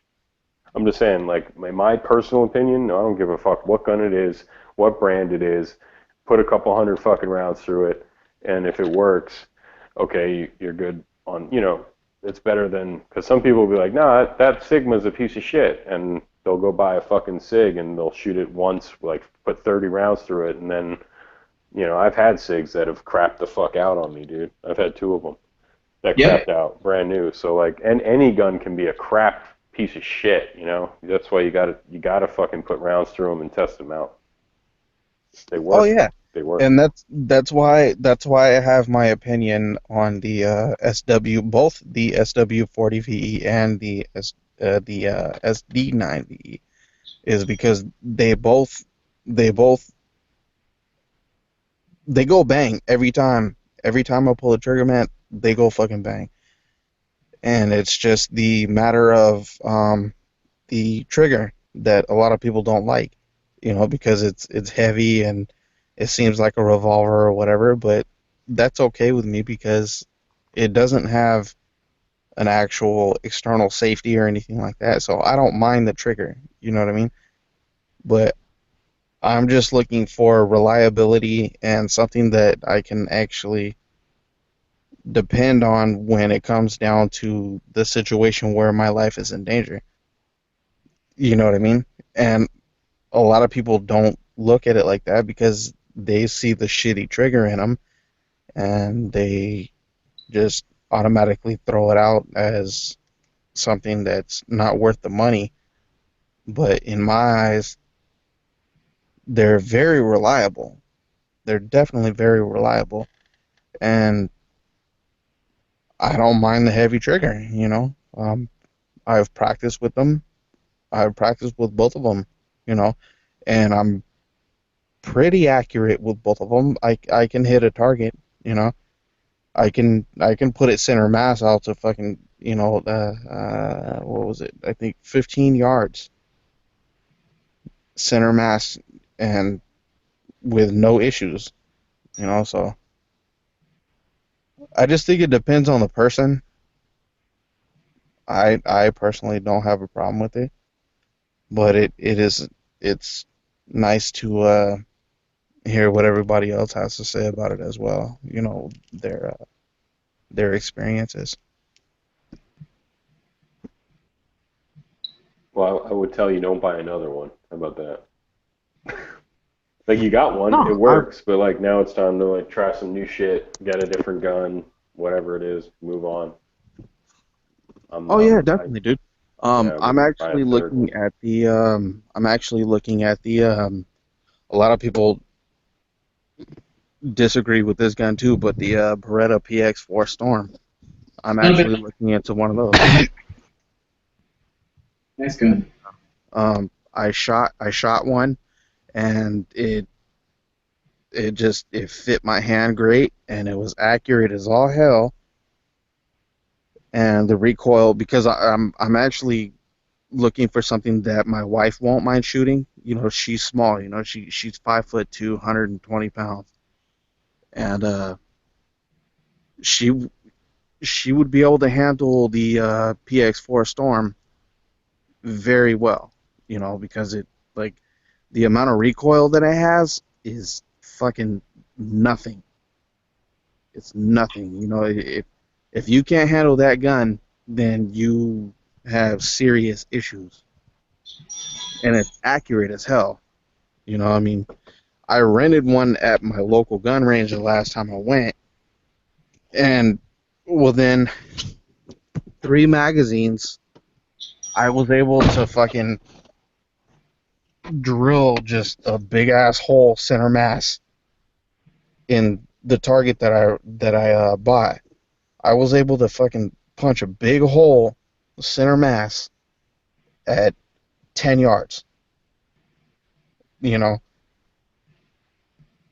So it's ugly, don't get me wrong. I don't like the way it looks. It's ugly as fuck. But it's accurate, the trigger's nice, everything is good about it. I'm not worried about looks. I'm worried about functionality, You need to go to IKEA.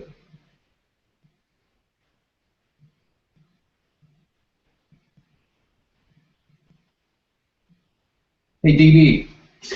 Yeah, I'm looking at fucking Instagram already.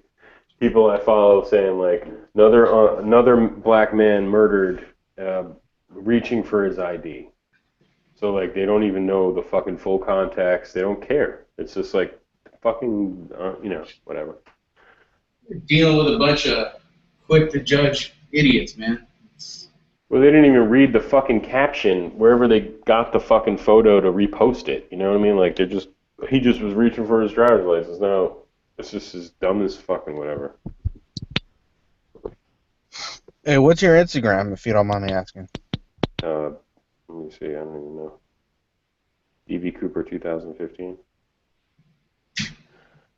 I took my shit down already, dude. My new one is Rick Astley is running for president.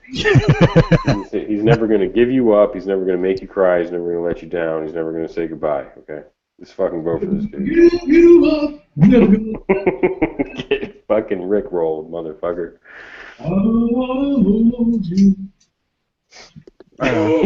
He's turned 50. He turned 50 last week. If you want, man, fucking give me a follow, brother. Crimson Tide 562.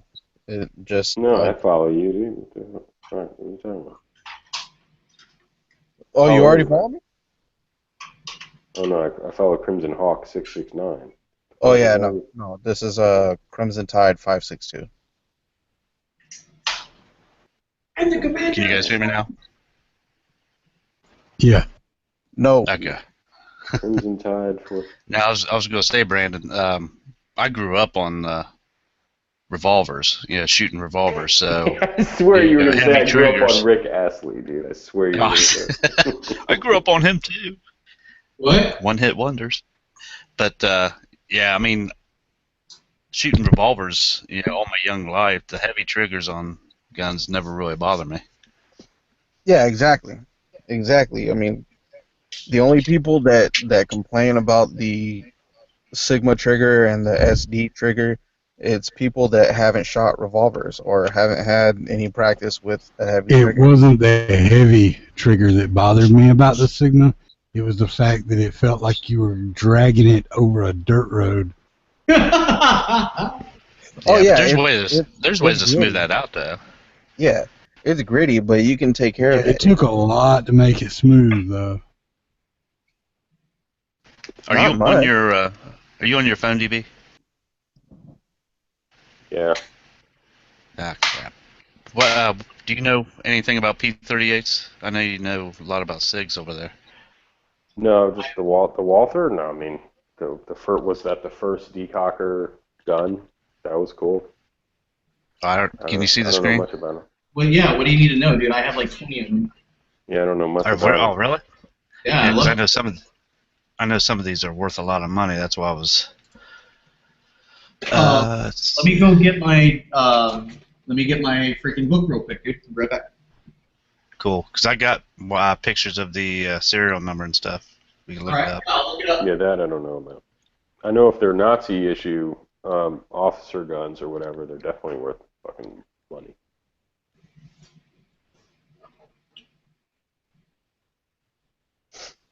I got your request. I approved it and all that shit. I say West Germany obviously is after the war, so maybe it's not a Nazi gun, but whatever.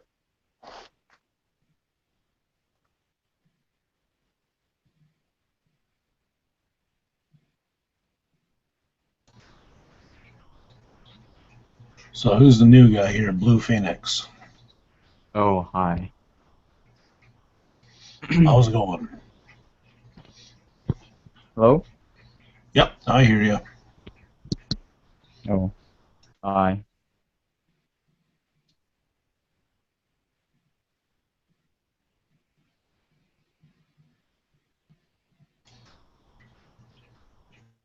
Yo, yo, yo. Here's what I'm going to get, DB. Nice. Is that a Colt? No, Nether Rock Island. That's chromed 45 caliber though. But it's got like Packmeyer grips from fucking the 70s. Yes, no, those were from the 80s, man. Yeah, from 79 and a half. December of 79. The guy that has it is probably in his late 60s. I'd just be like, what's up with these Packmeyer grips? Are you a tactard? What are you, afraid of fucking ninjas? It looks cool. It looks cool though. Yeah, I can get Actually, that I one love pretty those. cheap. I used to love those fucking Packmeyers, dude. Magazine. I was a magazine kid. Reading the magazines, everyone had the fucking those grips, and on the revolvers they had Packmeyers, right?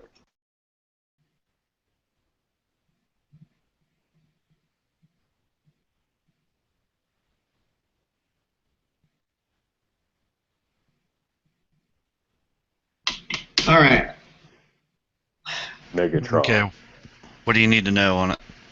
Okay, we're going to look for capture devices. We're going to look for the Waffen stamp Paprika. We can skip all that. It says West Germany on it. So obviously it's not a... Yeah, he showed it while you went to go get the book.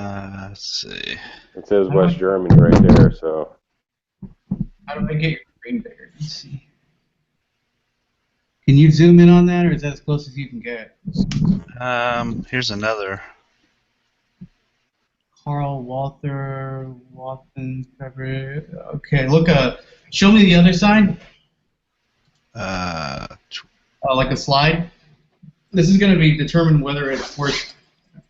Well, I don't have a picture of the other side. Crap. Okay, so I don't know if you can see right here. You see the swastikas? You're going to see like a Waffen stamp right there. It's in the middle. You might have to bring the pistol back a little bit. Sorry, that's as good as I can get it, but...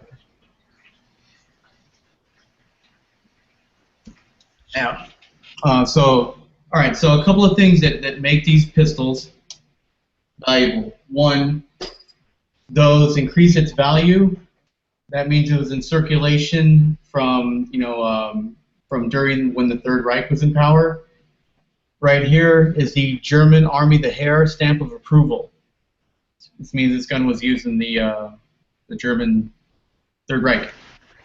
Here's the thing with tanks, its value. If you have this right here, this is what's called a capture stamp. Now, what happened was these pistols were, some of them were either taken home by GIs or captured by Allies.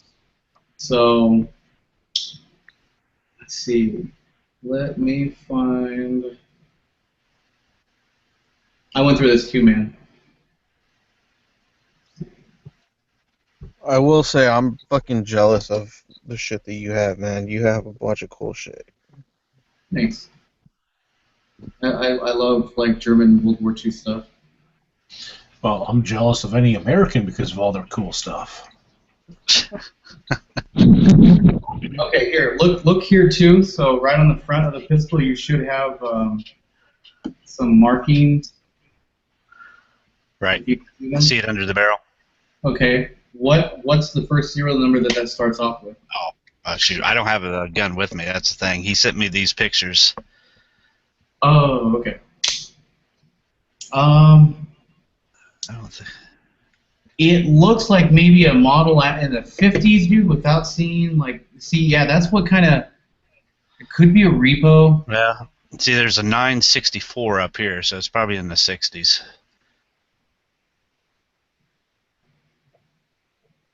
Yeah, I'm going to say that that's later because they didn't stamp that in the war.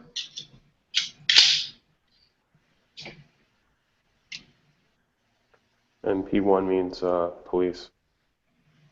So that does it? Yeah, that was like their the P, like P1, P2, P3. I think they're up to like P9 or something like that. Okay. That's where I'm in.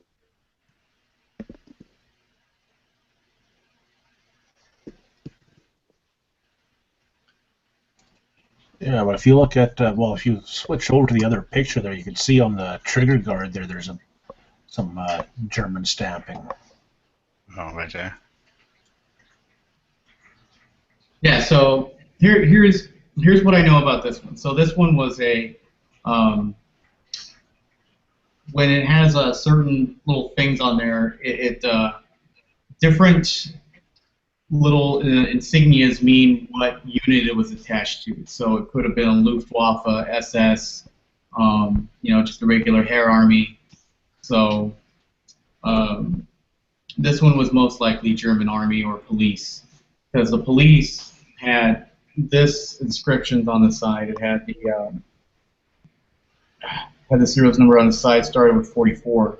So problem is, though, what tanked this value is it was captured probably by the Russians and somehow made its way back to the United States, and it was actually sent to an actual gun shop. And then, because right here it says PW Arms, Redmond, Virginia, Waffen, Abri, Germany, 9mm, and then it has a serial number. So if this thing wasn't on here, then it would be worth around $1,200. But your regular German police or pistol will go anywhere from around about $400 to $600 to $800, depending on its condition. This one's pretty original. Nothing's been changed by it. It still has the Bakelite grips. If you have the Bakelites on there, it's going to be a lot more. It's going to be worth a lot more. If you can, try to avoid getting a capture stamp on there. You want to get the ones where the GIs have snuck them back. Those are worth a lot more money. And there are a couple out there that are very hard to find. But if you find this insignia on it, buy it. This is the Leibstandarte Adolf Hitler bodyguard, also known as the Black Order. They were for anybody who doesn't know, they were the elite of the elite. They were his personal bodyguard. Usually guarded the Reichstag and a number of the Wolf Lair. Another insignia you're going to look is for the SS bolts. Those are going to be worth around like $3 to $4 to, in a super pristine condition without stamps, you're going to look at $10,000. However, some people don't know the value of them, so you can find a lot of good deals like that. I mean, strictly like gun show sailing. So. Yeah, I saw where some of the prices were up into like $5,000 to $10,000 for some of them. Pick up this book. It's totally worth a good read, and it has a lot of really good information in it. It's quite expensive just because it's been out of production for a while, but it's just German small arms marking, and the author is Joachim Gortz and Don L. Bryans. Okay, So, I'll let him know about that. Yeah, man, it's got everything. Like, it's got the Prussian police markings. Like, Prussia is no longer a country, so you're going to be able to find out all kinds of stuff. Yeah, he's getting the gun for $350, I believe. That's not bad for a repo like that. Another guy to check on too is Kiwi Ted Fernie. He's on YouTube. That's all he does is collect Nazi firearm heirlooms, and he's from New Zealand. He's probably the next guy to get a hold of too. Here's the other thing. You're gonna real quick. Sorry, Darren. If you find a Luger P08 or a Walther P with this stamp right here, the Totenkopf, the Death's Head, that will bring you some really good money if you could find that guy. There's just certain things that they just don't make anymore. Like this pistol came with these letters. They were sent back and forth between high command. I've collected this stuff since my grandfather did. My grandfather was in that war. So it's so funny. So part of my family was actually serving the German Reich, and the other half fought against it. Weird, huh? So that makes for a funny table conversation. But my family fled Germany in 1886 and fought against Germany in both wars.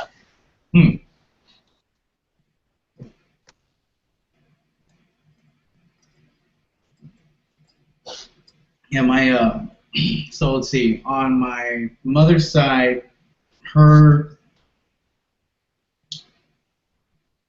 let's see, my great uncle and his two brothers were in the, my great great uncle was in the Leibstandarte, and two of his cousins were like in the Waffen SS. And then recently, like I guess they started getting like benefits and stuff like that because after the Nuremberg trials, they said that like the Waffen and the LAH were criminal organizations and weren't deserved rights like the regular army. No man, these are classic timepieces. Like this it's never going to happen again. These will never be built again. They will never, you know, yeah, they're going to build reproductions, but I mean, there's nothing wrong with collecting historical pieces and, you know, having history. I think it's awesome. History is so amazing. Lest we not forget. Well, that's why I always buy all the old rifles that I come across. Oh yeah, and dude, like nothing. Like the Mosins and stuff like that. Oh, the Mauser K98, dude, probably one of the best rifles.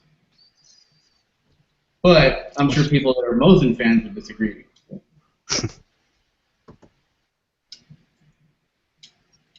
Most Mosin fans are pretty much insane. Have you seen some of those guys? I mean, they are certifiably insane. I swear. Yeah, dude, they're a little out there. They're knocking futz. Like, you know, there's this one guy that's on YouTube. What is his name? Never Enough Ammo or something. He's insane, dude. He's fucking crazy. I love you, brother. I was more talking about the guys who have like 30 of them, and they have like several of each one, and they are constantly looking crap up about, and that's all they own are Mosins, and they get kind of crazy. I mean, like to the point, and most of them don't even know what they're looking for most of the time, because it's like they very clearly have something that that somebody has restamped, or you know, it was not matching, but now it is, and they get conned so easily just because of the fact that they have stars in their eyes when they look at these things or something. I know when I got that 9130 that a couple years ago, I mean, hell, I didn't know what it was. I just wanted to get a Mosin. Well, that's the way I was when I got mine. I just wanted a Mosin. A friend of mine said, you know, I got one. You know, I'll you know, do a trade with you, and so we set up a trade, and you know, I traded him a revolver I had for that, and an old Mauser that he had too. And then I started looking stuff up about it and everything. It's nothing special or anything, but I learned a lot about them when I was doing that, and it was pretty easy to tell that some of these guys don't have what they think they have just from the research that I did and looking up different stamps and different marks, and especially like where you'll have like a gun that's got trench art on it, yet according to all the numbers, that gun never saw any battle. So, you know, there's little things like that people tend to overlook that shows that this gun may not be what you think it is. I have a 1927, obviously hex receiver. Yep. And it's really clean. I know it never saw any battle, but the simple fact that I have that rifle that is, you know, the rifle itself is iconic. You know, it doesn't matter what you have, but the simple fact that it's a Mosin, it has a lot more value if it is a rifle that was used in battle. But well, it doesn't have that much. I mean, even the ones that are like have all matching, and you can trace it back to, you know, where it was used, which war it was used in, and things like that. They're not worth that much, but you know, they're worth more than one that's, you know, just a shooter, which is Right. basically, what I've got is basically just a shooter, and it's a really, it's in good shape. Oh, Right. excuse me. It's in good shape and everything. Oh, shoots really good. It's a good gun, but it doesn't have any collectible value. Right. Well, that's like the one that I have. It has matching numbers. Everything matches on it except the magazine well. I mean, I The even floor plate on had mine is what's that and possibly the stock. I can't really confirm it because the numbers look wonky on the stock. So the stock, the bolt, the bayonet, the and I pretty don't much have the bayonet. So the receiver, everything matches. All numbers match except the magazine well. That's the only thing that was force matched. But other than that, everything else on that rifle matches, including the bayonet.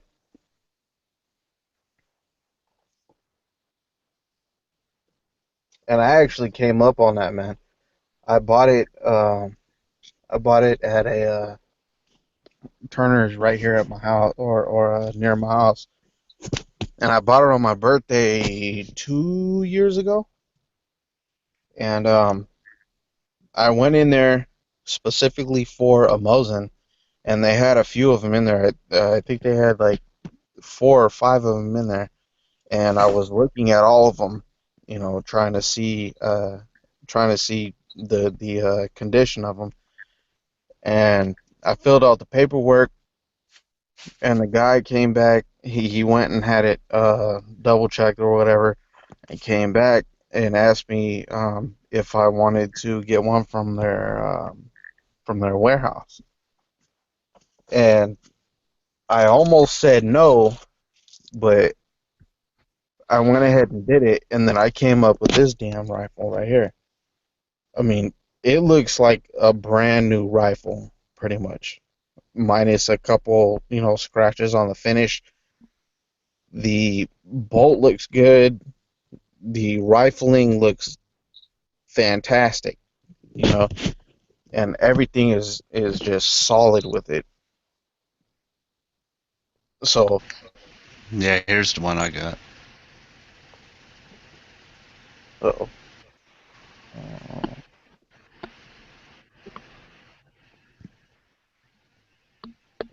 Did you post a picture or what? Should be on the screen right now.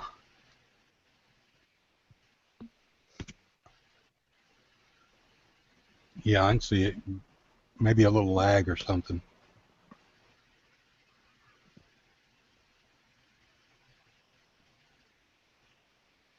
Yeah, the guy I got this off of, he had a whole collection of them, and he was selling them off. And Fuck, that sucks, man. I can't see it. Oh, you can't? No. I don't know why, but I can't. Here, I'll put it inside. What's your bandwidth usage set to? There, he should be able to open it up in a different window with that. But yeah, he brought a whole bunch of them for me to take a look at, and I knew before going up there that any of the hex I would want. So he had like 2 or 3 hexes left, and I picked this one because it seemed like the action was the smoothest. Yeah, that's what mine is. It's a hex. I know when Marco reposted with the Gun Channels page, some guy came on there and said it was an X-Dragoon, so I haven't done much research on it, so. But I've just been trying to, collect one of pretty much all the iconic, guns from the past. I got my M44. I got 2 of the Type 53s, and then got the K31, a couple others. So.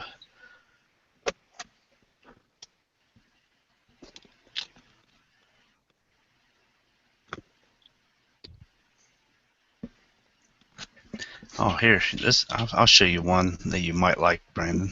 Let me screen share this.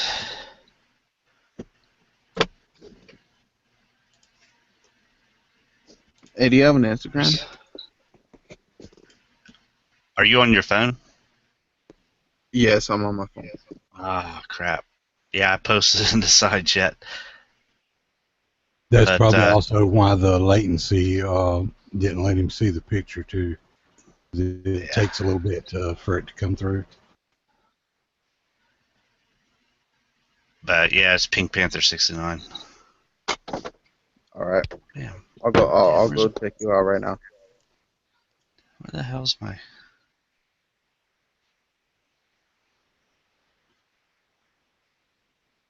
just had it pulled up.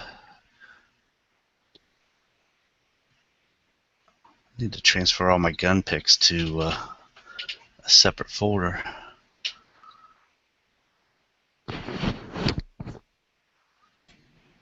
I'm talking to some guy right now in London who we used to fight back and forth on the Young Turk comments because like he was like anti-gun, and now we're talking about like different triggers and stuff like that, and like I totally turned him like like pro-gun. One person at a time, I guess.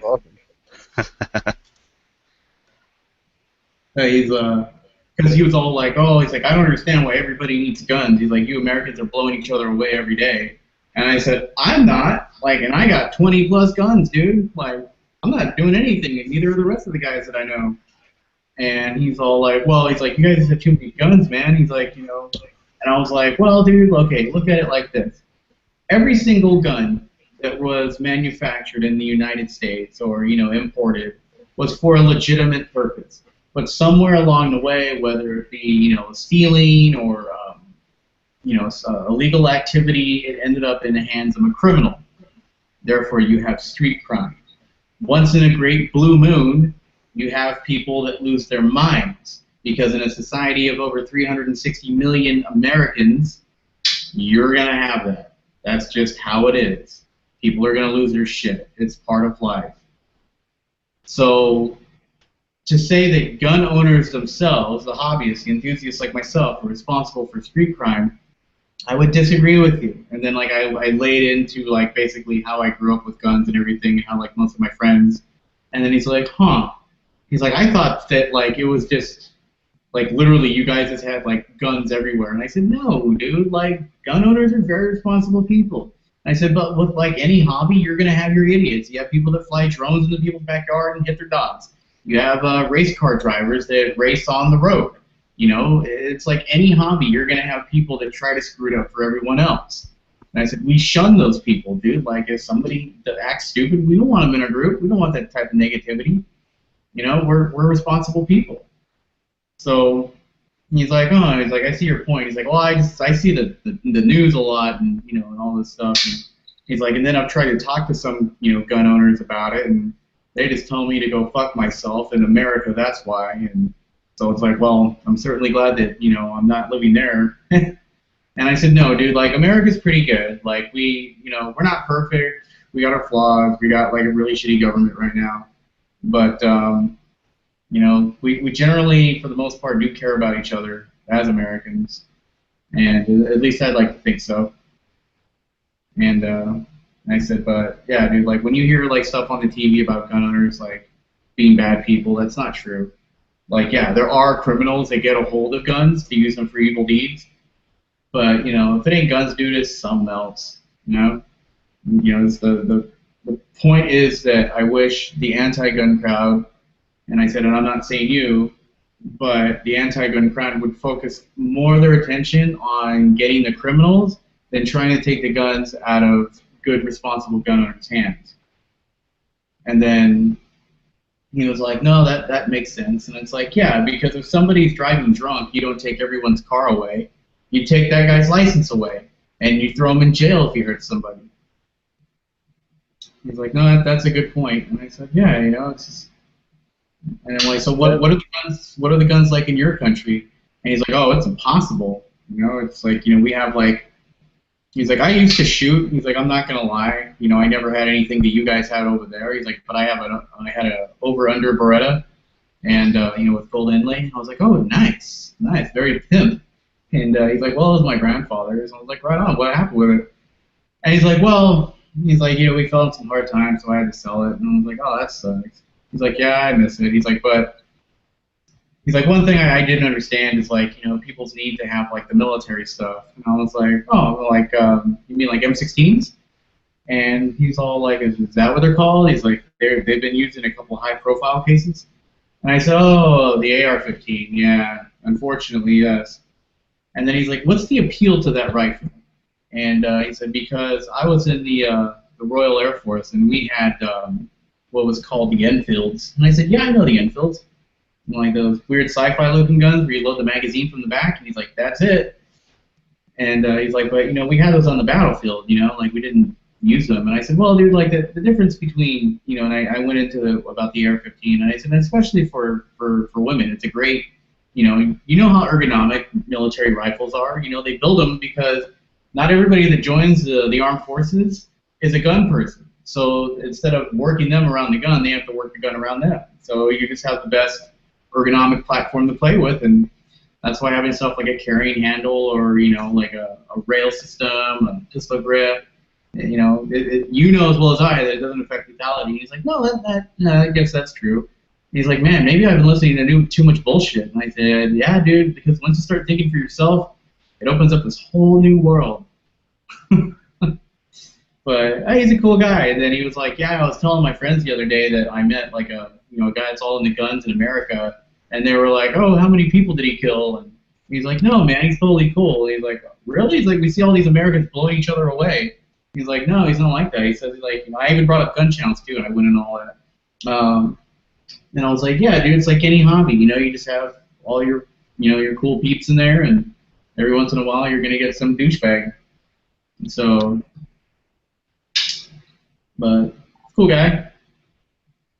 But then it doesn't help, and all my buddies on my freaking Facebook, like when he asked me when I just got my suppressor, he was like, suppressor, why for? Like he was just curious, like what is the use for them here? And then like all of my friends are all like, cause it's America, bitch, and like because blah blah blah blah blah blah blah. And holy shit! Dude, okay, God, I wish G-Webs was here. What? So, you wish who?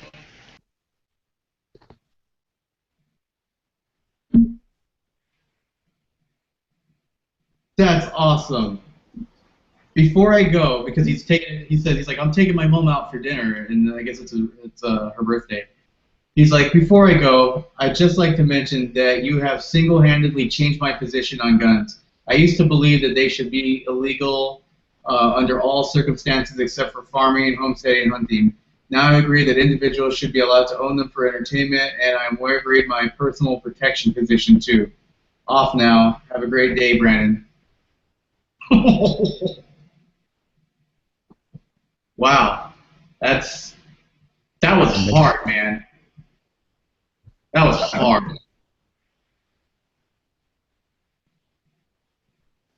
Hey, Pinks, if you can, send me a invite on Instagram because I can't find you, man.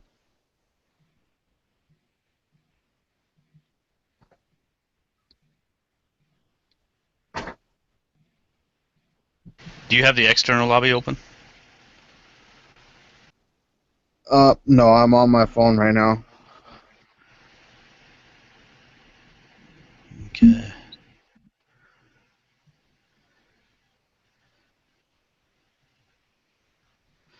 What's your name on Instagram?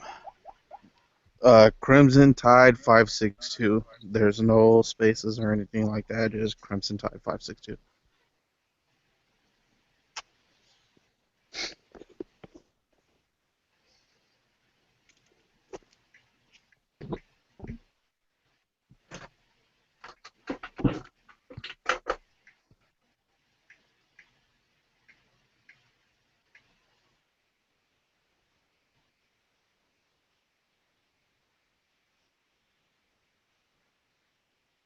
There, I sent you a request. Right on. But I think the reason you couldn't see the pic is because you were clicking on the one that was talking. I'm in here with 2 accounts. There's the Pink's Lobby Room and my other account. The other account has Lee Enfield picture up right now.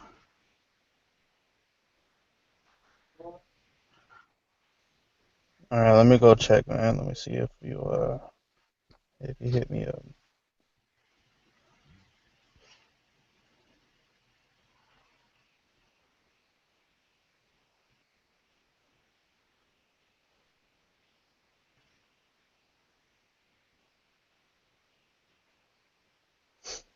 Yeah, I got you, brother. Okay.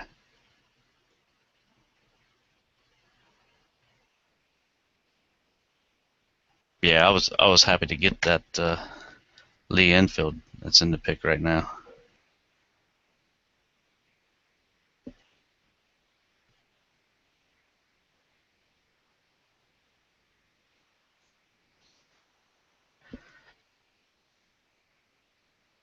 And pretty much every surplus gun that I've picked up, I've never paid more than $150 for. The most expensive one was that K31 that I paid what was it, $329 for, I believe.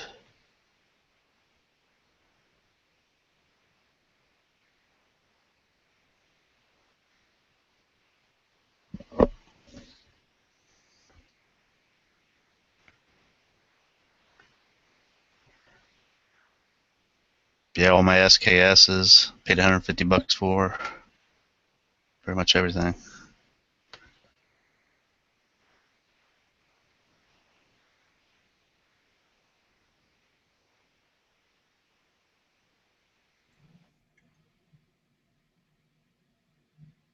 Just curious, what is the Did anybody hear I say? Yeah. Okay. You guys hear what said about that guy in England? Yeah. Okay. The reason that's important to me is because I've literally invested like 4 months talking to this guy, and he went from like straight anti-gun to like totally like pro-gun now. And the reason I feel that's important is because he's going to talk to people he knows, and maybe he won't be able to like automatically change your opinion overnight, but I mean, one person that's not fighting against us is one that's fighting for us. So at first he saw like, you know, like he saw that I liked Trump and everything, and he saw me as somebody like, oh, I'm just like one of those stupid Republicans and everything, and you know, that I have like no thought for myself. But then like, you know, when we went back and forth and everything, and just you know, I told him about like some stuff that, you know, like that was kind of personal and everything, and just like, you know, we kind of like I had a heart to heart, but I told him, you know, like I told him, like, basically, and I think this is what maybe did it. I'm like, dude, if they took guns away, I don't know what I'd do with my life. As dumb as that sounds. Yeah, I like technology, you know, I like computers and everything, but guns are my life. I love guns. They're so much fun, and I have a lot of fun, you know, going out and shooting, but more so even collecting. Like, I would love to just have, like, right here, like a wall of guns behind me, and never ever take them out shooting, except, like, maybe once in a while, you know? And it's just, they're so awesome, you know, the different coating, the way they work, you know, the time that goes in to make them. Like, I just have a newfound appreciation for Noveski. You know, I would have never found that if, you know, I just didn't go and look for it. And so it's like, and I think I got to see him, you know, I got to show that side of, like, dude, it's not just these assholes that go and shoot up theaters. Like, there is this whole culture that the media will never tell you about. And, you know, and I just It's a major achievement for me because I you know, those anti-gunners, dude, they're strong. They're strong as hell. I've never flipped somebody's opinion like that. Never in my life.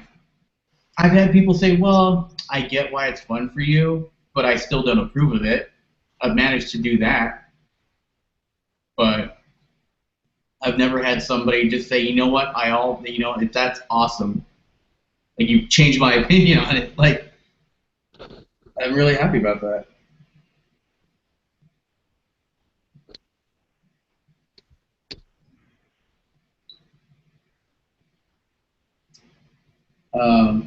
But yeah, Pink, definitely hop on that P38, man, if you're buying it. Well, it's my buddy that's buying it. He had sent me pics. Let me know what he was going to be buying. Roger. Why do I have to put my bed upstairs? That's stupid.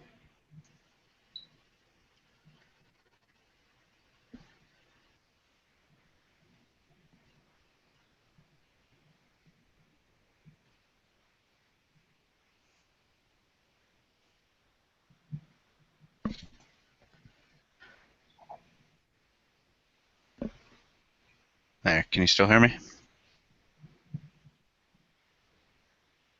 Yeah, I hear you. Okay. I had to hop out, close the other account out because it was taxing the computer. Gotcha.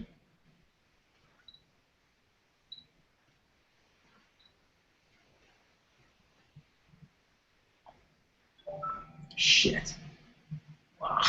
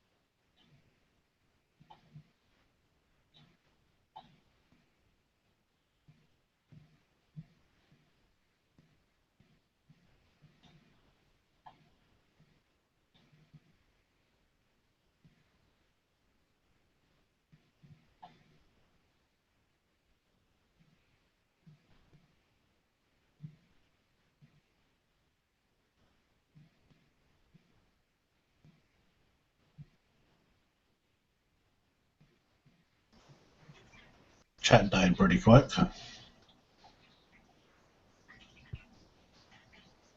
Yeah, all the Flippy fucking took off, all the talkers took off.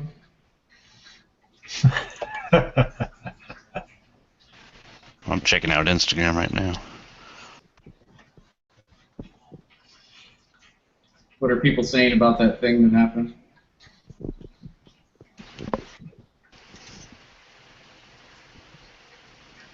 I don't see much of it. Right now I'm seeing a bunch of pics from the miniature gunsmith.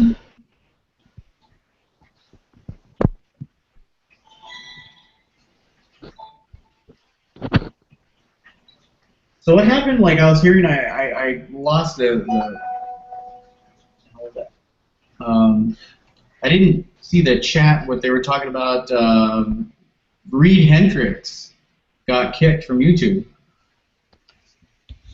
I think they said two of them. Two of them did.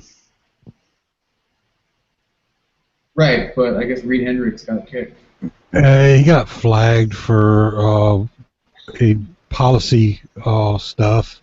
I don't know. They were making it out like it was one specific thing or whatever. But that's the thing that gets posted when you get a takedown. If you actually get a video taken down or get your account took down. That's what they post is that that thing about copyright. What is it? There's all these things that are listed on there that you may have done, the policy violations that you may have violated, and that's what it said. I don't know how they were reading into it something else, because that's the only information that that was given at the time. So I don't know where they got the other information. Nobody ever said, but it apparently his account got flagged, so they froze his account or whatever. And apparently there might be trolls out there that are going around flagging. Well, there have been trolls that have been doing that for a long time. It's just they haven't hit the firearms community like they have some of the others. Well, in the indie music industry, like the independent music guys that do stuff, they get hit all the time, and the gaming community gets hit all the time.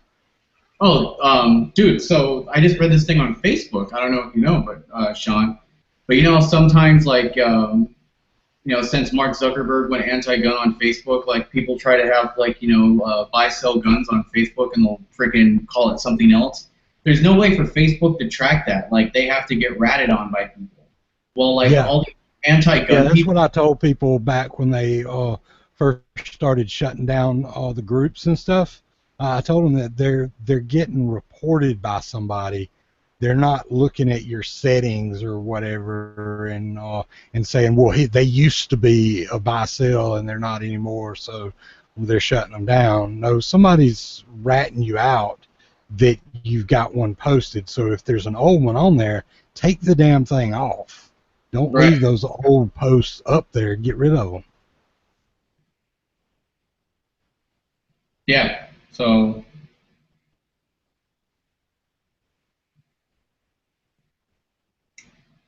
I don't know, man. People are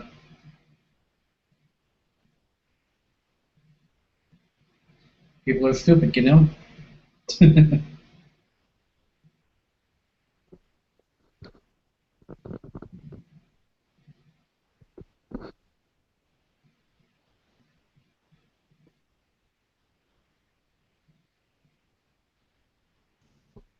The simple fact of the matter is people are trying to push gun owners to act stupid and get pissed off and, you know, be dumb. And it hasn't happened yet, so they're just going to keep trying. That's all it is.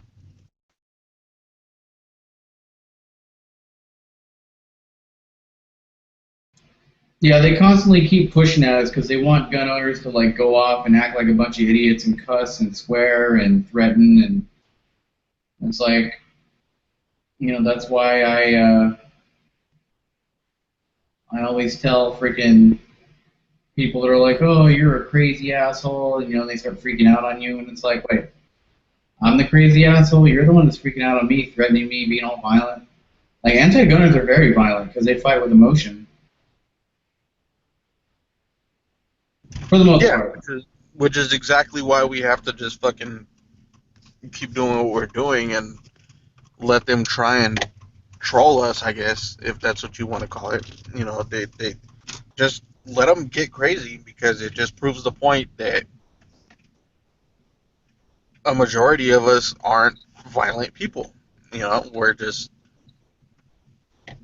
normal citizens just like everybody else that have our beliefs, and it just so happens that Bernie Sanders supporters and Hillary Clinton supporters are complete fucking morons that want to act stupid, because that's basically what it is. You know? Yeah, I don't get that about Bernie Sanders. You would think that somebody that's for total freedom would be like, you know, for all freedoms, not just the ones that he agrees with.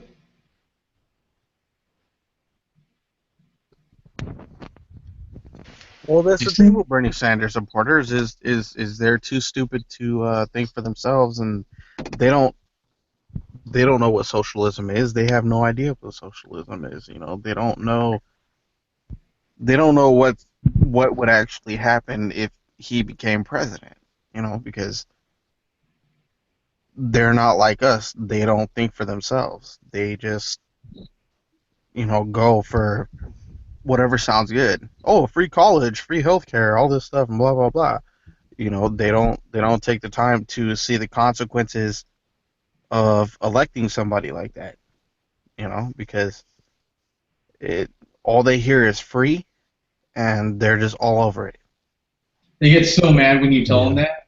I have a friend that's a Bernie supporter, and she's all like, I don't just want free shit, you son of a bitch. And I was like, woo, really now?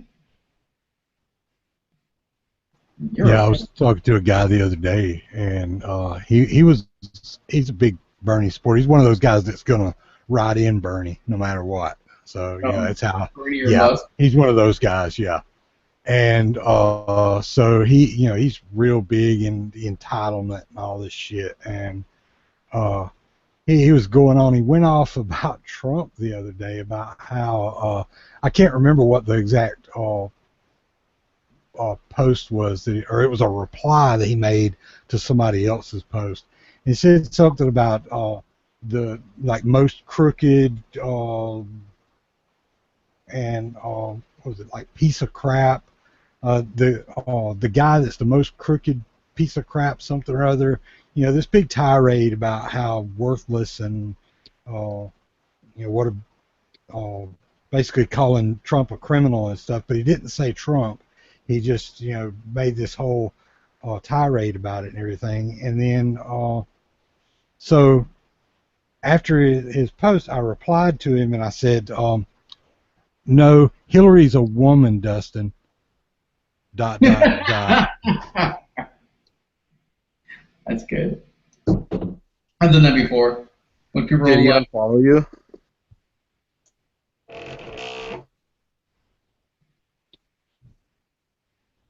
Do what? Did he unfollow you? No. Oh, then he's most likely not that bad. He's just confused. You just have to convert him. Oh, he's just. Well, I wouldn't call him that young because I think he's like around 30, so he's not that young. I mean, fuck, dude, come on, still, man. I'm 27 and I'm woke up. But he's just one of those guys that he thinks he's entitled to something, and I don't know why. I don't know why at that age anybody would still have that. I can understand people, you know, when they're, you know, in their early 20s or whatever, and especially back in, you know, like 07, 08 when, you know, shit wasn't going right, people that were graduating and, you know, weren't able to get the scholarship they thought they were going to get, or, you know, whatever it was, and they were, you know, pissed. But some of them got over it and found another way, or it took them long, you know, something else. They did something about it. They were proactive about it. But others just tried to skirt through, I guess. I don't know. I know that he spent like 10 years in college, and he's a waiter now. So, oh, and he's also, I think he plays guitar in a band. Yeah, and he has that all that fucking college debt, all that shit, you know, from the loans and everything that he still has to pay off. Even though he majored in something that he thought was gonna fucking be useful. Turn around, I think he majored in stuff that kept him going in college because he didn't know what he was going to do with his life. I mean, there's a lot of people that do that. They become professional college student. Yeah, and then once they get out of college, they have all these student loans and government loans and all this stuff that they can't pay off because they can't find work because they majored in something like fucking art history. Yeah, it's like, oh Yeah. man, I can't find the job. It's like, oh man, I can't find a job because I can't use my freaking degree in liberal arts. Wait, you have a degree in liberal arts and political science. That's going to get you assistant manager at Burger King. There you go. What the hell is political science? Wow.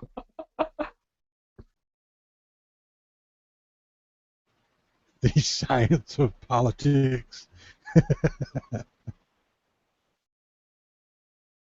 Believe it or not, believe it or not, man, it's a thing that freaking people in California strive to get.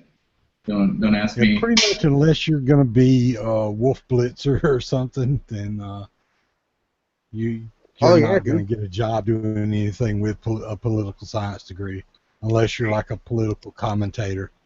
Fight for 15. Fight for 15. I work at McDonald's, but I think that my minimal skills should get premium pay. Fight for 15.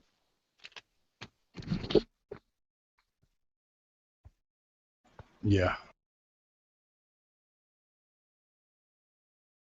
While people like me are busting my ass on a daily basis for $13 an hour, and actually that's just recently. I was working for $11.50, but I'm busting my ass pulling heavy ass pallets around a big ass warehouse all night for fucking at least 6 hours, putting in actual physical labor, and you don't see me out here saying fight for 15. You don't see me out here saying that my skill set is fucking worth more than I'm doing. Hell nah. That's people that are fucking lazy. Just trying to get their fix off the government. Once again.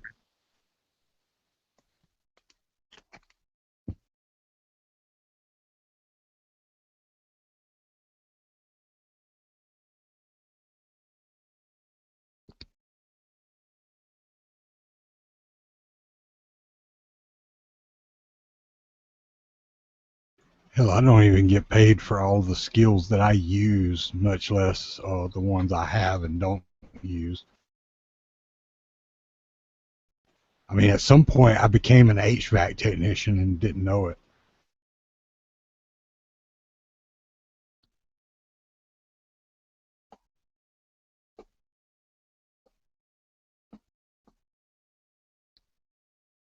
Well, grab a sign. Grab a sign and start picketing. Maybe you'll get lucky. I doubt it though, because yeah, no. What would happen is if if the wrong people found out that I was working on refrigeration, then the company that I work for would probably get fined or some shit because I'm not doing it properly. But I mean, well, it's not like I'm releasing refrigerant into the atmosphere or anything like that. But I do have to go in and do maintenance on them, and they're supposed to get an HVAC guy out there to do that. But since I'm not having to actually like empty and refill the thing or work on compressor or anything like that, then they don't bother with it. They just, and I'm the only damn one around there that knows how to do it, so I'm the one that ends up having to do it.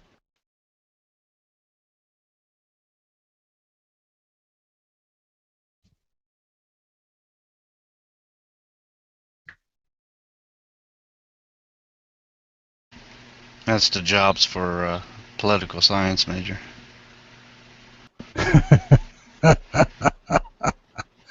Really? Okay, I can see diplomat. A business administrator? Really? The hell good is political science to a business administrator? I don't know.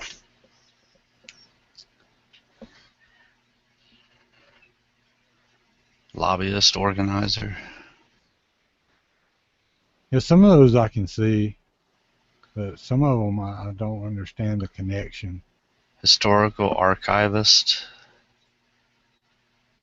parole probation officer.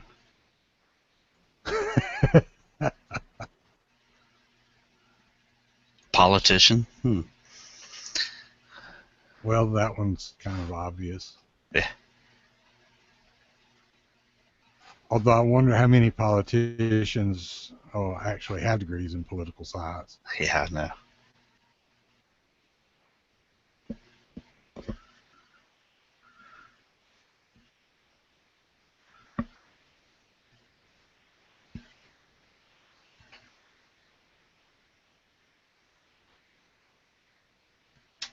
Let's see, how much does a political scientist make a year?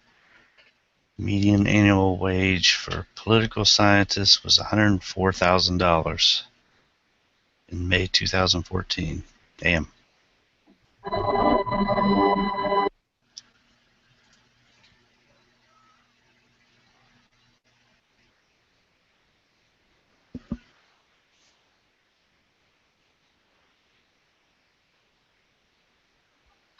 That's a lot of shit.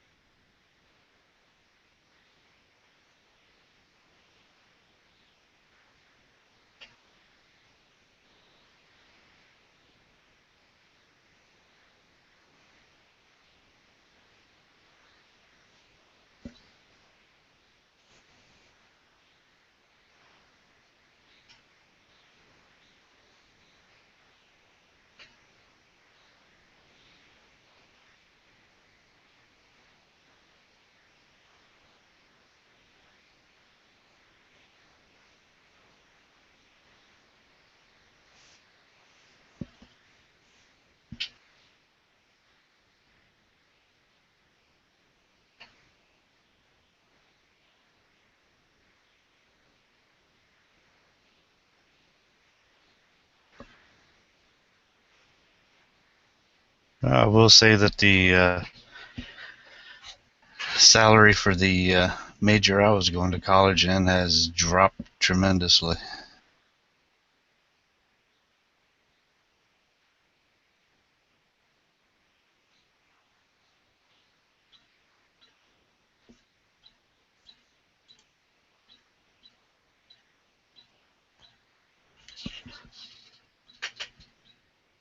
Of course, I was in.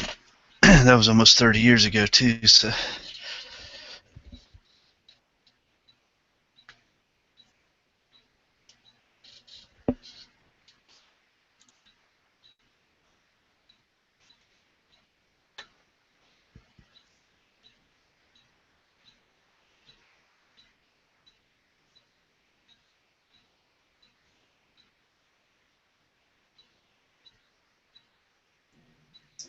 I think I'm going to do some shopping.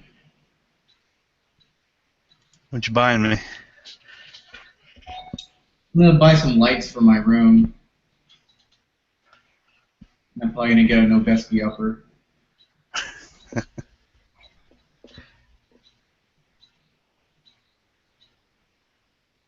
Oh, my girlfriend and I made nice tonight. We are back together and looking good.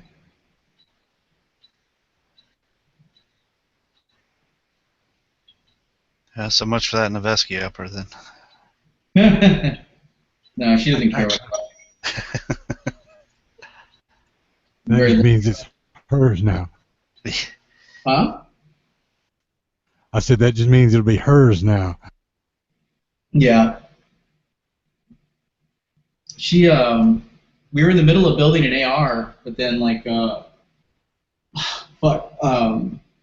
it's funny. So I was trying to put in the detent spring, and it went when it shot off, and I don't know where the hell it is. Probably somewhere in the vacuum. So she was like, "Oh, how do we get another one?" And I was like, "I just gotta go and order one." And she's like, "Oh man, don't worry, I'll find it. I just haven't gotten around to it, so we haven't finished it yet." I thought you were going to say that you were going to buy that twerking butt that Flippy posted earlier. Hell yeah. I was just scrolling up through the text chat, looking at what was posted when I was asleep.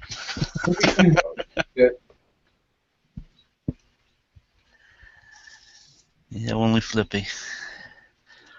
Dude, like, I want to meet people, like, on here. Like, I want to meet all you guys. That'd be awesome. Like, I met Yankee, G-Webs, Marco,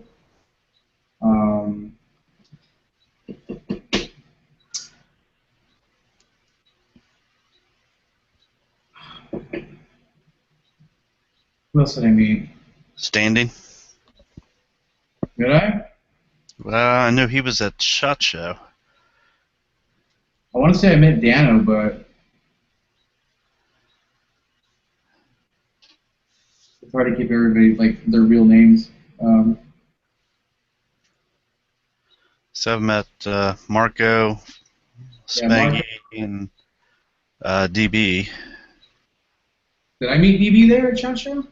No, he was, that was at NRA.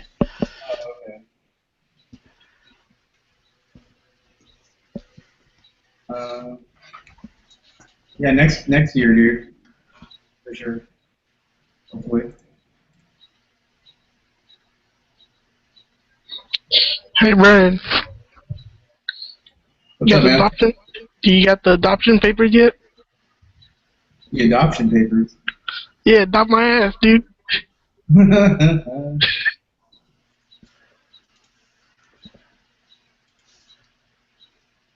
You're in California, right? Yeah, Long Beach. Yay! Hey, Brennan, I got to ask a question. What is with the power rail of two-way radios behind you? Oh, that's those are the radios I bought for my team. That's what we use or going to use. I need to program them. Good luck with that. I actually have the software. I have even the computer from Motorola. I just don't know how to do it. Luckily, one of my buddies who was a comms officer in the Coast Guard is coming out to hang out with me for a couple weeks. So I'm going to put his ass to work. I might have to ask you for the software for that then. Motorola's or Baofangs? I have them both. I have the Motorola and the Baofangs. The Baofangs are pretty easy. They practically, if you got the software for them, they practically program themselves. If you just have the, the codes that you're going to put in there. And there's if you look it up, there's a guy online. I think it may be linked to the Baofeng site where the manual is. His video may be on there. But he basically walks you through doing it, and it takes like 5 minutes. Yeah, because I got a bunch of Motorola radios I need to reprogram. Now, I don't know about the Motorolas. I mean, it could be like, like logic code or something for them. I don't know.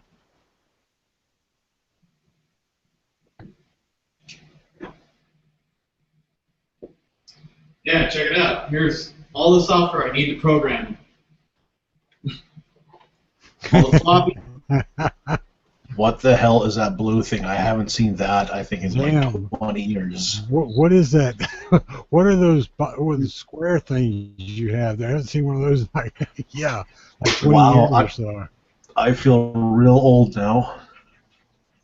This is an old NEC Windows 95. But this is what you need to program those radios. Hell, I've still got floppies. What are you talking about? Are those any of those UV5Rs? Because I know that you can download the software for them. Yeah, I got a couple. Dude, I have 100 of these things. I got both models. I know Hoshnazi, he helped G-Webs program his. I know Hosh knows all kinds of shit about those things. I'm sure he's got a video up on it. I believe he does. I know he was talking about making one night when we were in here one night. He was talking about them, and he was talking about making a video. Well, I know they programmed G-Web's radio on a Hangout and did a video on it. But I know Hosh has. You guys hear me? Yeah, I don't know how many videos he has up on it, but I know he's done some videos in the past about programming them. Yeah, like I know how to program the UV5Rs. Those are easy. Those are fucking $20 radios. And also, yeah. I wouldn't. Well, that's the one that I know how to program is the UV5R. It's easy. It practically with that software, it practically does it itself. Yeah, you use chirp and you put in any frequency you want. Yeah, you just have to know the different frequencies that you want to add to it. And there's places you can go that'll tell you like emergency channels for different areas that are different than the standards, and like all your weather codes and things like that if you want to add those, and anything you want to add to it other than standard stuff, it pretty much gives you that all for different locations, and you just add those in there. I need to learn how to freaking do these though, because dude, I spent freaking like $2K in these Motorola radios. And these are still like in use today. These are the ones that like the fire department, the police, and all kinds of federal agencies, they still use these, and they work very well. They're brand new-ish. I got a ton of those, and so I have this. My girlfriend's dad gave me this. It's called a frequency counter, and then actually it'll find bugs too. Oh yeah. So let's see. I'm curious. Right now I'm draining my UV5R, but there's probably enough stuff in that. Oops. So with this, I don't know if Sean, you probably know what this is, but everybody else. So what this does, it'll pick up the frequency. So right now. Yeah, that one's kind of new and fancy. Mine is, yeah, mine's. It's old.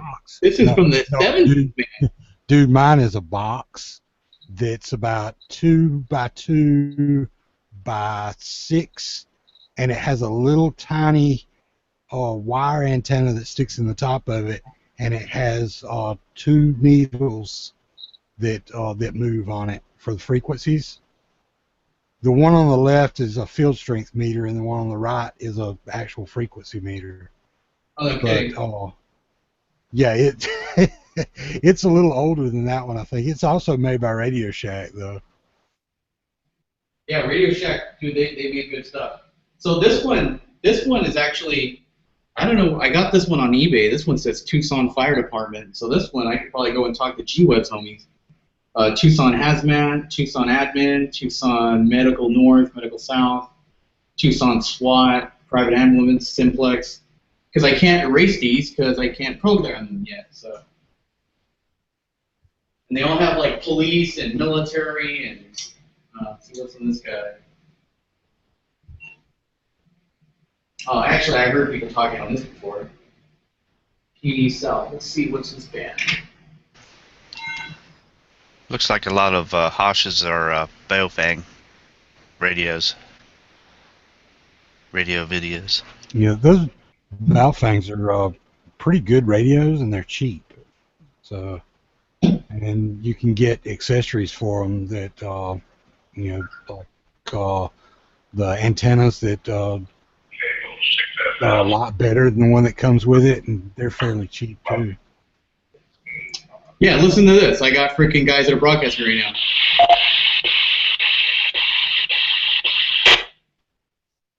Wait, hold on. They're on a ham because they're going like, this is 6KR. CQ, CQ, CQ. I need to get my ham license. Let's see if they can hear me. Fuck. Watch, I'm going to get in trouble.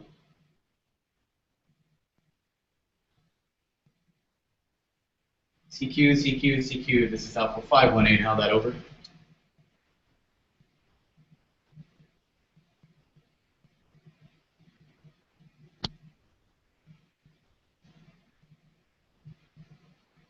CQ, CQ, CQ. This is Alpha 518 broadcasting on 510.0056 megahertz.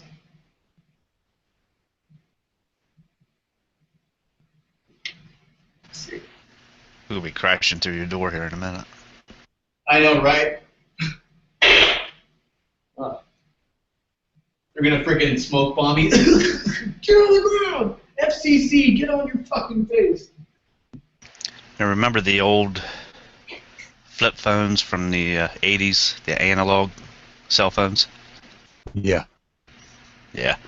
I may or may have not, you know, I can't confirm, but at one time knew how to set them up to receive and not transmit. So I could drive around, I could theoretically drive around and pick up like phone conversations and everything else from... I may or may not know how to do that with a police scanner, or have known how to do that with a police scanner around that same time. I cannot confirm nor deny that. My parents had a police scanner, and they had all those codes. Now, you could do that with a police scanner with, like, what were they, like 900 megahertz, the cordless phones, like home phones, that were around the 900 megahertz or under range back then, and you didn't need to do anything to that thing to make it be able to pick those up. All you had to do was just be close enough. So if you're driving around with a scanner in your vehicle and you got close enough to somebody's house that were living right, you know, right there in town on the street, basically, you could pick up their phone calls and not even be intending to. Yeah, this involved a, what was it, a staple and jumping two of the battery terminals, and you could pretty much listen to anything. So this girl that I really, really liked, she lived down the street from me. I had, my buddy and I had Motorola walkie-talkies. God, we were like 9 or 10, something like that. We were super in love with this girl. We both we're like, oh, she's so beautiful. And she would constantly be on her cordless phone. And it was one of those phones where like the antenna looked like that. It was like a freaking coaxial, old telescopic. So one day I hear like, and I'm just holding it like this. I'm like, oh, what is that? What is that? She's like, yeah, I really like Brandon, but he's kind of an idiot. And I'm like, oh, I didn't want to hear that. I picked up on her conversation. I'm like, how the hell did I do this? And then, like, naturally, I assumed my dad was, like, a freaking radio expert because he was a cop and he had a radio. So I'm like, hey, Dad, I'm picking up Lorena's, like, you know, her voice on here. And then he's like, yeah, that's weird. I don't know. Yeah, because back then, FM transceivers used to be on the same band, or, I'm sorry, same, I don't know what the technical term for that is, but the same megahertz as the other stuff.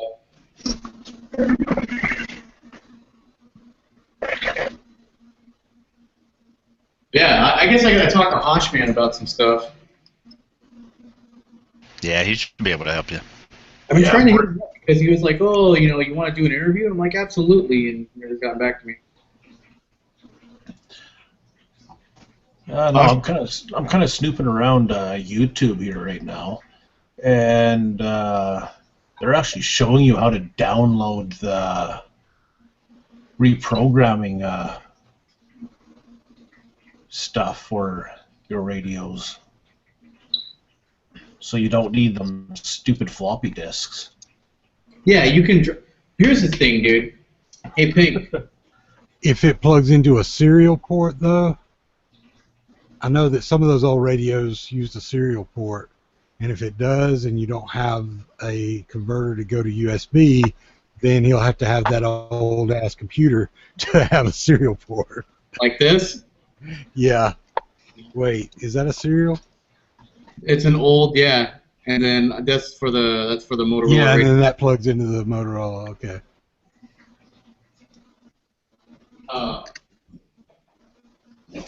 Yeah, dude, like James Yeager and what's his name? The Scooch, whatever his name is. Such. Scooch. They swear by the Baofangs, but dude, I've had those things quit on me and fry and die and stop working and malfunction. I mean, like, they're good radios to play around with, if you're messing around, but don't go hiking with them. Don't, use them for any sort of exercise. They're just not reliable radios. I mean, there's a reason why they're $20. I ain't never had no problem with mine, but I've never beat it around or anything. And well, here's the thing. Even going hiking and stuff like that, I've never thrown it down a hill or anything like that. So if I drop this will shatter into a million pieces. If I drop this, it's gonna hurt the sidewalk. Yeah, but that thing was made out of a brick to begin with. I mean, right? They took a piece of the foundation out of the Berlin Wall and threw some electronic pads on it. Yeah. I think I've got one. Well, of course, it's about twice the size of that. It's a old Motorola that the Red Cross used, but the ex-mother-in-law was a member of the Red Cross, and she had one of those radios. Well, these are the same radios that I used in New Orleans, dude. Like freaking, they're fucking bulletproof. They're great.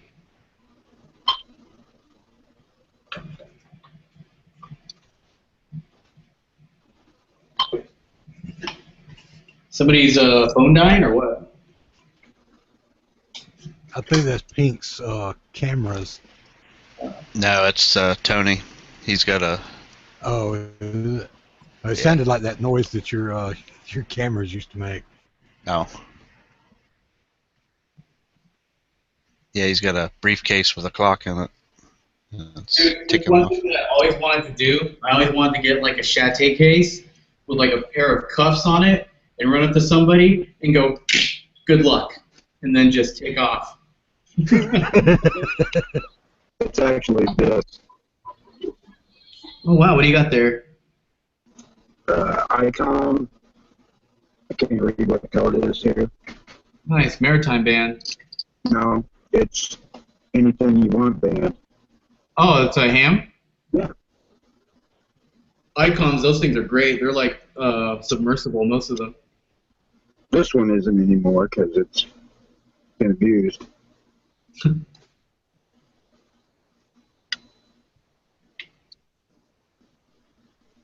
But with the removal of one or two little diodes, it'll transmit on anything you'll receive. At your own risk, of course. Right.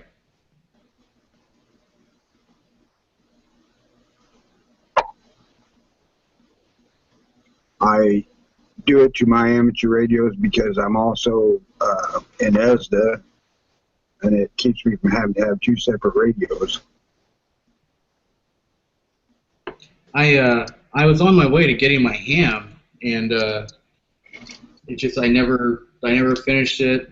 For whatever reason, I was taking the class with my girlfriend, and we were both going to get our ham licenses because her dad, geez, he's got like 50 like mobiles and like 20 bases. He's got antennas at the wazoo hanging out of his house. Like he looks like freaking NORAD, and he's all into it. And he's like, Brandon, when are you going to get your ham? And he said, oh no, John, pretty soon. He's like, well, if you're ever going to marry my daughter someday, you better have a ham. So I was like, yes, sir. Well, ham lost a lot of its favor when the internet took over. Yeah, but here's the thing, though. If, the internet is susceptible to all types of intrusions and crashes. Like, most police departments still have ham radios. If the world goes dark, man, we'll still use that stuff. Well, I've still got mine. Yeah, there was a documentary about foreign invasions from other worlds, and it was the ham radios that everybody communicated with each other and fought back. Oh, what was that? I think it was around 4th of July that it happened. Yeah. I do believe you're correct. Yeah, no, like me, I got 4 or 5 different truck mount two-way radios that I use, but those are, I don't even know what kind of bandwidth those have. I could probably get about 4, maybe 5 kilometers radius with them things, unless there's a repeater up. What do you think about me taking these molds off and throwing it on my AR?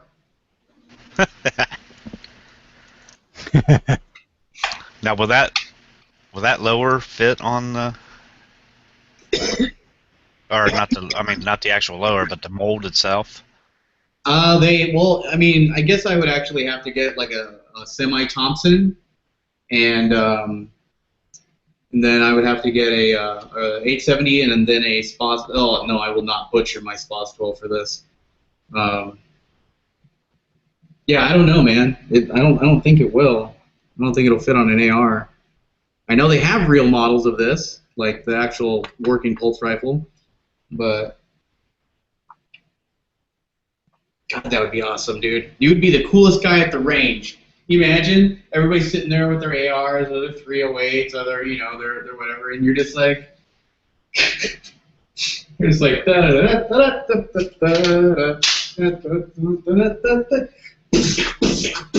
you're just freaking sounding like a badass. Now that one right there is airsoft, right? Right. Unfortunately.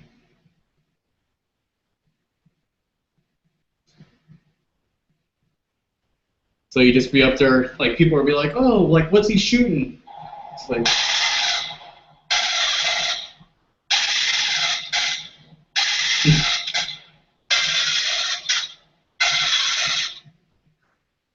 the coolest sounding gun ever next to RoboCop's 93R.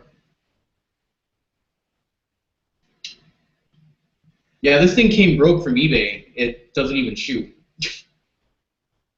But I didn't buy it to play with it in Airsoft Wars. The first time I saw an Airsoft replica of the Pulse rifle was in Scotland, because they love Airsoft out there. And there was like, they have these huge, dude, look on YouTube, they have huge Airsoft Wars out there, like out in the forest. Like professional, like guys are dropping like 10K on like Vulcan, like Airsoft guns. And then this guy comes out, he's like, get that way, get down. He's going around the corner. And then he's like, brr, brr, brr. I was like, oh crap, they got a real freaking Pulse rifle. Now I've seen the airsoft minigun. That thing's badass.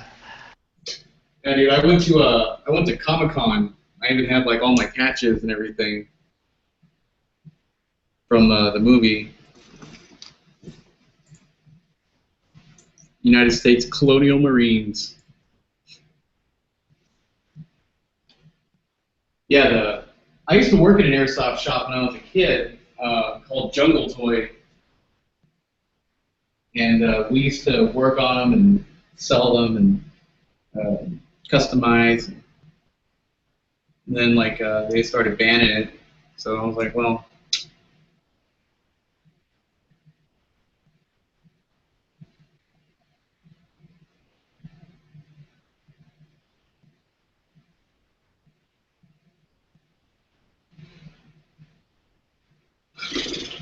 I used to have like all my game stuff up here. This was like my game loft. I had my I had a projection screen and all that stuff. Because like when I moved out of California, man, like I was living paycheck to paycheck out here. I moved out to Arizona, and you know I had some free money now, so I was like, I'll indulge. I'll get some things. Plus, me and my roommate, we split the rent, so that worked out too. But it just gets so hot up here. The only way you can enjoy this place is like, you know, around November through the beginning of May. Which I guess is not that bad, but it just sucks because you want to, like, you know, I had all my gaming stuff up here, so it's like, oh, I want to go and play my gaming stuff, but it's like 120 in the loft.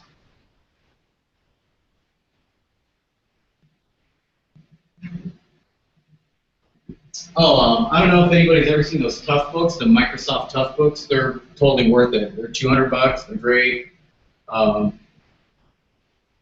They're heavy duty. I got these off eBay the other day. I'm going to install them in our Land Rovers that we use.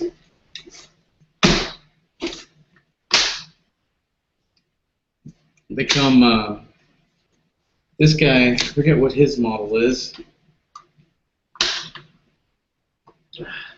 Oh, it's the CF30.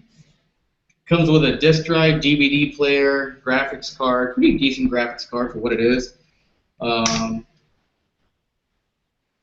Like compatible ports, all that good stuff. What's the screen on that? Like 13? Yeah, about that.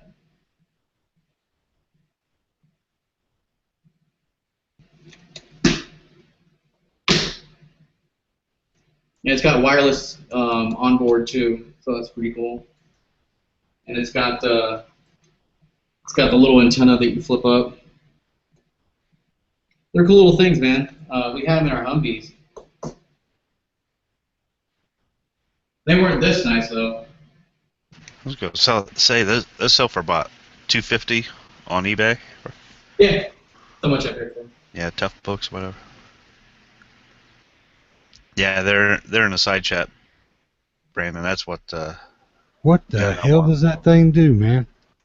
Transforms. It's got different modes. It's got different modes in it. When it's a regular gun, it just like paralyzes you, and then when it transforms, you know, when it spreads apart and everything, it pretty much destroys anything you shoot it at.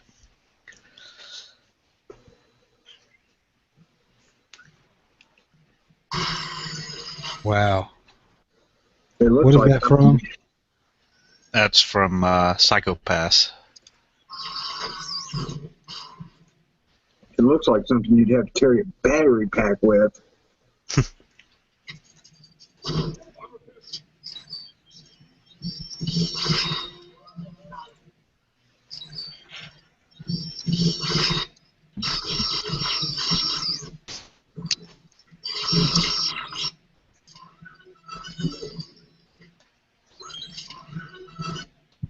Show that to an anti-gunner.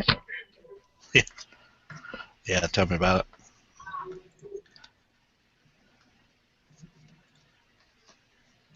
Here's what I want. I've always wanted this thing.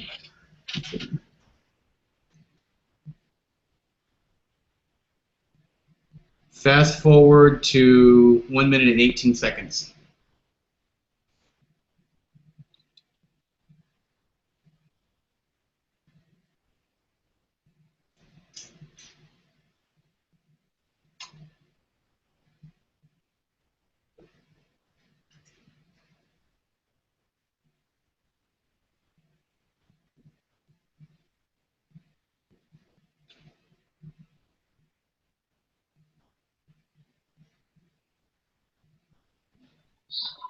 Double whammy. Always wanted one of the guns from Battlestar Galactica, the reboot that happened during the I guess early to mid 2000s. They had the little little miniature rocket launcher under the bottom of the barrel. I never saw Battlestar Galactica.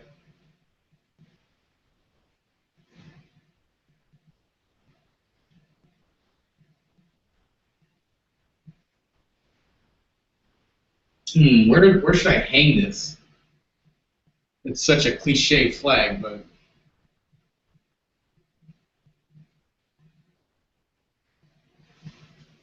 Great big open wall behind you. yeah, but I have to put up maps up there. I need to get one of those nice map tables. That way I can just throw a pencil on it. No, nobody's ever seen Downfall?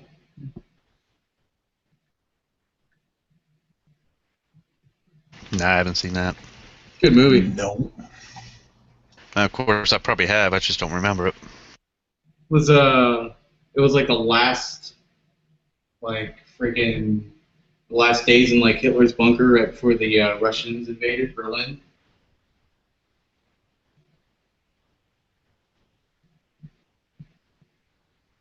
There's like they do like the memes and the parody videos where like Hitler's sitting there freaking out and like he's like, oh, I should have killed myself with a high point, and he's like, I can't believe they freaking just they stopped making. The Hitler finds out about videos. Yeah. Yeah, I like the one Coleon Noir did with about the RTF 2 grips. Yeah. Where they when they stopped using that grip and Hitler found out about it. Yeah, that's fucking hilarious. Oh, I like the Chuck Norris one. That was hilarious. He's like my fear. It hurts my hands when I pick it up. He's like, that's because you're a pussy. And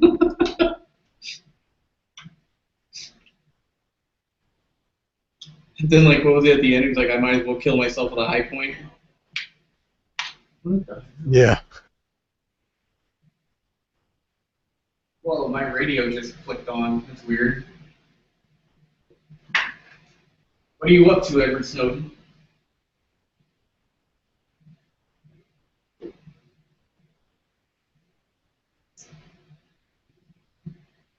That sucks, dude. Edward Snowden freaking leaks out, like, becomes a whistleblower and basically a hero of the United States. Hillary Clinton lies. Yeah.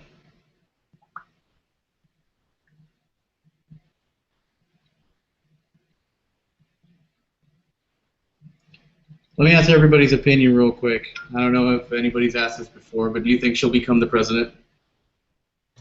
I hope not. Well, I hope not either, but what do you think? Like, if I you think she already has, and we just don't know it yet. Yeah, I was gonna say she's already the president. Yeah. Well, the ballots say that she didn't win,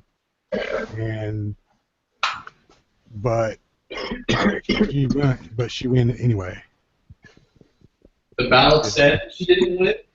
Yeah, it's going to be similar to the speech that Comey gave about how she should be charged and all this, but she's not going to be.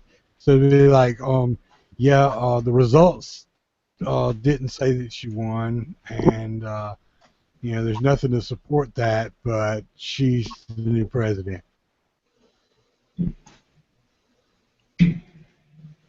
I like all the memes going around right now about all of them saying that they don't want to, they're too young to die and everything else. That's why they're not charging her.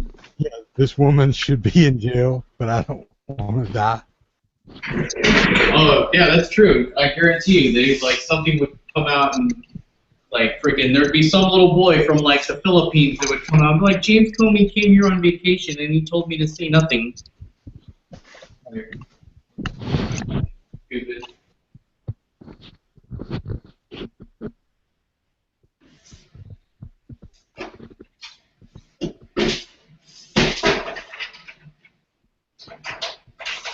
If there was anybody we could ever send to space,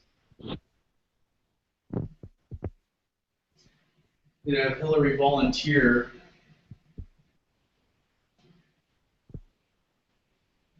I don't think she'll make a good president, dude. I think we're in some pretty deep shit.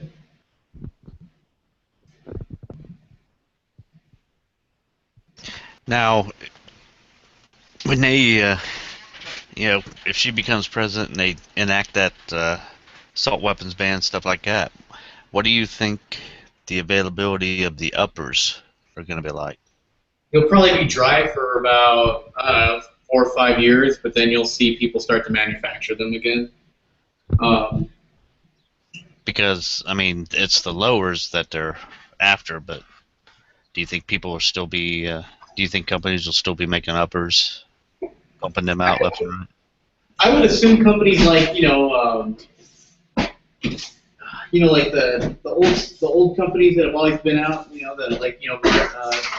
Colt and Smith & Wesson, and then like some, I'm pretty sure you're going to see some mom and pop companies and stuff like that, and you're going to see a lot of private stuff. Dude, I think you'll see some, I hope you'll see some resistance. I hope people just don't let everything roll over everyone's rights like that. Because I know everybody's running out and buying lowers and everything else, just in case. But my thought is, what about the uppers too? I mean, that's also a key component. Yeah, I don't, I don't blame them for going out and buying all that stuff. I mean, it's already, she's got it in the bag. Like, it's like, I'm sorry, but I'm not gonna go and like it. What I want to do is what some people are doing. Like, I want to spend, instead of going out and buying a shit ton of lowers, like I want to go out and like support like gun organizations and stuff. But if this woman comes and like destroys everything, dude, there ain't no pro-gun that's gonna stop that. Like she's literally going to destroy the Second Amendment, and she's gonna have a good time doing it too. Like, I don't know. There's a lot of military and law enforcement veterans that said that they won't let her get away with all this stuff. Yeah, Comey said that too. Did he? Maybe he didn't, but everybody out there thought he was a straight-up guy. I just don't think he wants to like accidentally wake up someday and find out that he's got like a week to live because he somehow got radiation sickness. The Clintons are exactly a replica of Frank from what's his name? Yeah. House of Cards. Like Bill Clinton, like if Monica Lewinsky found out something that would hurt Bill, he would like meet her down at the subway and be like, I killed Monica Lewinsky because she was going to ruin my career. I couldn't have it. I have to think of the future, what I have to do for this country and my wife.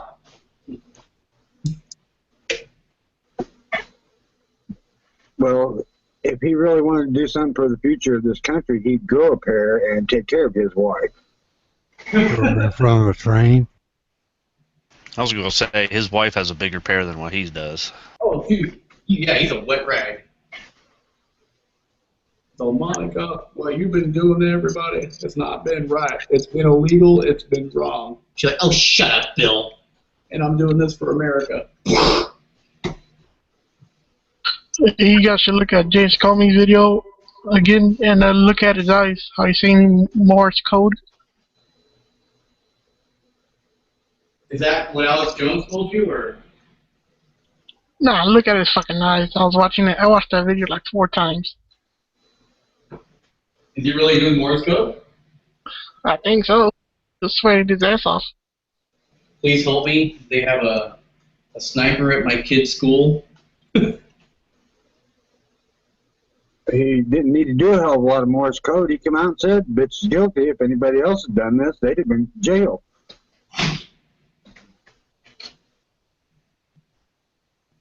Fuck Alex Jones. I don't know. I foresee that not long after she becomes president, which I'm pretty sure is inevitable. We will long for the days when we had this inept son of a bitch we got now. You know, I agree with you there. I mean, God, I don't know if I ever thought I'd hear myself say that, dude, but you are so right, my friend. We are going to wake up one day and be like, I wish Obama was the president. Because think about it, what has he really done other than ban, like, AKs, you know, from Russia? You know, like,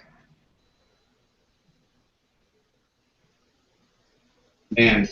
Basically said a lot of stupid shit that pissed me off, but hell, I get that at home. I can deal with that. Yeah, no, Hillary just came out for blood. I don't get, like, what she feels that this is going to accomplish, you know, like, or, you know, here's the other thing. Check this out. So what if I'm totally wrong? And what if she's just like, you know, when Obama came out, he's all like, during his re-election, he's all like, well, you know, I believe that everybody believes that you can have an AK-47, but it belongs in the hands of soldiers, not on our streets. You know, what if she's doing that same thing? You know, what if she's just pandering? What if, like, she, you know, she gets in the office and freaking Bloomberg and the rest of those asshats are like, oh, are you going to do it for the children? Well, I'm going to have to take a look at it first before I can promise anything. But you said you'd ban the Second Amendment. You promised.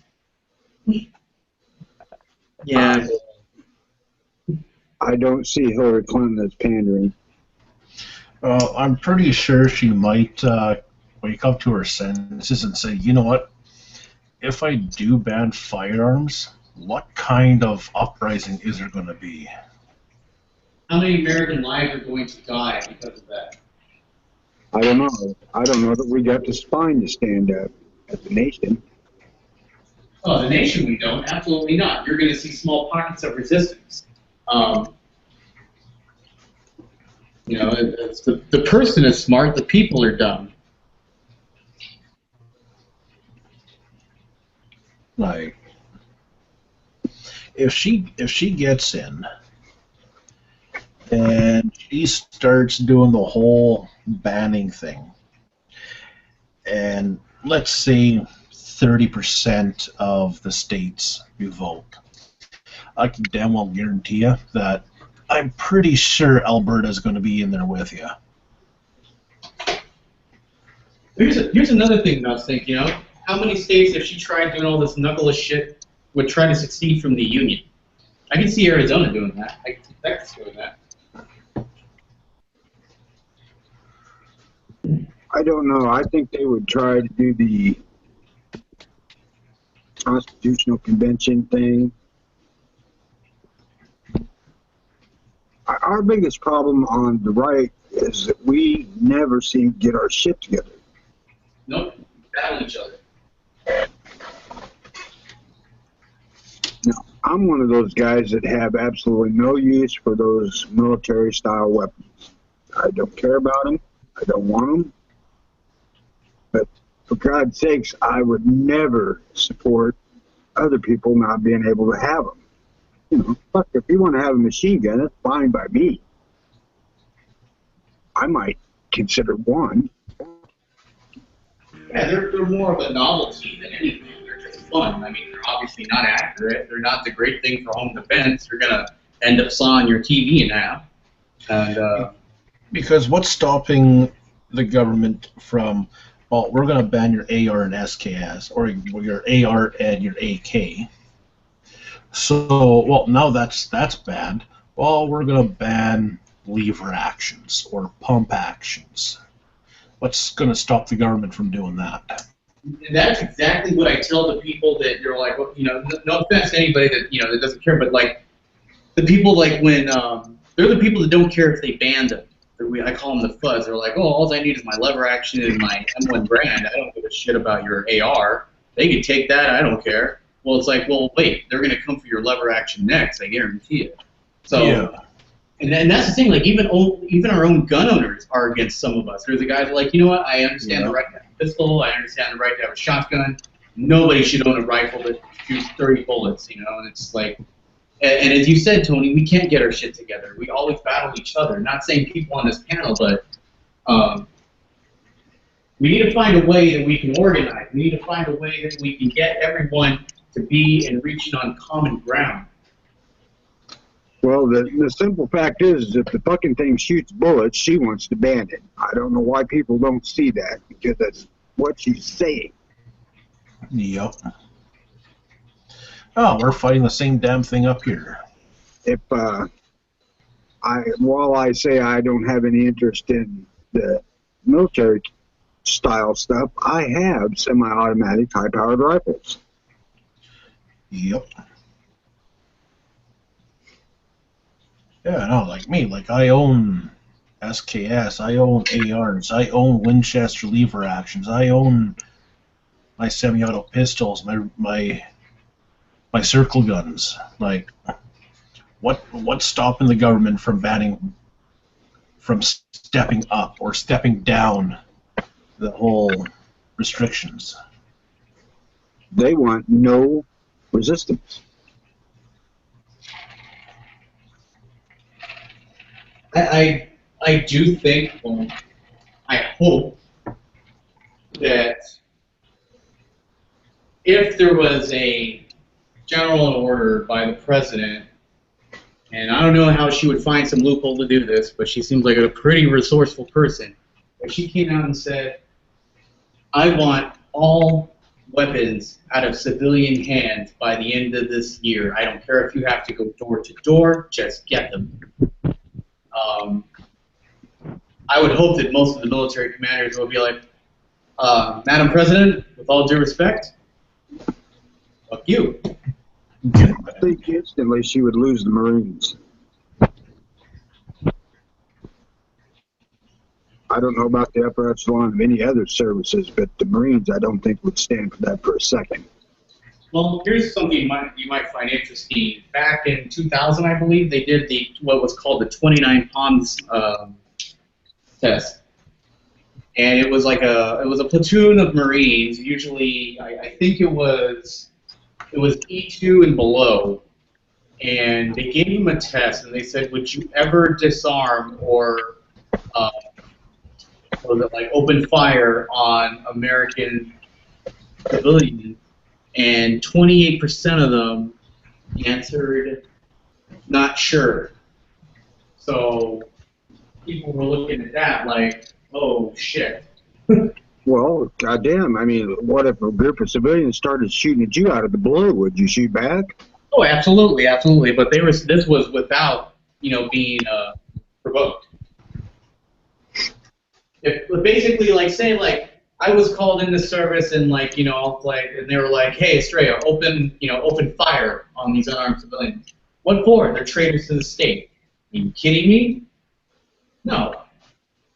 And then, so it was stuff like that. It was terrible. But there was 28% of the Marines that said that they would. Now, granted, you're going to have your NCOs and your officers up the chain, after probably about, I would say 03 and above, that probably wouldn't comply.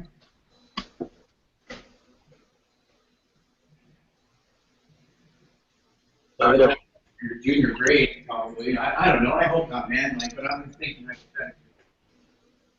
that. I don't see the Marines as being a problem in that area at all. I don't know about the Army. I don't think it's a big one, but there's, who knows, the Navy, I don't live near a coast unless they start sailing up the Mississippi River.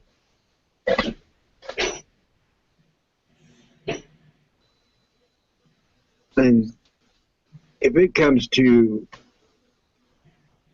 open rebellion in this country where we're fighting the government, we have the numbers. They have the technology, but we got the numbers cold.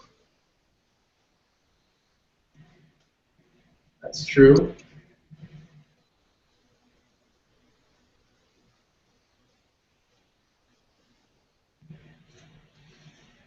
Yeah, that's the only thing. You said That's a they nice. they got the technology. I mean, they can take out our communications and everything else to where we're in disarray. So Oh yeah, that's what like everybody's saying. And like you know, you hear all the you know, and it's true what they say. Like you heard freaking Shannon Watts said, "Oh, you're gonna fight a government? You're gonna fight an oppressive government with what? They have drones, they have tanks, they have Harriers, they have, you know." And she's like, "You're gonna fight them off with your little assault rifle?" And I was like, "Yeah, she got a point, but I would hope it would never get to that point. I would hope that we would never even think about that. I don't want that. Nobody does. Well, I don't know, maybe Hillary, but No, I certainly don't want to see that day. because it's like if that happens and everything that we fought for as a country is destroyed, we might as well just stay, you know, a part of Britain. And then everybody that fought and died for is for nothing.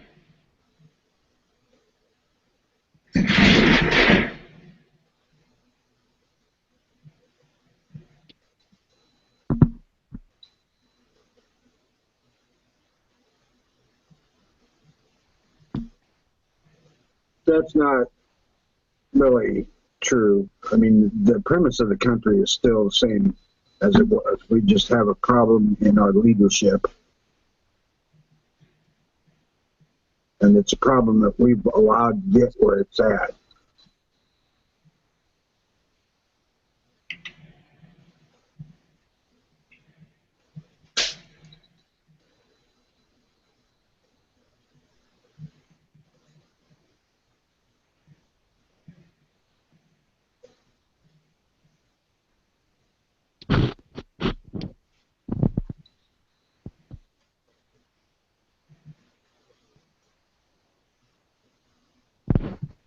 oh shit.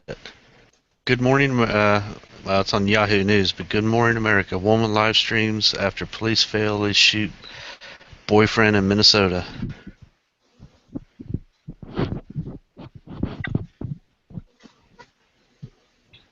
Now, are people pissed off at the cop for that? Like, why are people pissed off?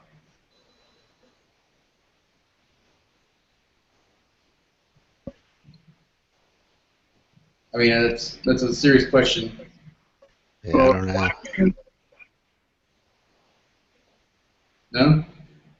I don't know. I've only seen it so far on a couple of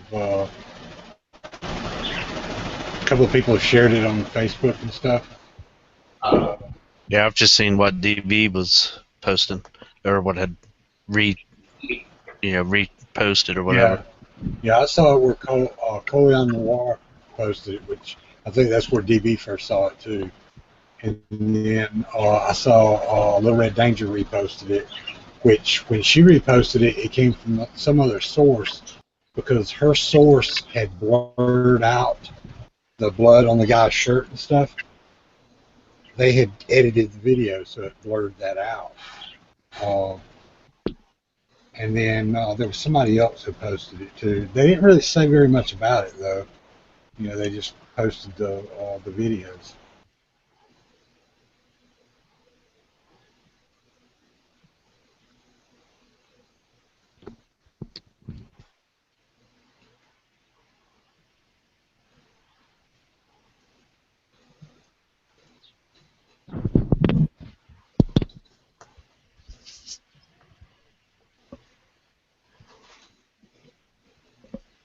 I'm reading the comments. A lot of them are talking about the 50 that died 4th of July weekend in Chicago. Nobody cared about that. Nobody gives a crap about people dying in Chicago. Because it doesn't fit their agenda. 50 is a statistic. 1 is a person.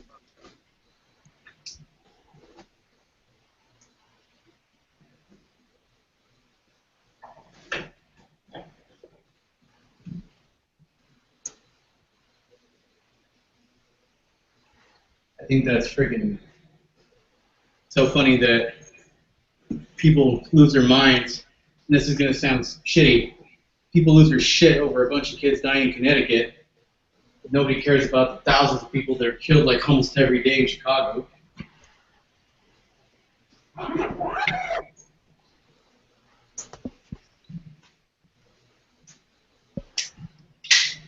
Because they feel that, oh, if it happened to a bunch of innocent children, that's terrible. But, you know, if it happened to a bunch of innocent black children in Detroit or Chicago, then, oh, well, that's street crime.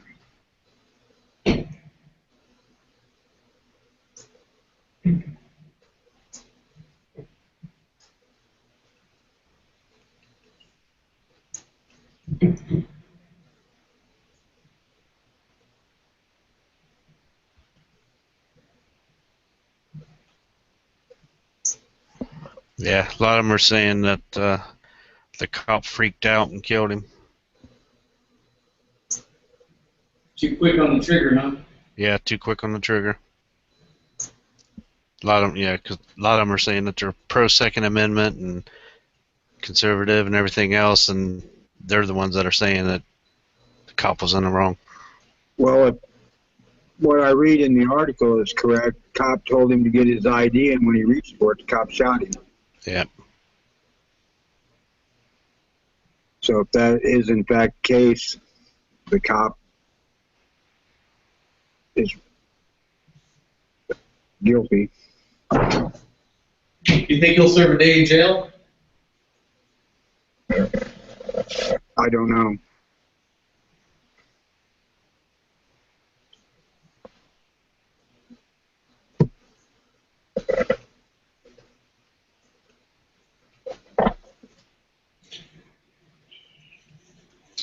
Here's the thing, man. Like, I don't like when cops do screwed up stuff, but the left always tries to call the cops out for everything they do. Like, the left can, like, cops can't do anything right.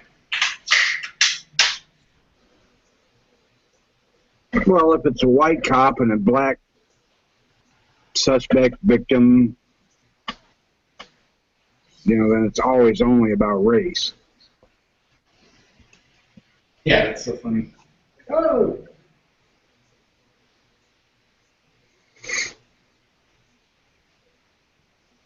I haven't uploaded some stupid pictures to Instagram, so let's do that.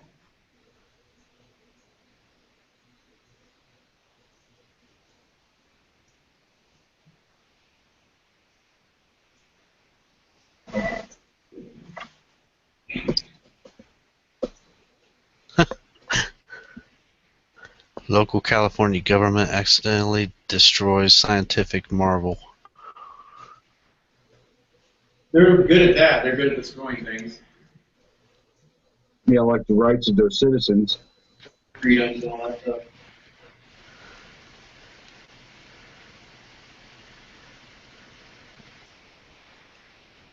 Yeah, I don't get how like, people just let them get away with half the shit they get away with.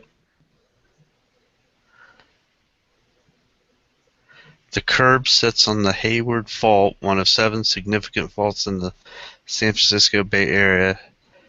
It runs nearly parallel to the most famous San Andreas Fault and is considered part of that fault system. Apparently they went and fixed a curb without knowing that it was being used by the seismology community. Yeah, I saw that a couple of days ago. And I suppose that could be a legit mistake there.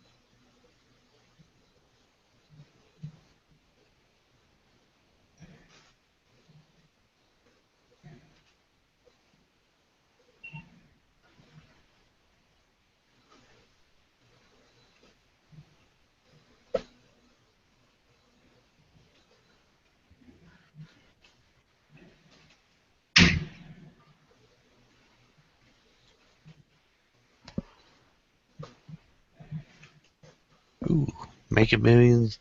Jackpot swells to 508 million. You playing? Hell yeah, I'm playing.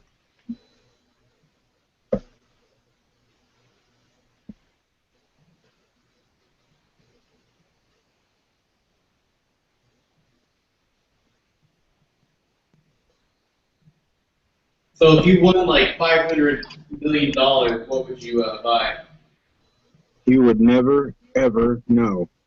No motherfucker would ever hear me again. I'd buy the presidency. Piss on that. I would buy frickin' Smith & Wesson and Colt. Yeah, but it doesn't do any good if you can't own it anymore. So I'm saying I'd buy the presidency since it's obviously for sale. Yeah. Yeah. For sure, sure. I can't say what I'm really thinking on a public venue that's recorded.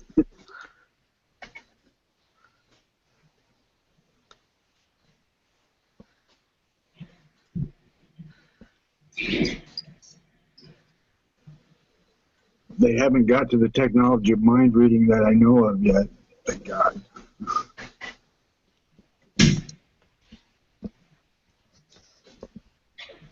Yeah, I'd definitely throw in millions at the pro-gun side, though.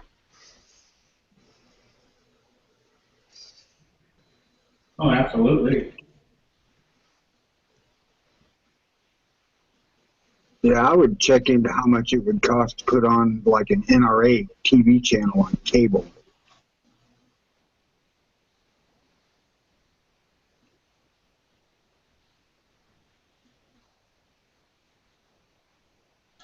You'd probably be looking at a pretty penny, that's for damn sure.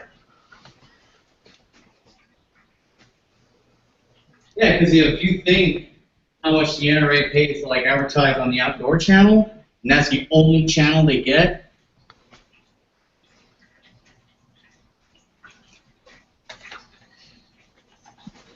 Kind of makes you wonder, like, what they would ask from people.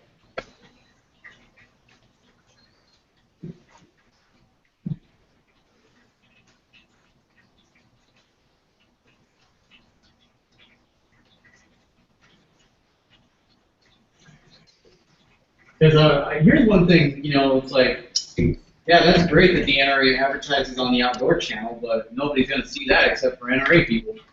Yeah. I remember back when I was a kid, used to see NRA commercials all the time on. I can't remember what the channel was, but you know, this was back before the Western Channel or anything.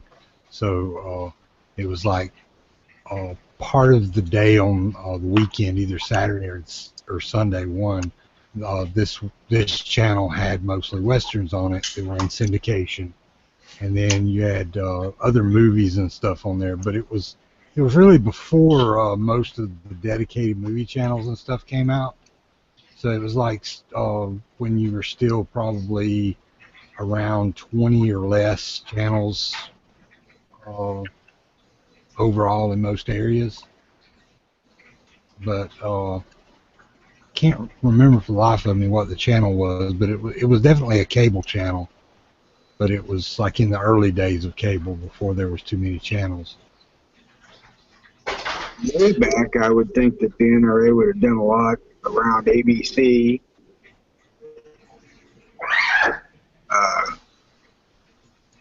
And whichever ones put on the Musical Omaha's Wild Kingdom and shows like that actually were outdoorsy type stuff. But back then, the NRA wasn't the devil they seem to be portrayed as today. Yeah, like me thinking back to my childhood with cable TV and stuff like that. I remember when TNT network was real popular, and they had what was it, Movie Magic? TNT was the shit, dude. I used to watch USA up all night. No, I remember all the cool movies that they used to have on there. I think they still play the same ones. No. I don't know. Do they still overplay Jaws and what's the other one? James Bond movies? Either of those two, I'll sit down and watch if it's on. I don't care. and I even own them on DVD. And I'll still sit down and watch them on TV, commercials and all. Hell, when I was a kid, I didn't even know what cable TV was. When I was a kid, there was no such thing. Yeah. Yeah, we didn't have it until like I was probably 12, 13 when we got cable, and that just added like 2 channels. And then shortly after that, they started kind of adding, you know, like every year we get another channel or 2 added to it.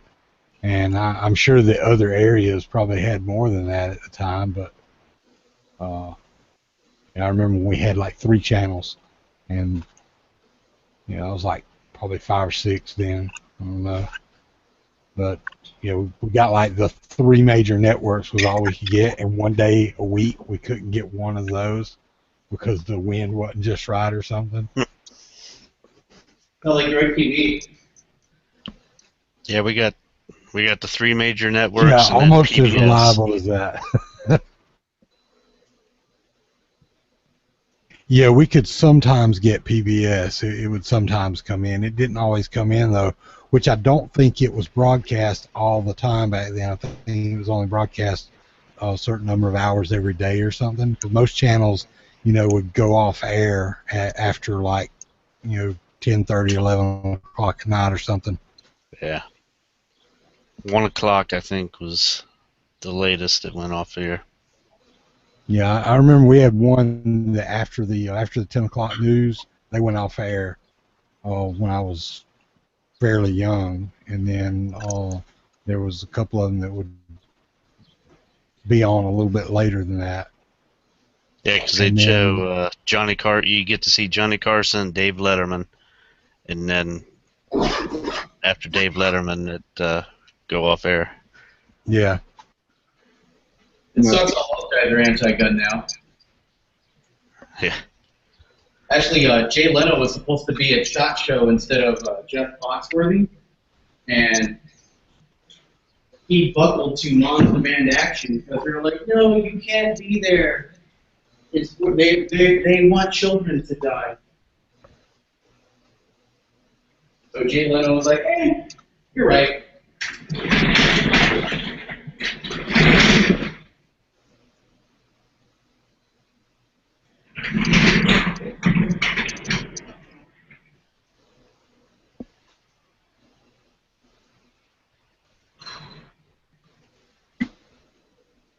Man, I need to start working again.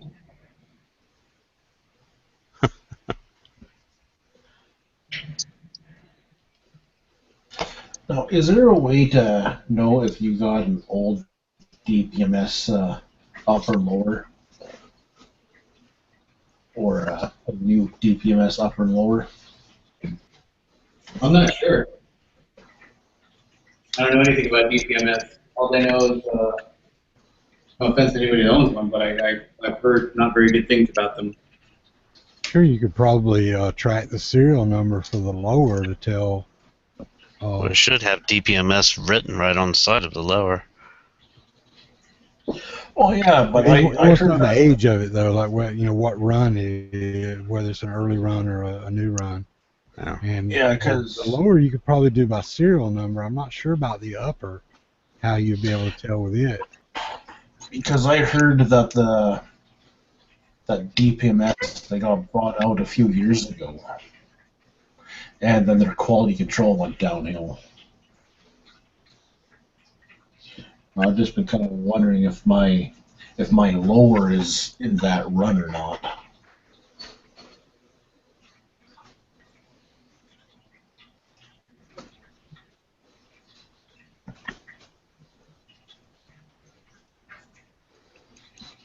All right, gents, I'm going to call it a night. Yeah, it's getting pretty damn close to that time, isn't it? Yeah, it's 6:30 in the morning here. Damn, I didn't realize it was that late. Here. Yeah, 4:30 here. I've been on chats for 7.5 hours.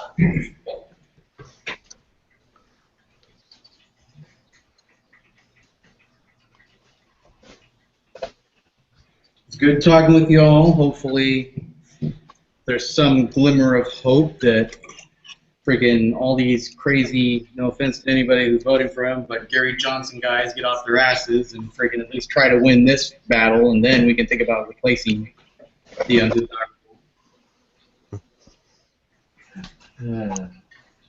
Bye, bud. Yeah, you don't know how many people I've heard to say, you know what, I'm going to do the right thing and vote for Gary Johnson. Oh, cool. While you're at it, why don't you vote for Hillary? Oh, come on, Yankee already talked about this. I haven't talked about it, but The problem is that these guys are assuming their state's going to go for Hillary no matter what. What if that's not the case? Oh, so you think that the guys who are voting for Johnson are assuming that Hillary's going to be elected? They're assuming that she's going to win their state. Yeah, that's not necessarily true. It could be a complete and utter cluster, and you never know, man. Maybe, because like everybody thought Ted Cruz was going to win California. And everybody likes Ted Well, Cruz. the political analysts have been like, no Republican has ever won the presidency without winning Ohio, so therefore it's lost. Well, let's think of the states that we can't. Because in the primary they said that what was it? It was I was listening to Florida Roundtable the other day, and they were talking about how no Republican has ever won the presidency without winning Ohio in the primary, and so they completely wrote it off because of that, because they always use history as a playbook when it comes to elections. So, of course, history has spoken, and therefore it's a wash. That lady hasn't sang yet, man.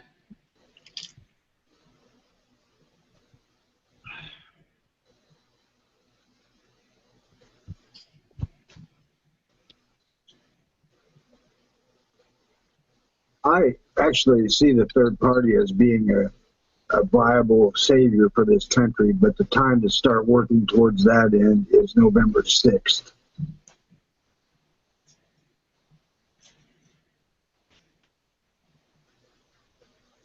Here's one thing that was interesting when Trump came out and gave his speech today. He didn't touch on any of the Clinton stuff. Like, he's going to use that to his advantage.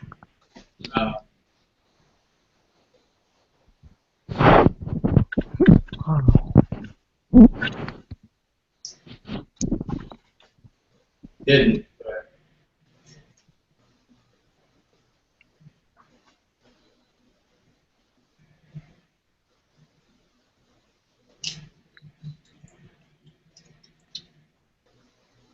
Well, gentlemen, good night. I'll talk to everyone tomorrow. All right, Brendan. Hey, man. Catch you later. Yeah, have a good one. Hey, man. Have a good one. Yeah, I might go ahead and call tonight, too. Oh, I think. I want to try to get back out to the range today. Went yesterday, got the 44 Magnum out, shot 6 rounds through it, and it started pouring, so I had to leave. Yeah, I still need to sight in my AR and get ready to go back to work. I got to get outside in several rifles. So I'll go ahead and shut this one down. computers. Day or night. I'll talk to you guys later then. Okay. Have a good one, man. Yep, you too.